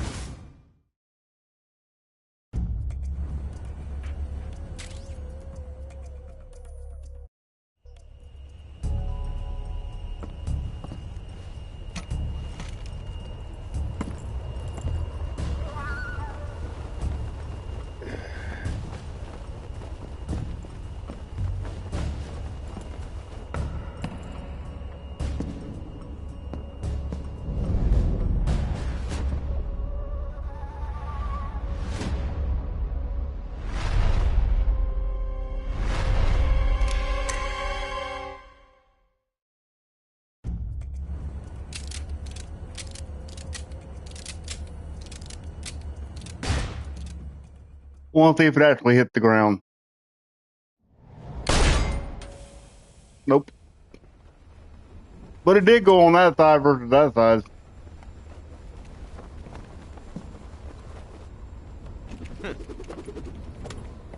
Looks like my luck has finally changed.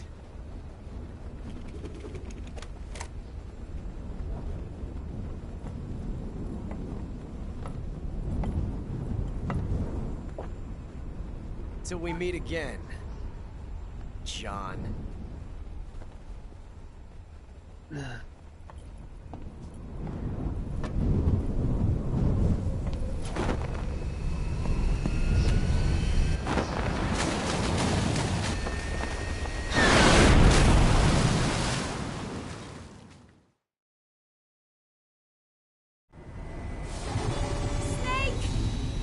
Been a while since I smoked that one down to the end, but I kept the bud of one of the other ones that I had the other day. For just such an emergency. Don't really want to light up a whole nother one, but I do want to sit here and enjoy it for the rest of the scene.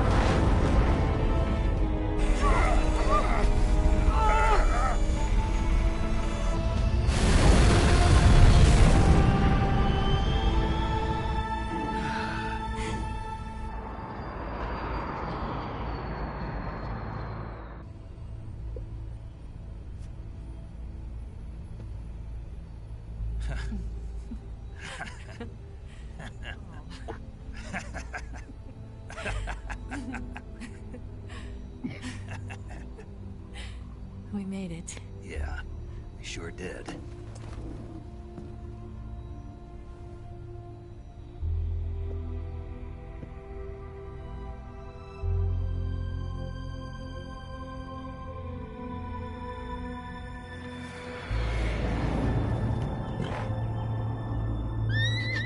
Poor horse.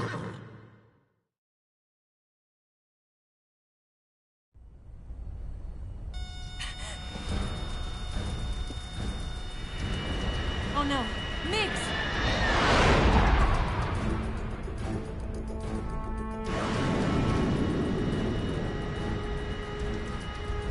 There's no way out! What are we gonna do? We've come too far to let them stop us now. Those things have got to be armed. It's no use. There's no way we can outmaneuver them.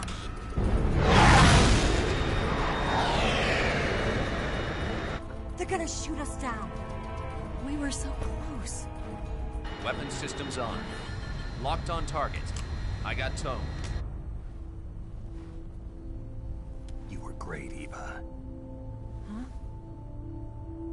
Thanks.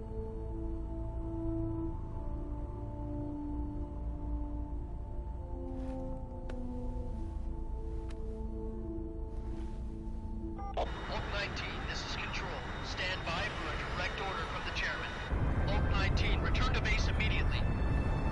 Do you read me? This is a direct order from Comrade Khrushchev.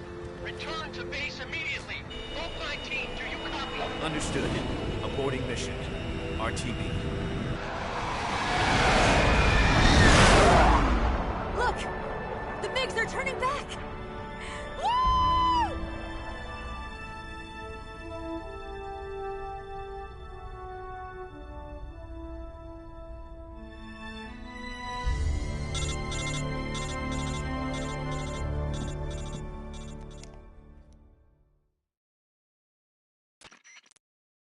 Well done, Snake. The MiGs disengaged. Most likely under orders from Khrushchev. Is this his way of helping us? Who knows? Maybe he didn't want things to get messier than they already are. Or maybe he just wanted us to owe him one. The important thing is, you made it out alive. As long as Khrushchev is with us, I don't think they'll be coming after you. It should be smooth sailing all the way to Alaska. I'm sending someone out to Galena Base to meet you. To meet me? The DCI and the President himself are waiting at Langley. Don't keep them waiting.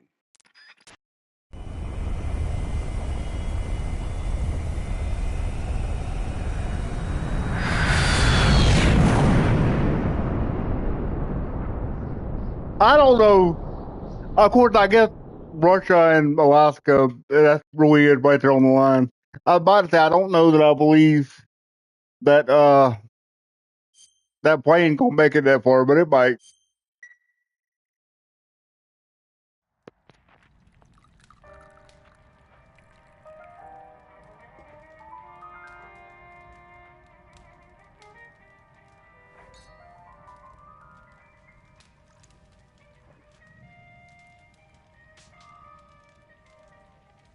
So what are you going to do now?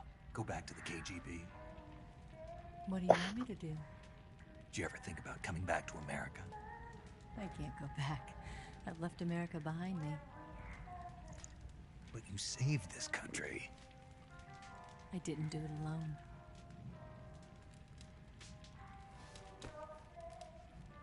And I still owe you a dinner.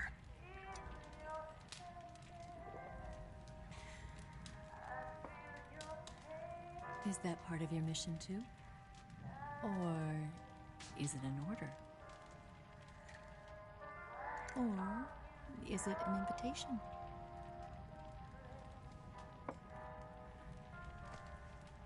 Or a proposal? I don't know that I'm talking about marriage here, Eva. Take orders from anyone now.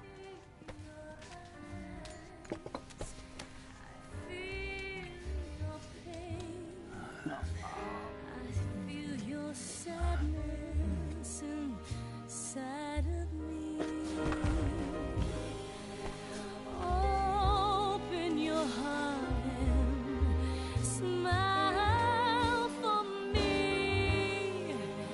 You're not the only one. to fall in love. Dance with me again and walk this way.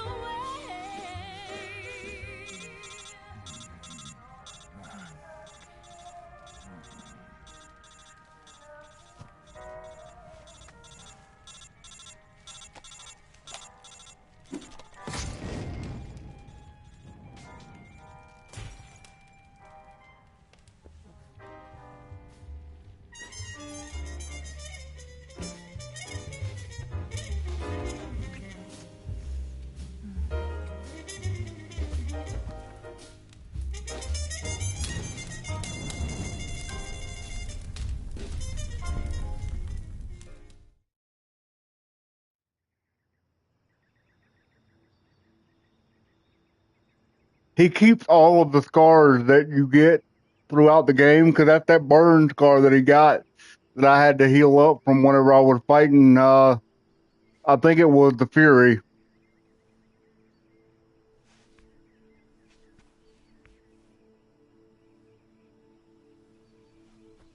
I don't remember that being a thing on PlayStation 2 version. It might have been, but I don't remember it Scholars tell us being. that the first spy in history was the snake in the book of Genesis. In that story, it was Eve who was tempted by the snake in the Garden of Eden. But this time around, it was I who tempted the snake and got away with the forbidden fruit of knowledge. Forgive me, Snake.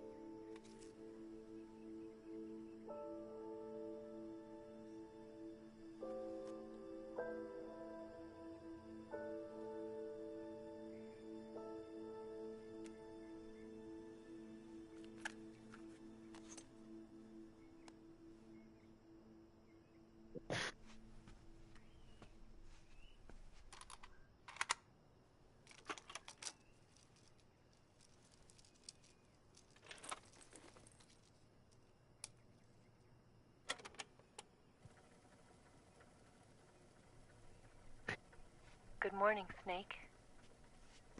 I hope you slept well.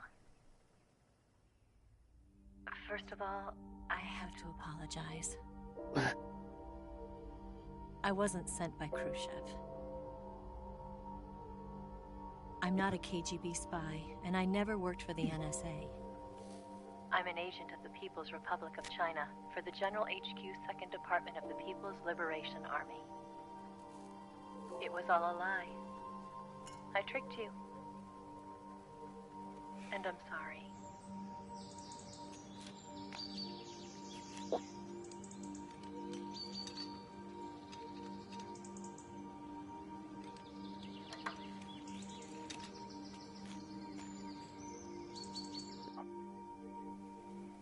The philosophers still exist in China, too.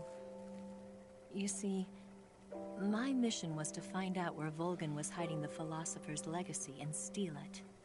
And since he was just dumb and talking about it out loud. KGB spy. The two NSA codebreakers who defected in 1960 were actually both men.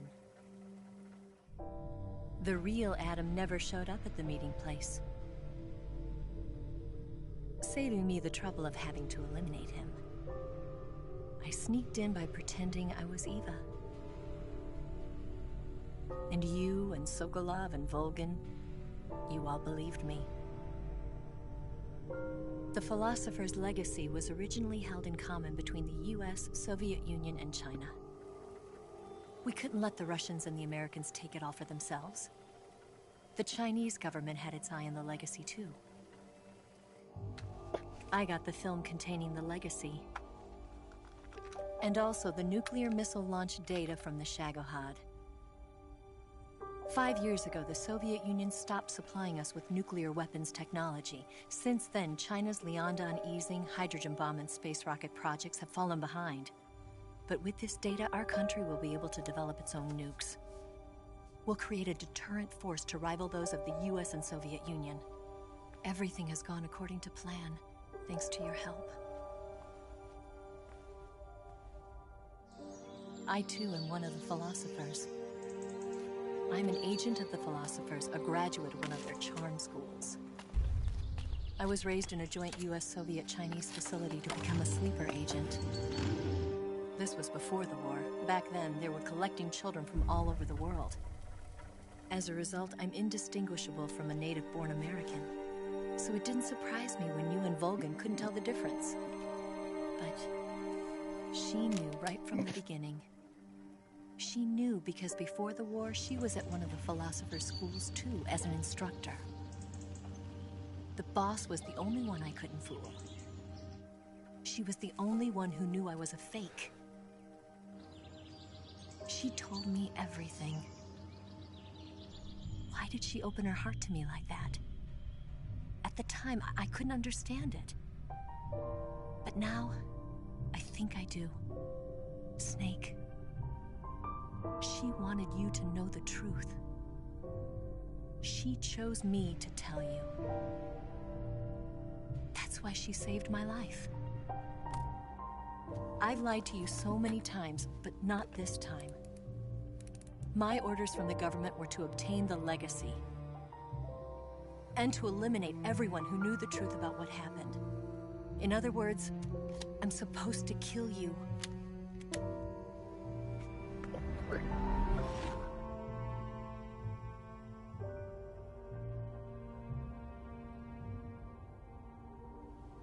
But I can't do it. Not because we loved each other. And not because you saved my life. But because I made a promise to the boss. And I intend to keep it. I just wanted you to know. And you have to live.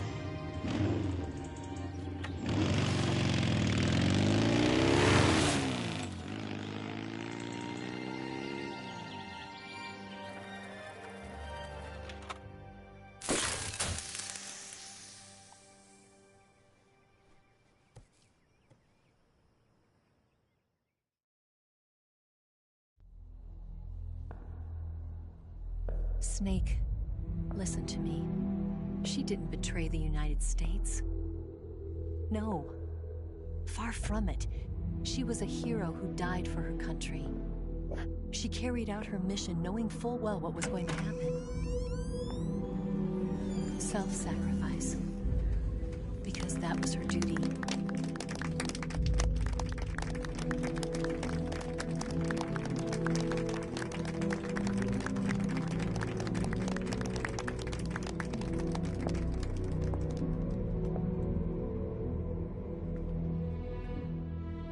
For those of you that don't know American history, it is widely it is widely considered, regardless of whether or not you're a Democrat or a Republican, that George Sears was probably one of the worst presidents that we ever had. That being said, no, if I had been a snake shoe, I would have whispered in his ear that the boss told me everything. And I wouldn't have shook his hand either. I wouldn't have shook his hand. I would not have shook his hand. And it was just like he was not really a good guy.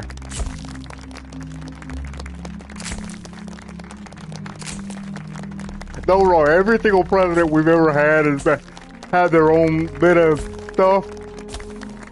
Unfortunately, I think that's the nature of politics. Absolute power corrupts absolutely kind of thing, but yeah, I would have shook his hand.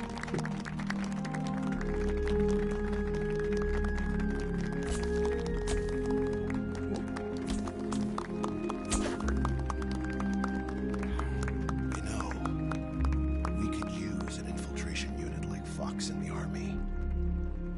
Someone like I don't generally mean to get into politics on this channel. That's not really my thing. I'm actually really big into politics, but I don't like to do it on the channel because I don't want anybody to feel like they can't come watch. But just a little piece of by Washington so they could get their hands how on that the kind of plays into the story. And the boss was the star of the show.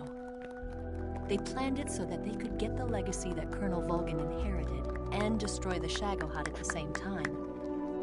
Only a legendary hero like the boss could have earned Volgan's trust. Finding out where the philosopher's legacy was hidden was to be her greatest mission. Everything was going according to plan. But then something happened that no one could have predicted. Colonel Volgan fired an American-made nuclear warhead at Sokolov's research facility. Khrushchev demanded that the US government provide proof that it wasn't involved. They couldn't just abort the operation to steal the legacy. So the operation itself was greatly expanded and revised. The authorities in Washington knew that in order to prove its innocence, they'd have to get rid of the boss. And that one of their own would have to do the job. The public couldn't be allowed to find out about it. Not ever. I guess though, like, from a government perspective, they really didn't have much of a choice, and she knew that. So, I mean, I guess you can't even really say that it was the president's fault, but it just... Be allowed to kill herself. I don't know, I could have took his hand for it. Allow an innocent person to die. That was the way the government wanted it. Even a soldier. That was the mission she was given. Oh, she shut had up. no choice but to carry it out. Her death at your hands was a duty she had to fulfill. Out of duty, she turned her back on her own comrades. A lesser woman would have been crushed by such a burden. The taint of disgrace will follow her to her grave. Future generations will revile her. In America as a despicable traitor with no sense of honor.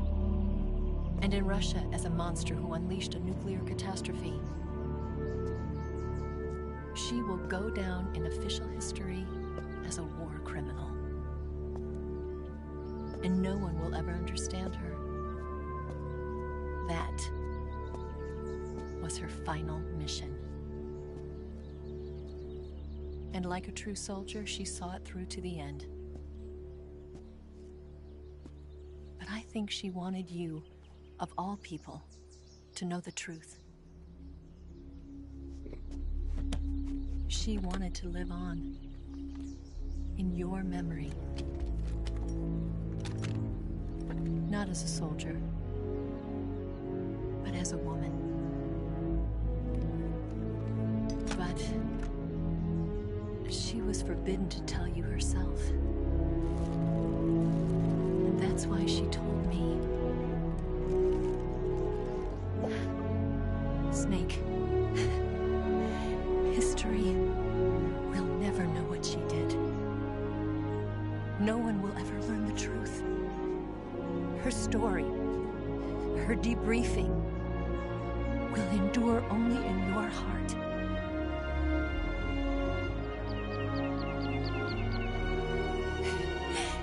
Everything she did for her country. She sacrificed her life and her honor for her native land. She was a real hero. She was a true patriot.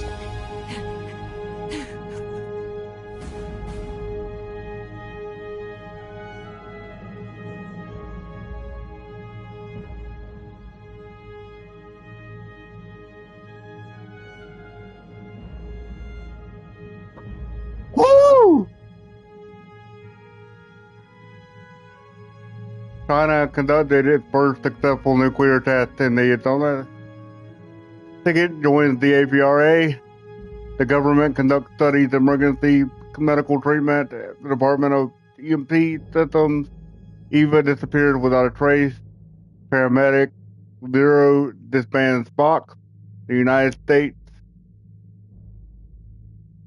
Carrying on the tradition, Mary Zero and his box unit, Big Boss established Foxhound. And the Lay Effect project begins. The sons of the boss are born. That's the birth of Snake and Liquid, for anybody that might not know.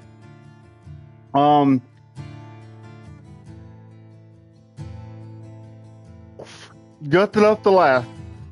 I'm gonna start by saying, we'll start off with the positive. First and foremost, I want everybody to know before I say what I'm about to say, and that is that this is my second favorite video game of all time. Of all time, period, hands down. Second only to the original Resident Evil 2. And it's one of the greatest video game stories ever told. Best gameplay, best active. This game was so far ahead of its time that it wasn't even funny.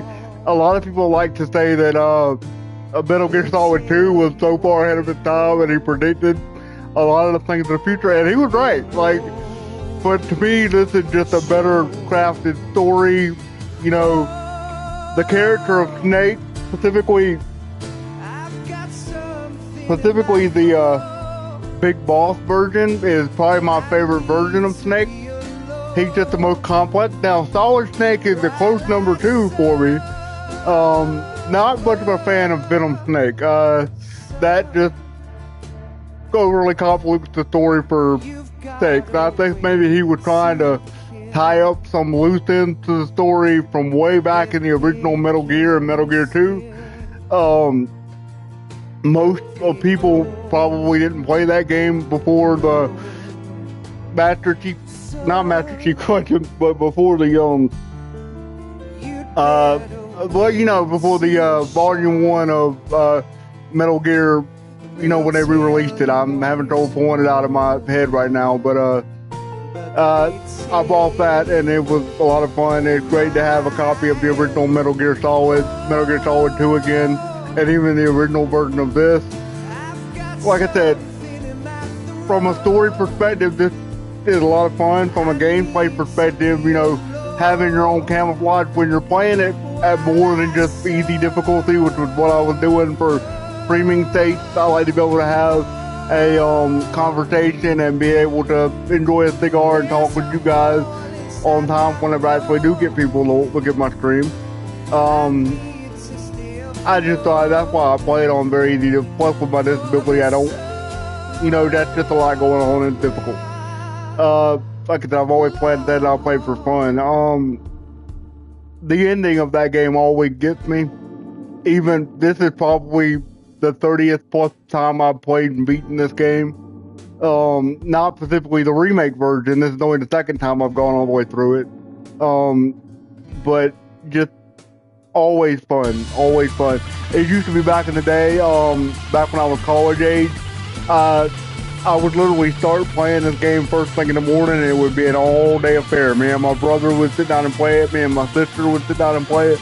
It was just my favorite game. Now, the first time I played the remake, I think I experienced a lot of hype from the game because it was probably the first time I'd played the game since the PlayStation 3 had been out, and I had one of the big fat PlayStation 3s that was backwards compatible. I think that was the last time I played that game, which was probably the latter part of 10 years ago. So I was caught up in the hype and the enjoyment of the first time. Being able to play it this time, though, it opened up a respect to me now that I'm older and I'm a little bit more critical of storytelling. And this is where I'm going to start getting into some of the negatives. I am a Hideo Kojima fanboy.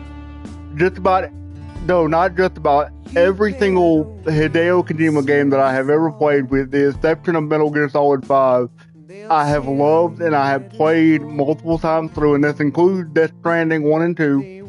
I love those games. Hideo Kojima is a really, really big, high concept guy. He likes having worlds and lores and stuff like that. And, he's just great at those things. He's great with graphically, great cutscenes. We complain about the cutscenes being as long as they are, specifically even in this game, and even worse so in Metal Gear Solid 4. But nobody does it like Kojima. You love those cutscenes. And the game wouldn't be the same without them. That being said, Hideo Kojima very often suffers from what I think you would call the rule of cool. And basically, if you don't know what the rule of cool is, basically what that is that, it doesn't matter if it makes a whole lot of sense it looked cool. It doesn't make a hill bean of sense, because you're gonna see right here at the end of it. I'm sorry if I'm spoiling a game that came out in 2005 for you, over 20 years ago. At this point, I'm sorry if I'm fooling it for you, but actually I think it's a little older than that, isn't it? I'm an old man. But you're gonna find out that Ocelot was supposed to be Adam, and that he had been working for America, triple crossing the Russians. And knowing that, it does not make a whole lot of sense, a whole lot of Ocelot decision making in that game. In my opinion, and I've said it several times in this playthrough, and that is that I think Vulcan is one of the coolest villains in video game history. That being said, he is an idiot that oftentimes makes mistakes that don't seem like it makes a whole lot of sense. Like, it should have been obvious from day one that Eva was your spy. He wasn't a part of your team, you kidnapped her. He was, at best you thought she was in a relationship with, what was his name? Delta.Live. You thought that he was in a relationship with her. Here, I'll let you listen to this. Yes, Grozny Grad and the Granin Research Facility have both been wiped out without a trace. I understand, sir, but they were necessary sacrifices. Yes, the CIA has taken care of the boss themselves. I believe the White House will be satisfied. Khrushchev is finished. Your time has finally arrived. Yes, the American president is relying on us to keep a lid on the whole affair. We've got him by the balls. It should make a valuable trump card in future negotiations. Yes, Chief Director, of course. I'll keep the KGB informed.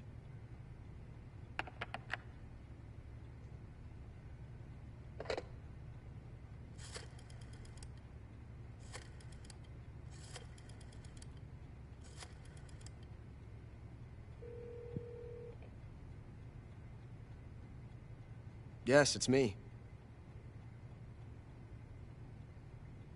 The boss has accomplished her mission. The philosopher's legacy is now safely with us, in America's hands. With this money, yes, the philosophers can finally be revived. The film we handed the Chinese was a fake. Peking must be in an uproar right about now.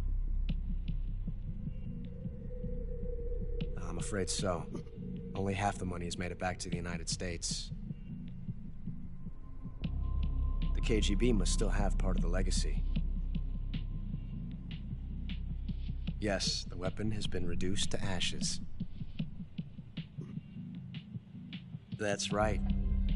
Grozny Grad has been obliterated by the Davy Crockett we brought in as well. Yes, that was the boss's work too. Speaking of which, I've obtained something from Granin that you might find interesting. It's a revolutionary new nuclear attack system. Perhaps it might just come in handy someday. Yes, we have Snake to thank for that. Khrushchev believed it as well. Yes, they bought our story. I don't think they'll be making a fuss. The secondary alert has been lifted as well. And the Soviets still haven't discovered my true identity. They have no idea that I've been triple-crossing them. I will continue my activities as a contact for the new government. Yes, it appears that no one knew that I was Adam. Of course, I am always at the CIA's disposal, Mr. Director. Alright. So there's a lot to unpack in that. It just does not make my title is Tarantula. Let's see. I saved 6 times, continued 3 times, alert phases 19 times, humans killed. Okay, maybe they're towards the end.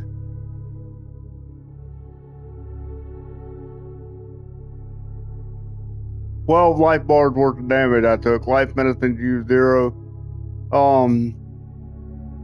Plant animal captured 11. Meals eaten 11. Special time used. The easy gun. I like how they call it that. Special items used the easy gun. But what I was trying to say was, I think a lot of times Hideo Kojima gets so focused on what is cool and what what would shock the audience as a twist, like that right there at the end. And particularly, one thing that's always annoyed me about this franchise, again, it's my second favorite franchise of all time, second behind Resident Evil. Really what kind of spoiled all the way up Metal Gear Solid 4 was finding out that Ocelot was actually just pretending to be Liquid. I don't think that was necessary.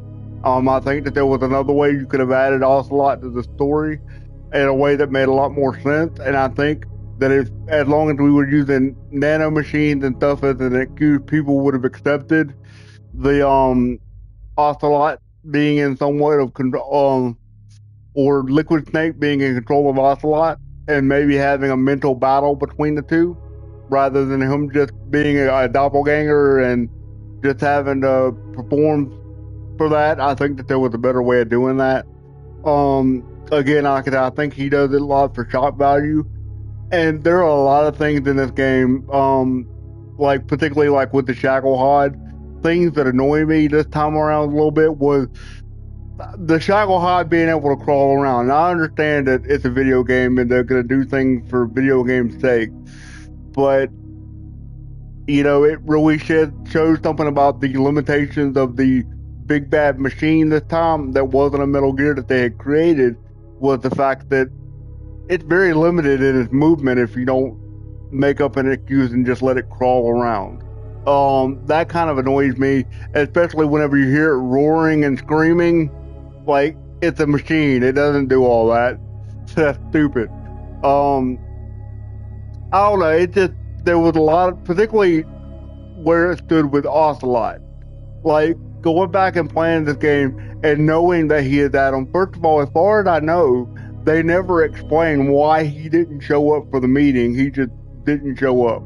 And while you can certainly say he didn't know that Eve was a spy, he certainly should have known if he was working for the CIA. He should have known what Snake was there doing. And if he really was working for the CIA, then if he really was a spy, then a whole lot of the things that he did during that time don't make a whole lot of sense. Like, especially like right there at the end where he's trying to stop Snake and Eve from escaping. That makes no sense because he effectively fails his mission if they don't escape. Now, if you want to go back and say it was his pride and he wanted to be able to prove that he could beat the boss, then, maybe, I don't know, it just feels to me like when you add this ending in, purely for my opinion for shock value, it overall serves no purpose because you could just say that he was a spy, or he was somebody who was working for the Russians.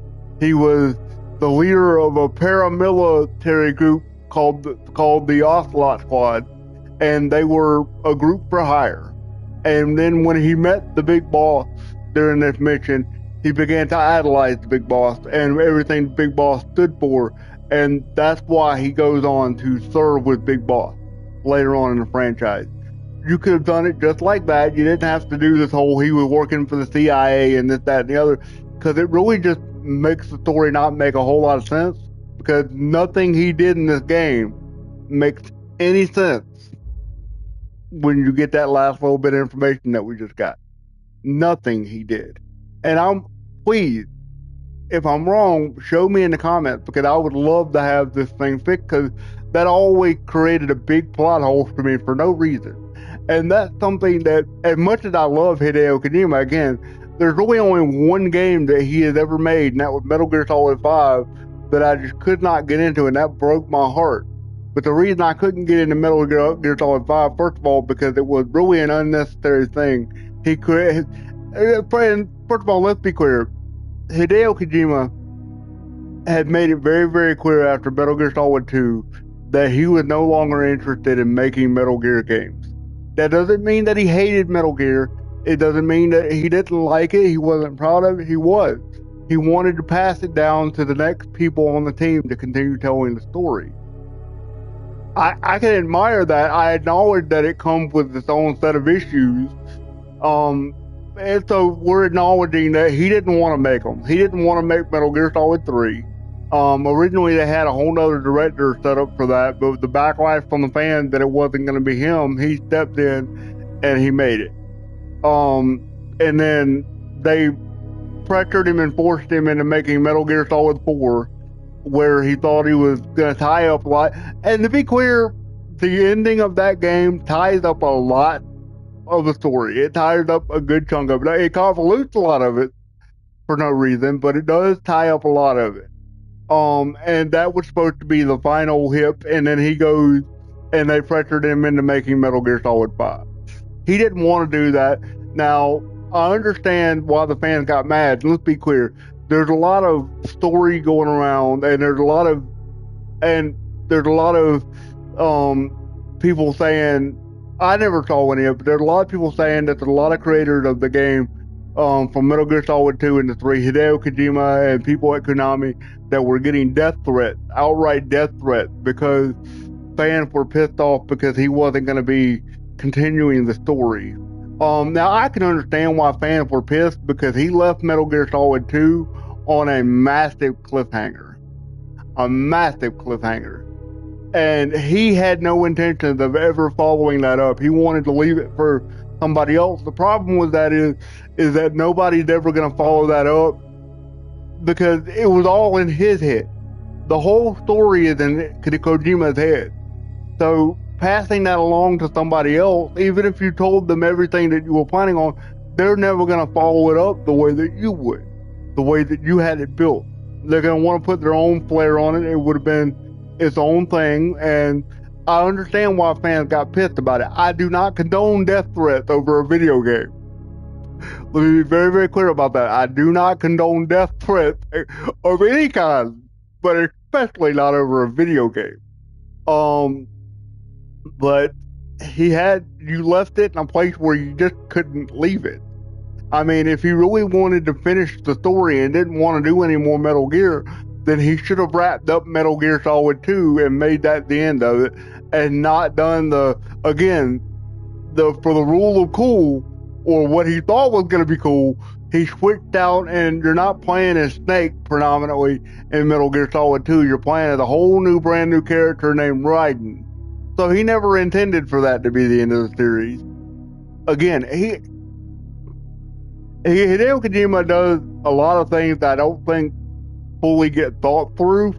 He's a big idea guy, but he doesn't have anybody, in my opinion, because he is heralded as largely the greatest video game creator of all time, and he really should be. I mean, back in those days, in the early days of video game making, video game creators, the directors, the designers, those guys were rock stars.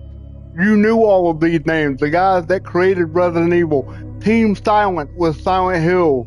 I mean, you had these rock stars, Hideo Kojima.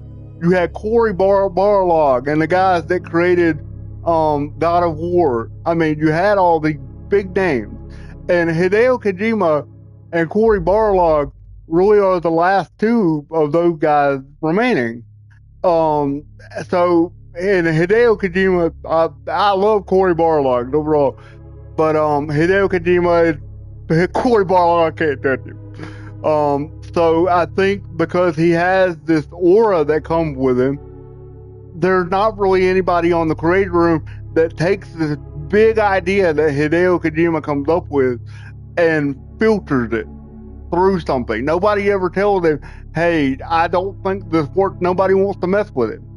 And I get that. I don't know that I would want to step in and, tell off Hideo Kojima.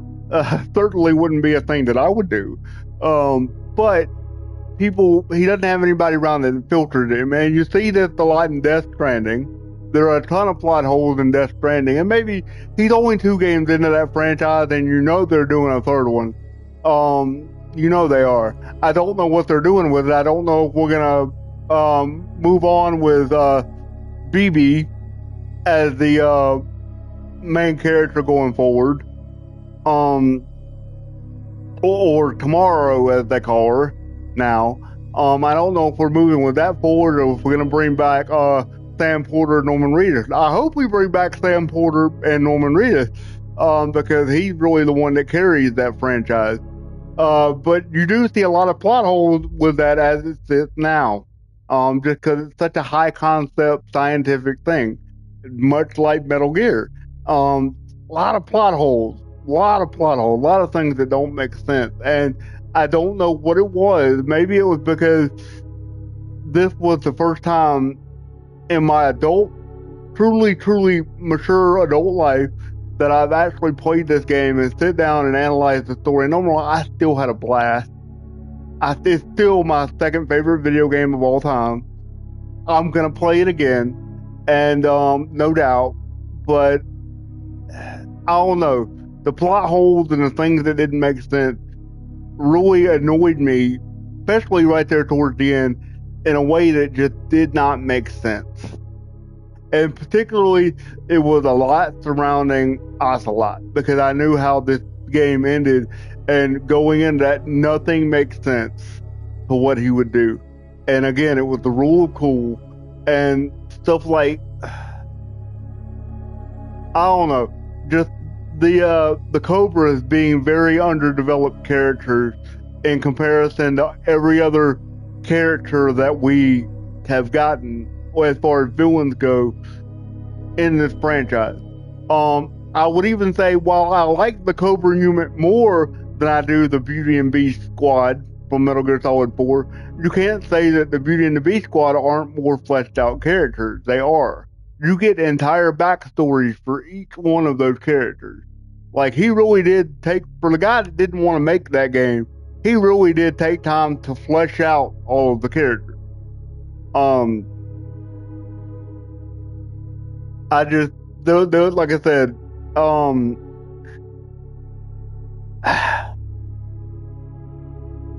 and I guess maybe it was the point that you're not really supposed to be very, very clear on where Eva stood. I think maybe that was the point. So I'm gonna cut it a break there. And Eva, and I don't know what you call her. I've always just called her Eve or Eva, because that's what she always goes as, even in Metal Gear Solid 4.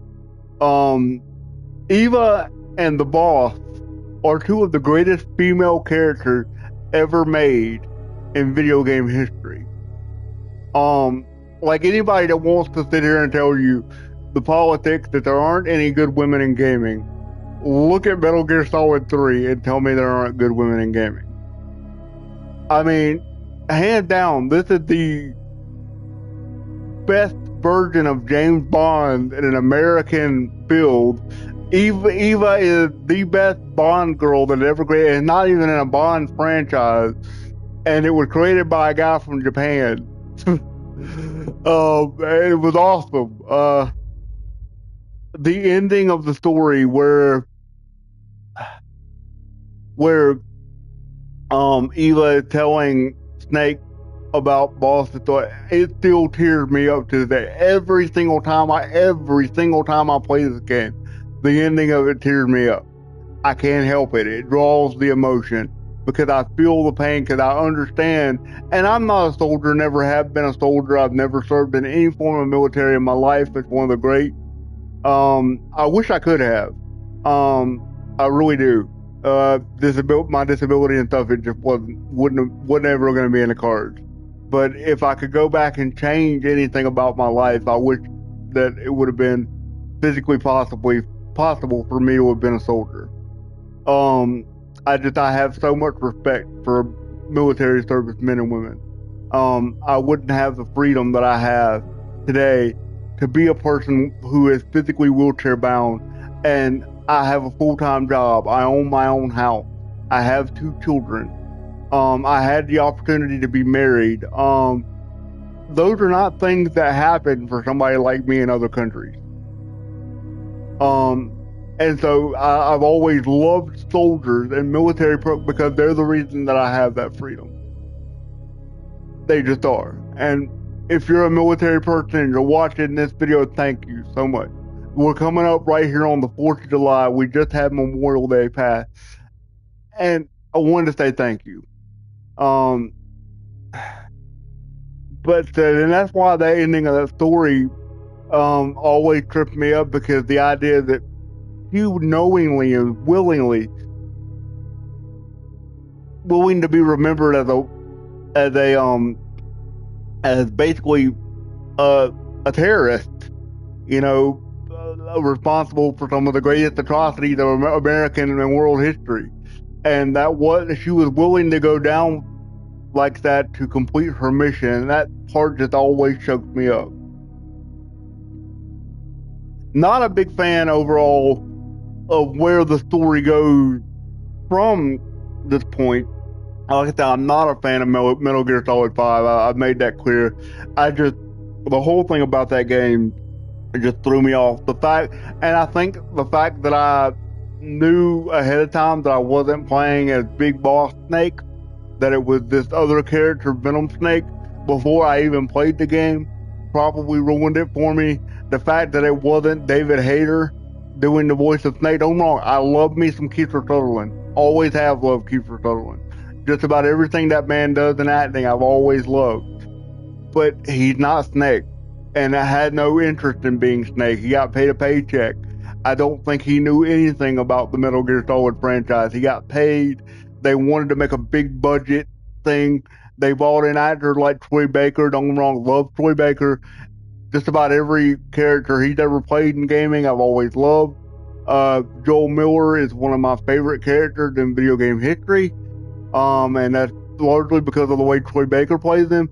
But they changed DOS a lot. They turned him into a Southerner. All the characters that I knew from this had gotten changed because they wanted to make it a big budget thing. And that may have been more of a Konami thing than it was a Hideo Kojima thing. And we know how that all ended eventually. But just because of all that, I never could get into Metal Gear Solid 4. And I have tried several times throughout my life to pick up that game and play it, because so many people swear all up and down that it's one of the greatest video games ever made, and I just don't feel it. I don't get it. It's just not for me, and I hate it because it's in a franchise that I love so much.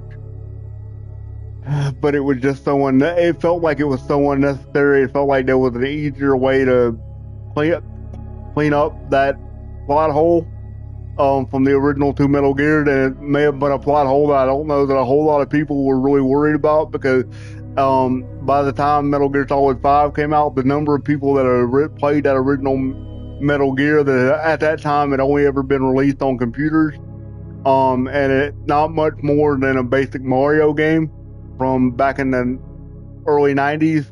It's really not much more complex than that. I don't know that very many people by the time Metal Gear Solid 5 had come out, I think the audience that had played that original game was so small that I don't know that anybody ever really noticed the plot hole. And I don't know, I think that if he really did want to tie it up, I think there was an easier way to do that. And that's a big problem with Kojima, in that he always takes the most difficult way of doing things, when in reality there was probably a much simpler way of filling that up. And I feel like I've done nothing but been shitting on this game for the last 20 minutes or so. But it's just, as much as I love playing it, it really hasn't changed for me how much I love this game. I love this game. I loved it this time I was playing it. But right here at the end, just as we start getting to the finals of the story, like I said, I guess because I'm older now and I'm more attentive to detail with my story, just there's a lot of plot holes there that don't make a whole lot of sense. I don't know. Maybe it's just me. But I did have a blast playing it. I will play it again. I don't know that I'm gonna play it again on my channel. I hadn't streamed anything since 007 came out, and I just felt like putting something up on the channel, and I felt like playing some Metal Gear Solid 3. So here we were. And I don't regret playing. I had a blast. Like that, the story, the plot holes in the story kind of bugged me a little bit this time, and I guess maybe that was where. And I hate that it's all right here at the end of the game because it feels like it's all I want to talk about. But the start of this game is so hype. Whenever you're breaking in to do the rescue, and you've got the world's first Halo jump, and you got Snake and his cigar. And the crazy thing is, the very first time I ever played this game, because back then, you know, the internet didn't exist, and I wasn't. Well, it existed, but I didn't have regular access to a computer, and I wasn't following all this stuff online. Whenever I played this game, I had no idea that I wasn't going to be playing as the original Snake, and I think it was only really close to the end of the game that I realized that we weren't playing as Snake, but we were playing as Big Boss. That was a pretty cool twist for me, and I don't think it was intended to be a twist. But the story had always blown my mind. Like I said, the ending of that game, regardless of how I feel about how some of the stuff makes sense and how maybe some of it gets a little bit ridiculous, and as dumb as I think oftentimes Volgan is in that game, I do think he is one of the better villains ever made, just out of, again, I guess the rule of cool. I've always enjoyed him more than Liquid, and I think it's because I got more of him than I got of Liquid, because of the limitations of the original PlayStation. You know, you don't really flesh out that story quite as much with Liquid. And then whenever you go into Metal Gear Solid 4, it's not really Liquid. So then that's that whole thing of it being Snake's and Liquid's final battle. I think you really take away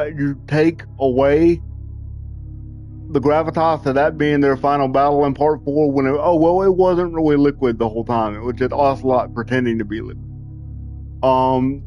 You know, you kind of took that away, but that's not a fault of this game at all. And I love Metal Gear Solid 4, and I don't think that's as controversial of a take as it used to be.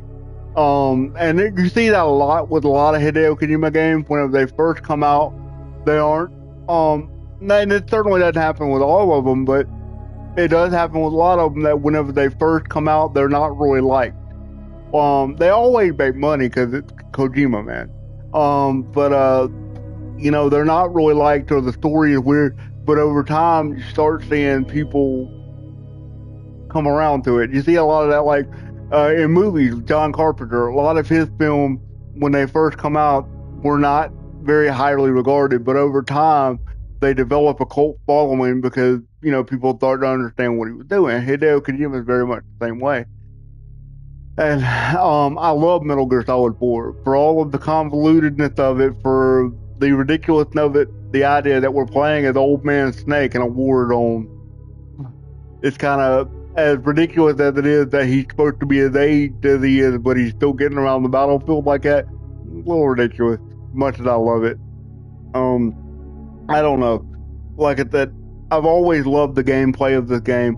The fact that there are so many different ways that you can do things, that was unheard of at this time in gaming. Like I said, this time playing through, I saw a whole cutscene that I had never seen in the history of playing this game. And I know that was back in the original game, where Eva is removing the tracker from the back of Snake if you don't remove it yourself. I know that was in the original game, but I never saw it because it was the first time I'd ever realized that it was a tracker that I was removing. I thought I was just fixing his injuries. But I was sitting there after I saw that video, and I'm sitting there looking at that, and you can hear it beeping. And I don't know why I'd never registered it before. And I suspect that there were a lot of people that way because there's no reason not to remove it. And obviously you would remove it even if they knew it was a tracker. And I had never paid attention, but obviously you would remove it. So I wonder how long it took before people actually realized that that was in the game, that you could choose not to remove it. There's a lot of things like that in trial and error that you don't never really get, that you kind of have to get there by accident, that Kojima puts in the game. One of my favorite ones that actually ironically comes from the game that I don't like, and that's Metal Gear Solid 5, and that's in its online play. And most people know this, but the online version was you make your own base, and you have to defend your base from other players with nuclear weapons and stuff like that. But there's actually a cutscene that he had created in the game that if every single player relinquished its nuclear arms, there was a cutscene that plays where Ocelot and Master Miller are celebrating the shutdown of nuclear arms.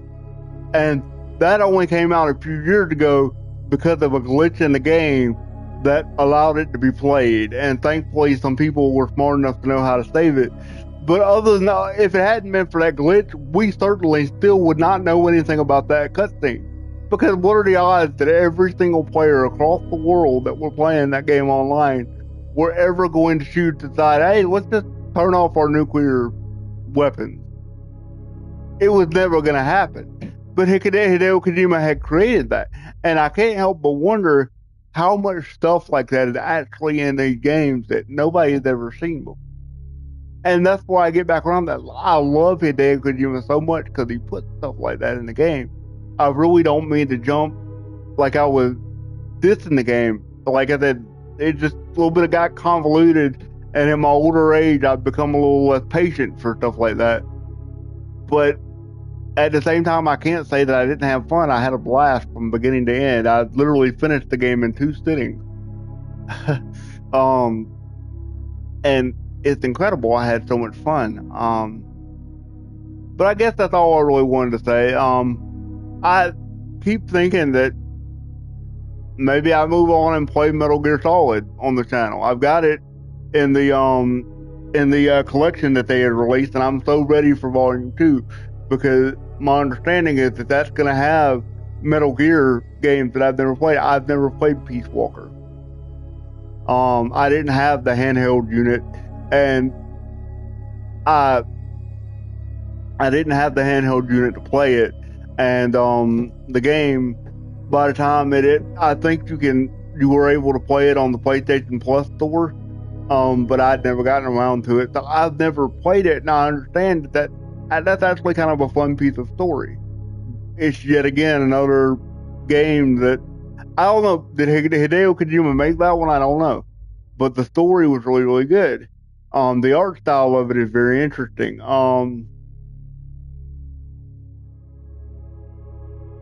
I love it. It's one of my favorite games of all time. It always will be. The beginning of it is so hype. The ending of it is so hype. Like I said, one of my favorite things to do when I was younger was be to light a cigar and I'd sit there and smoke it during the cutscene. And I felt like I was Snake while I was playing that game. It was so much fun. I can't tell you the number of times I played that game. My very, very, very first Metal Gear game that I ever played was Metal Gear Solid 2. And I had no sense of the history. It had just been a very popular game that had come out when I was in high school, and one of my buddies said, hey man, you gotta play this. So I borrowed it from him, and I started playing it, and I didn't finish it. I didn't put it down until I finished it. I was so blown away by it. And whenever I saw that Metal Gear Solid 3 had come out, and back then I didn't have a ton of money, but whenever I saw it, I think it was at a Blockbuster that had a couple of days me. But back then when they sold, or you could rent games and you could buy old ones, I bought a used copy of Metal Gear Solid 3, and I went home and played it, and just like Metal Gear Solid 2, from the moment I picked it up, I couldn't put it down. I couldn't put it down even more, this game, than even Metal Gear Solid 2.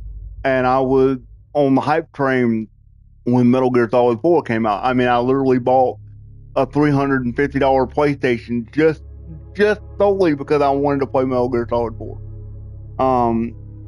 And I did that.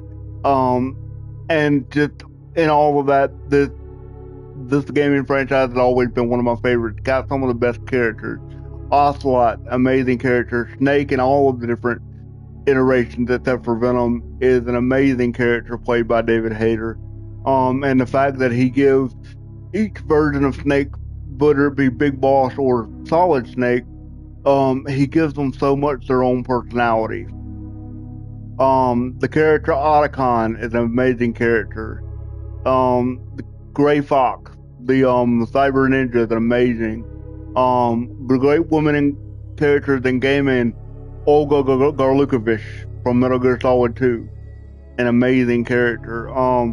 Naomi Hunter, an amazing character. Mei Ling, all from Metal Gear Solid, amazing characters.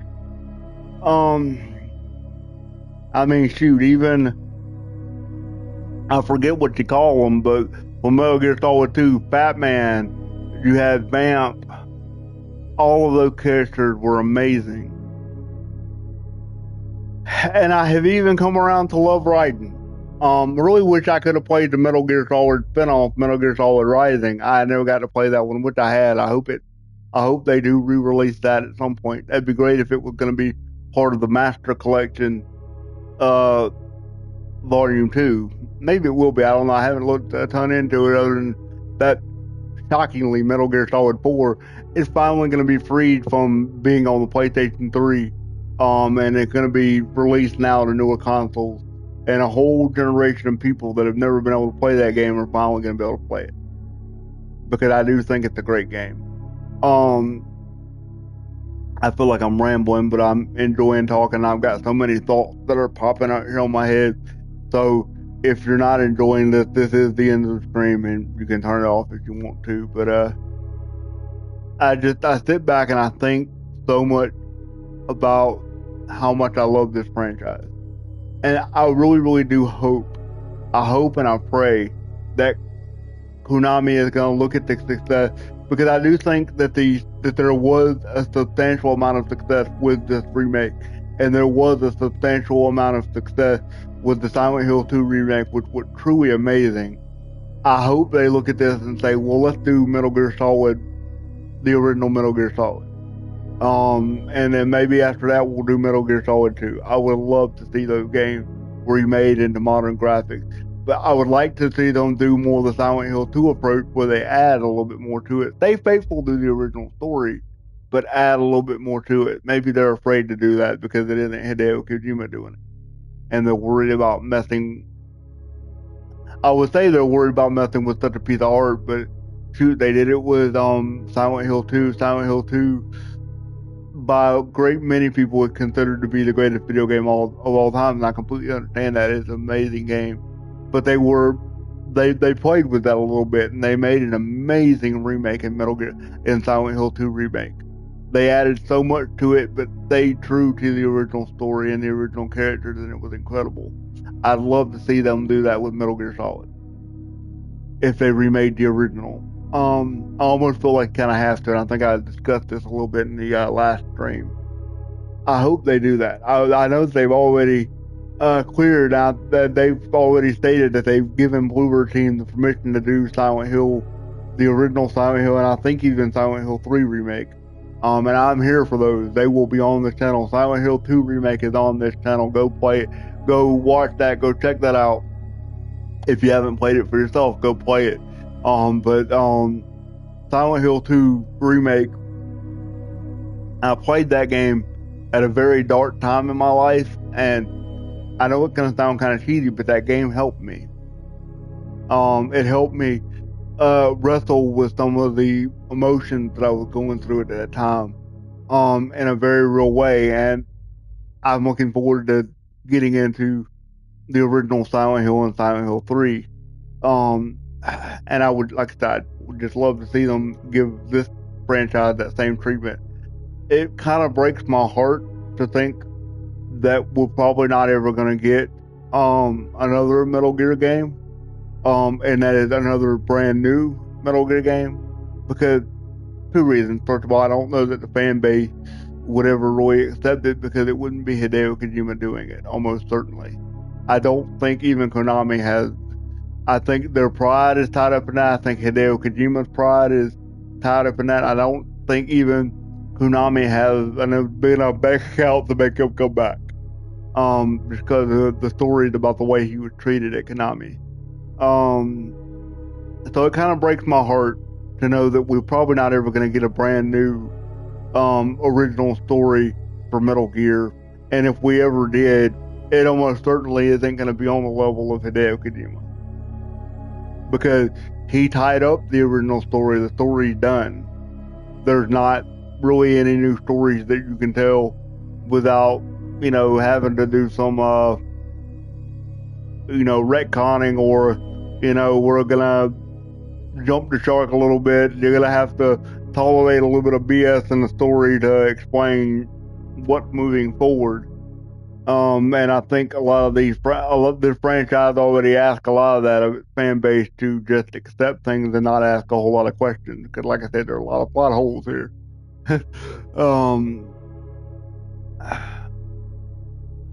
And there are some things that I have seen some people complain about, and I don't really know that it's Hideo Kojima's fault, and that there's a lot of things that, from a dialogue perspective, when you translate to English, it's kind of weird.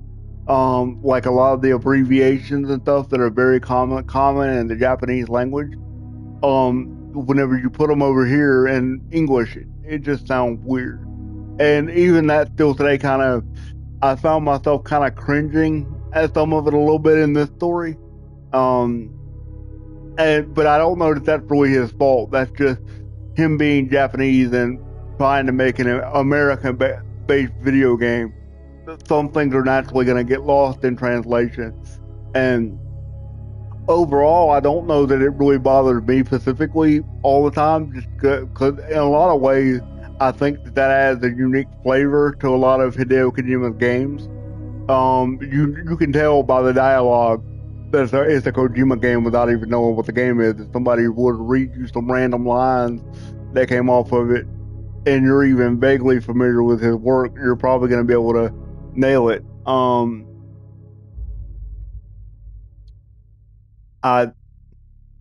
The way I'm feeling about this game right now, it's really hard to put into words, and I don't think I've done a very good job of really conveying how much I actually love this game. And maybe that's why I'm so hard on it. Maybe that's why this time so many of those things that I've never had issues with before bothered me so much more, because I saw the holes. And I still love the game. The gameplay, the sneaking, hiding, the camouflage, the fact that you gotta feed yourself, the fact that you gotta heal your wounds. This kind of detail still doesn't exist in a lot of modern video games, which is kind of crazy when you think about how long it takes to create a modern game these days. I mean, back then, they made Metal Gear Solid 2, and then within a couple of years, Metal Gear Solid 3 came out. I think long gone are the days where we get multiple games in a single gaming console. Let me say that better. I think long gone are the days where we get multiple games in a franchise out of one console life cycle. Like, you gotta think, we got Metal Gear Solid 2 and Metal Gear Solid 3, both of them on the PlayStation 2. Now we didn't get but the one Metal Gear Solid game on PlayStation 3. And I think that was just because, like I said, he was done. He didn't want to make them anymore. But even back then, you look at PlayStation 3, we got three Uncharted games. And those are some of the best action games of all time. And now it's like, it takes 6 years to make one video game these days, and that's a quick cycle. I think it got overly convoluted, and that has nothing to do with what I'm talking about here. But like I said, I'm kind of rambling, but I very rarely do I actually get a chance to sit and talk like this. I don't want anybody to feel sad for me, but I don't have anybody else in my life that likes video games. I don't really have anybody that I can sit down and analyze this kind of stuff with, that I can share my thoughts on it whenever I go through a major game like this.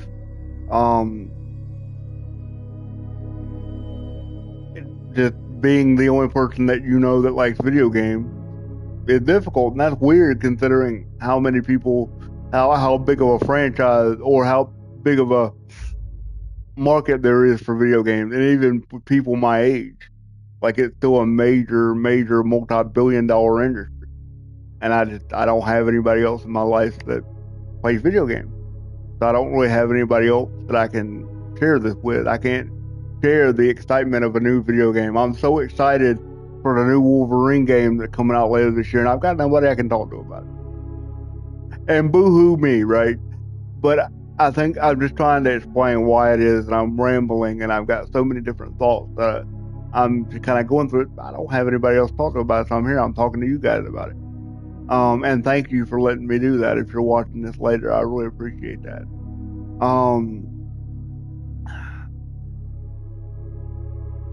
I feel like I accomplished something. And that's the other fun thing about playing a Hideo Kojima game. Whenever you finish it, you feel like you accomplished something. You've been on a journey. I mean, back when I was younger, I'd sit here and I'd play this game, and I'm kind of that way right now. I'm hot. I've got the AC running on 70. It's been that way all day. My house is nice and cool. But I'm sitting here hot because that game will build up thing. I had a blast with it.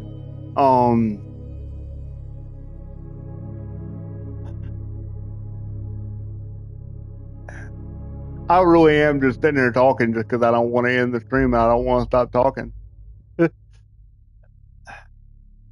But I guess that's really all I've got to say. Let's see. I don't think I earned anything new. No, I didn't.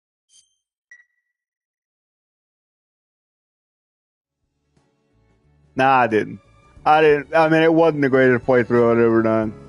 But golly, if that's not gorgeous. And you can zoom in right there. Boom, boom, boom.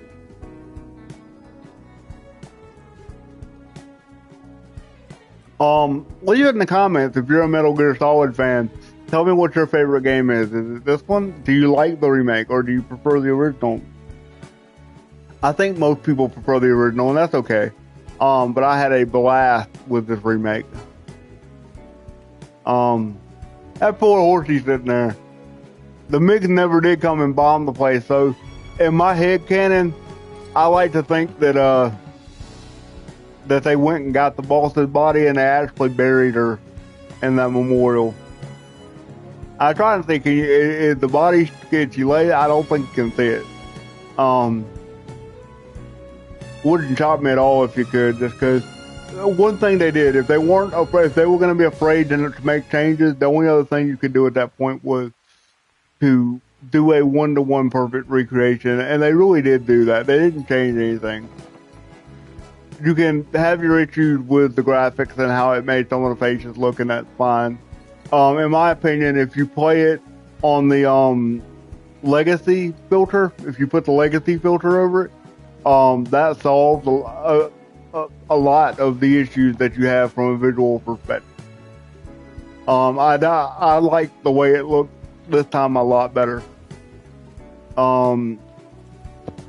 It kind of shocks me because I don't see a whole lot of YouTubers playing this one, and I don't know why that is. I have noticed some YouTubers, if a game is not instantly beloved, or if the game journalists are not instantly all excited about it, a lot of YouTubers will stay away from it just because they don't want to get hated on in the comments for playing it and enjoying it. I'm not like that. I'm going to play what I want to play when I want to play it. And I'm going to say what I want to say about it. It's one of the benefit, ooh, that rain sounds so good. It's one of the benefits though of being a nothing YouTuber. I have no fan base. I have like 80 something subscribers. And almost nobody watches my video, but that being said, it means that I can say just about whatever I want. No, not a whole lot of consequences. I'm not on the YouTube. I'm not making money with this. I'm not monetized, so I can kind of say what I want as long as I'm not breaking the laws or anything. I'm not worried about pissing off game developers and stuff like that. They're not giving me anything. There's a freedom that comes with that. And that's part of what makes it fun, is that I realize that maybe I won't get a whole lot of views now as I'm creating it. Maybe somewhere someone will find it years from now and look at what I made and think maybe it was kind of cool. Maybe not. Maybe it'll be a junk channel that gets deleted in a few years after I don't do anything else with it. And that's okay too. But that is where I'm gonna end it, because like I said, I've been rambling for the last 20 minutes, and I don't have anything else to say. I'm really only here.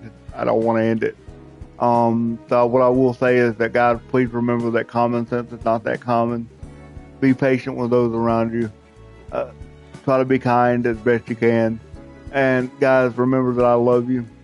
I appreciate you checking me out. Even if you hated it, thank you still for checking me out. And I will see you guys in the next one. Peace.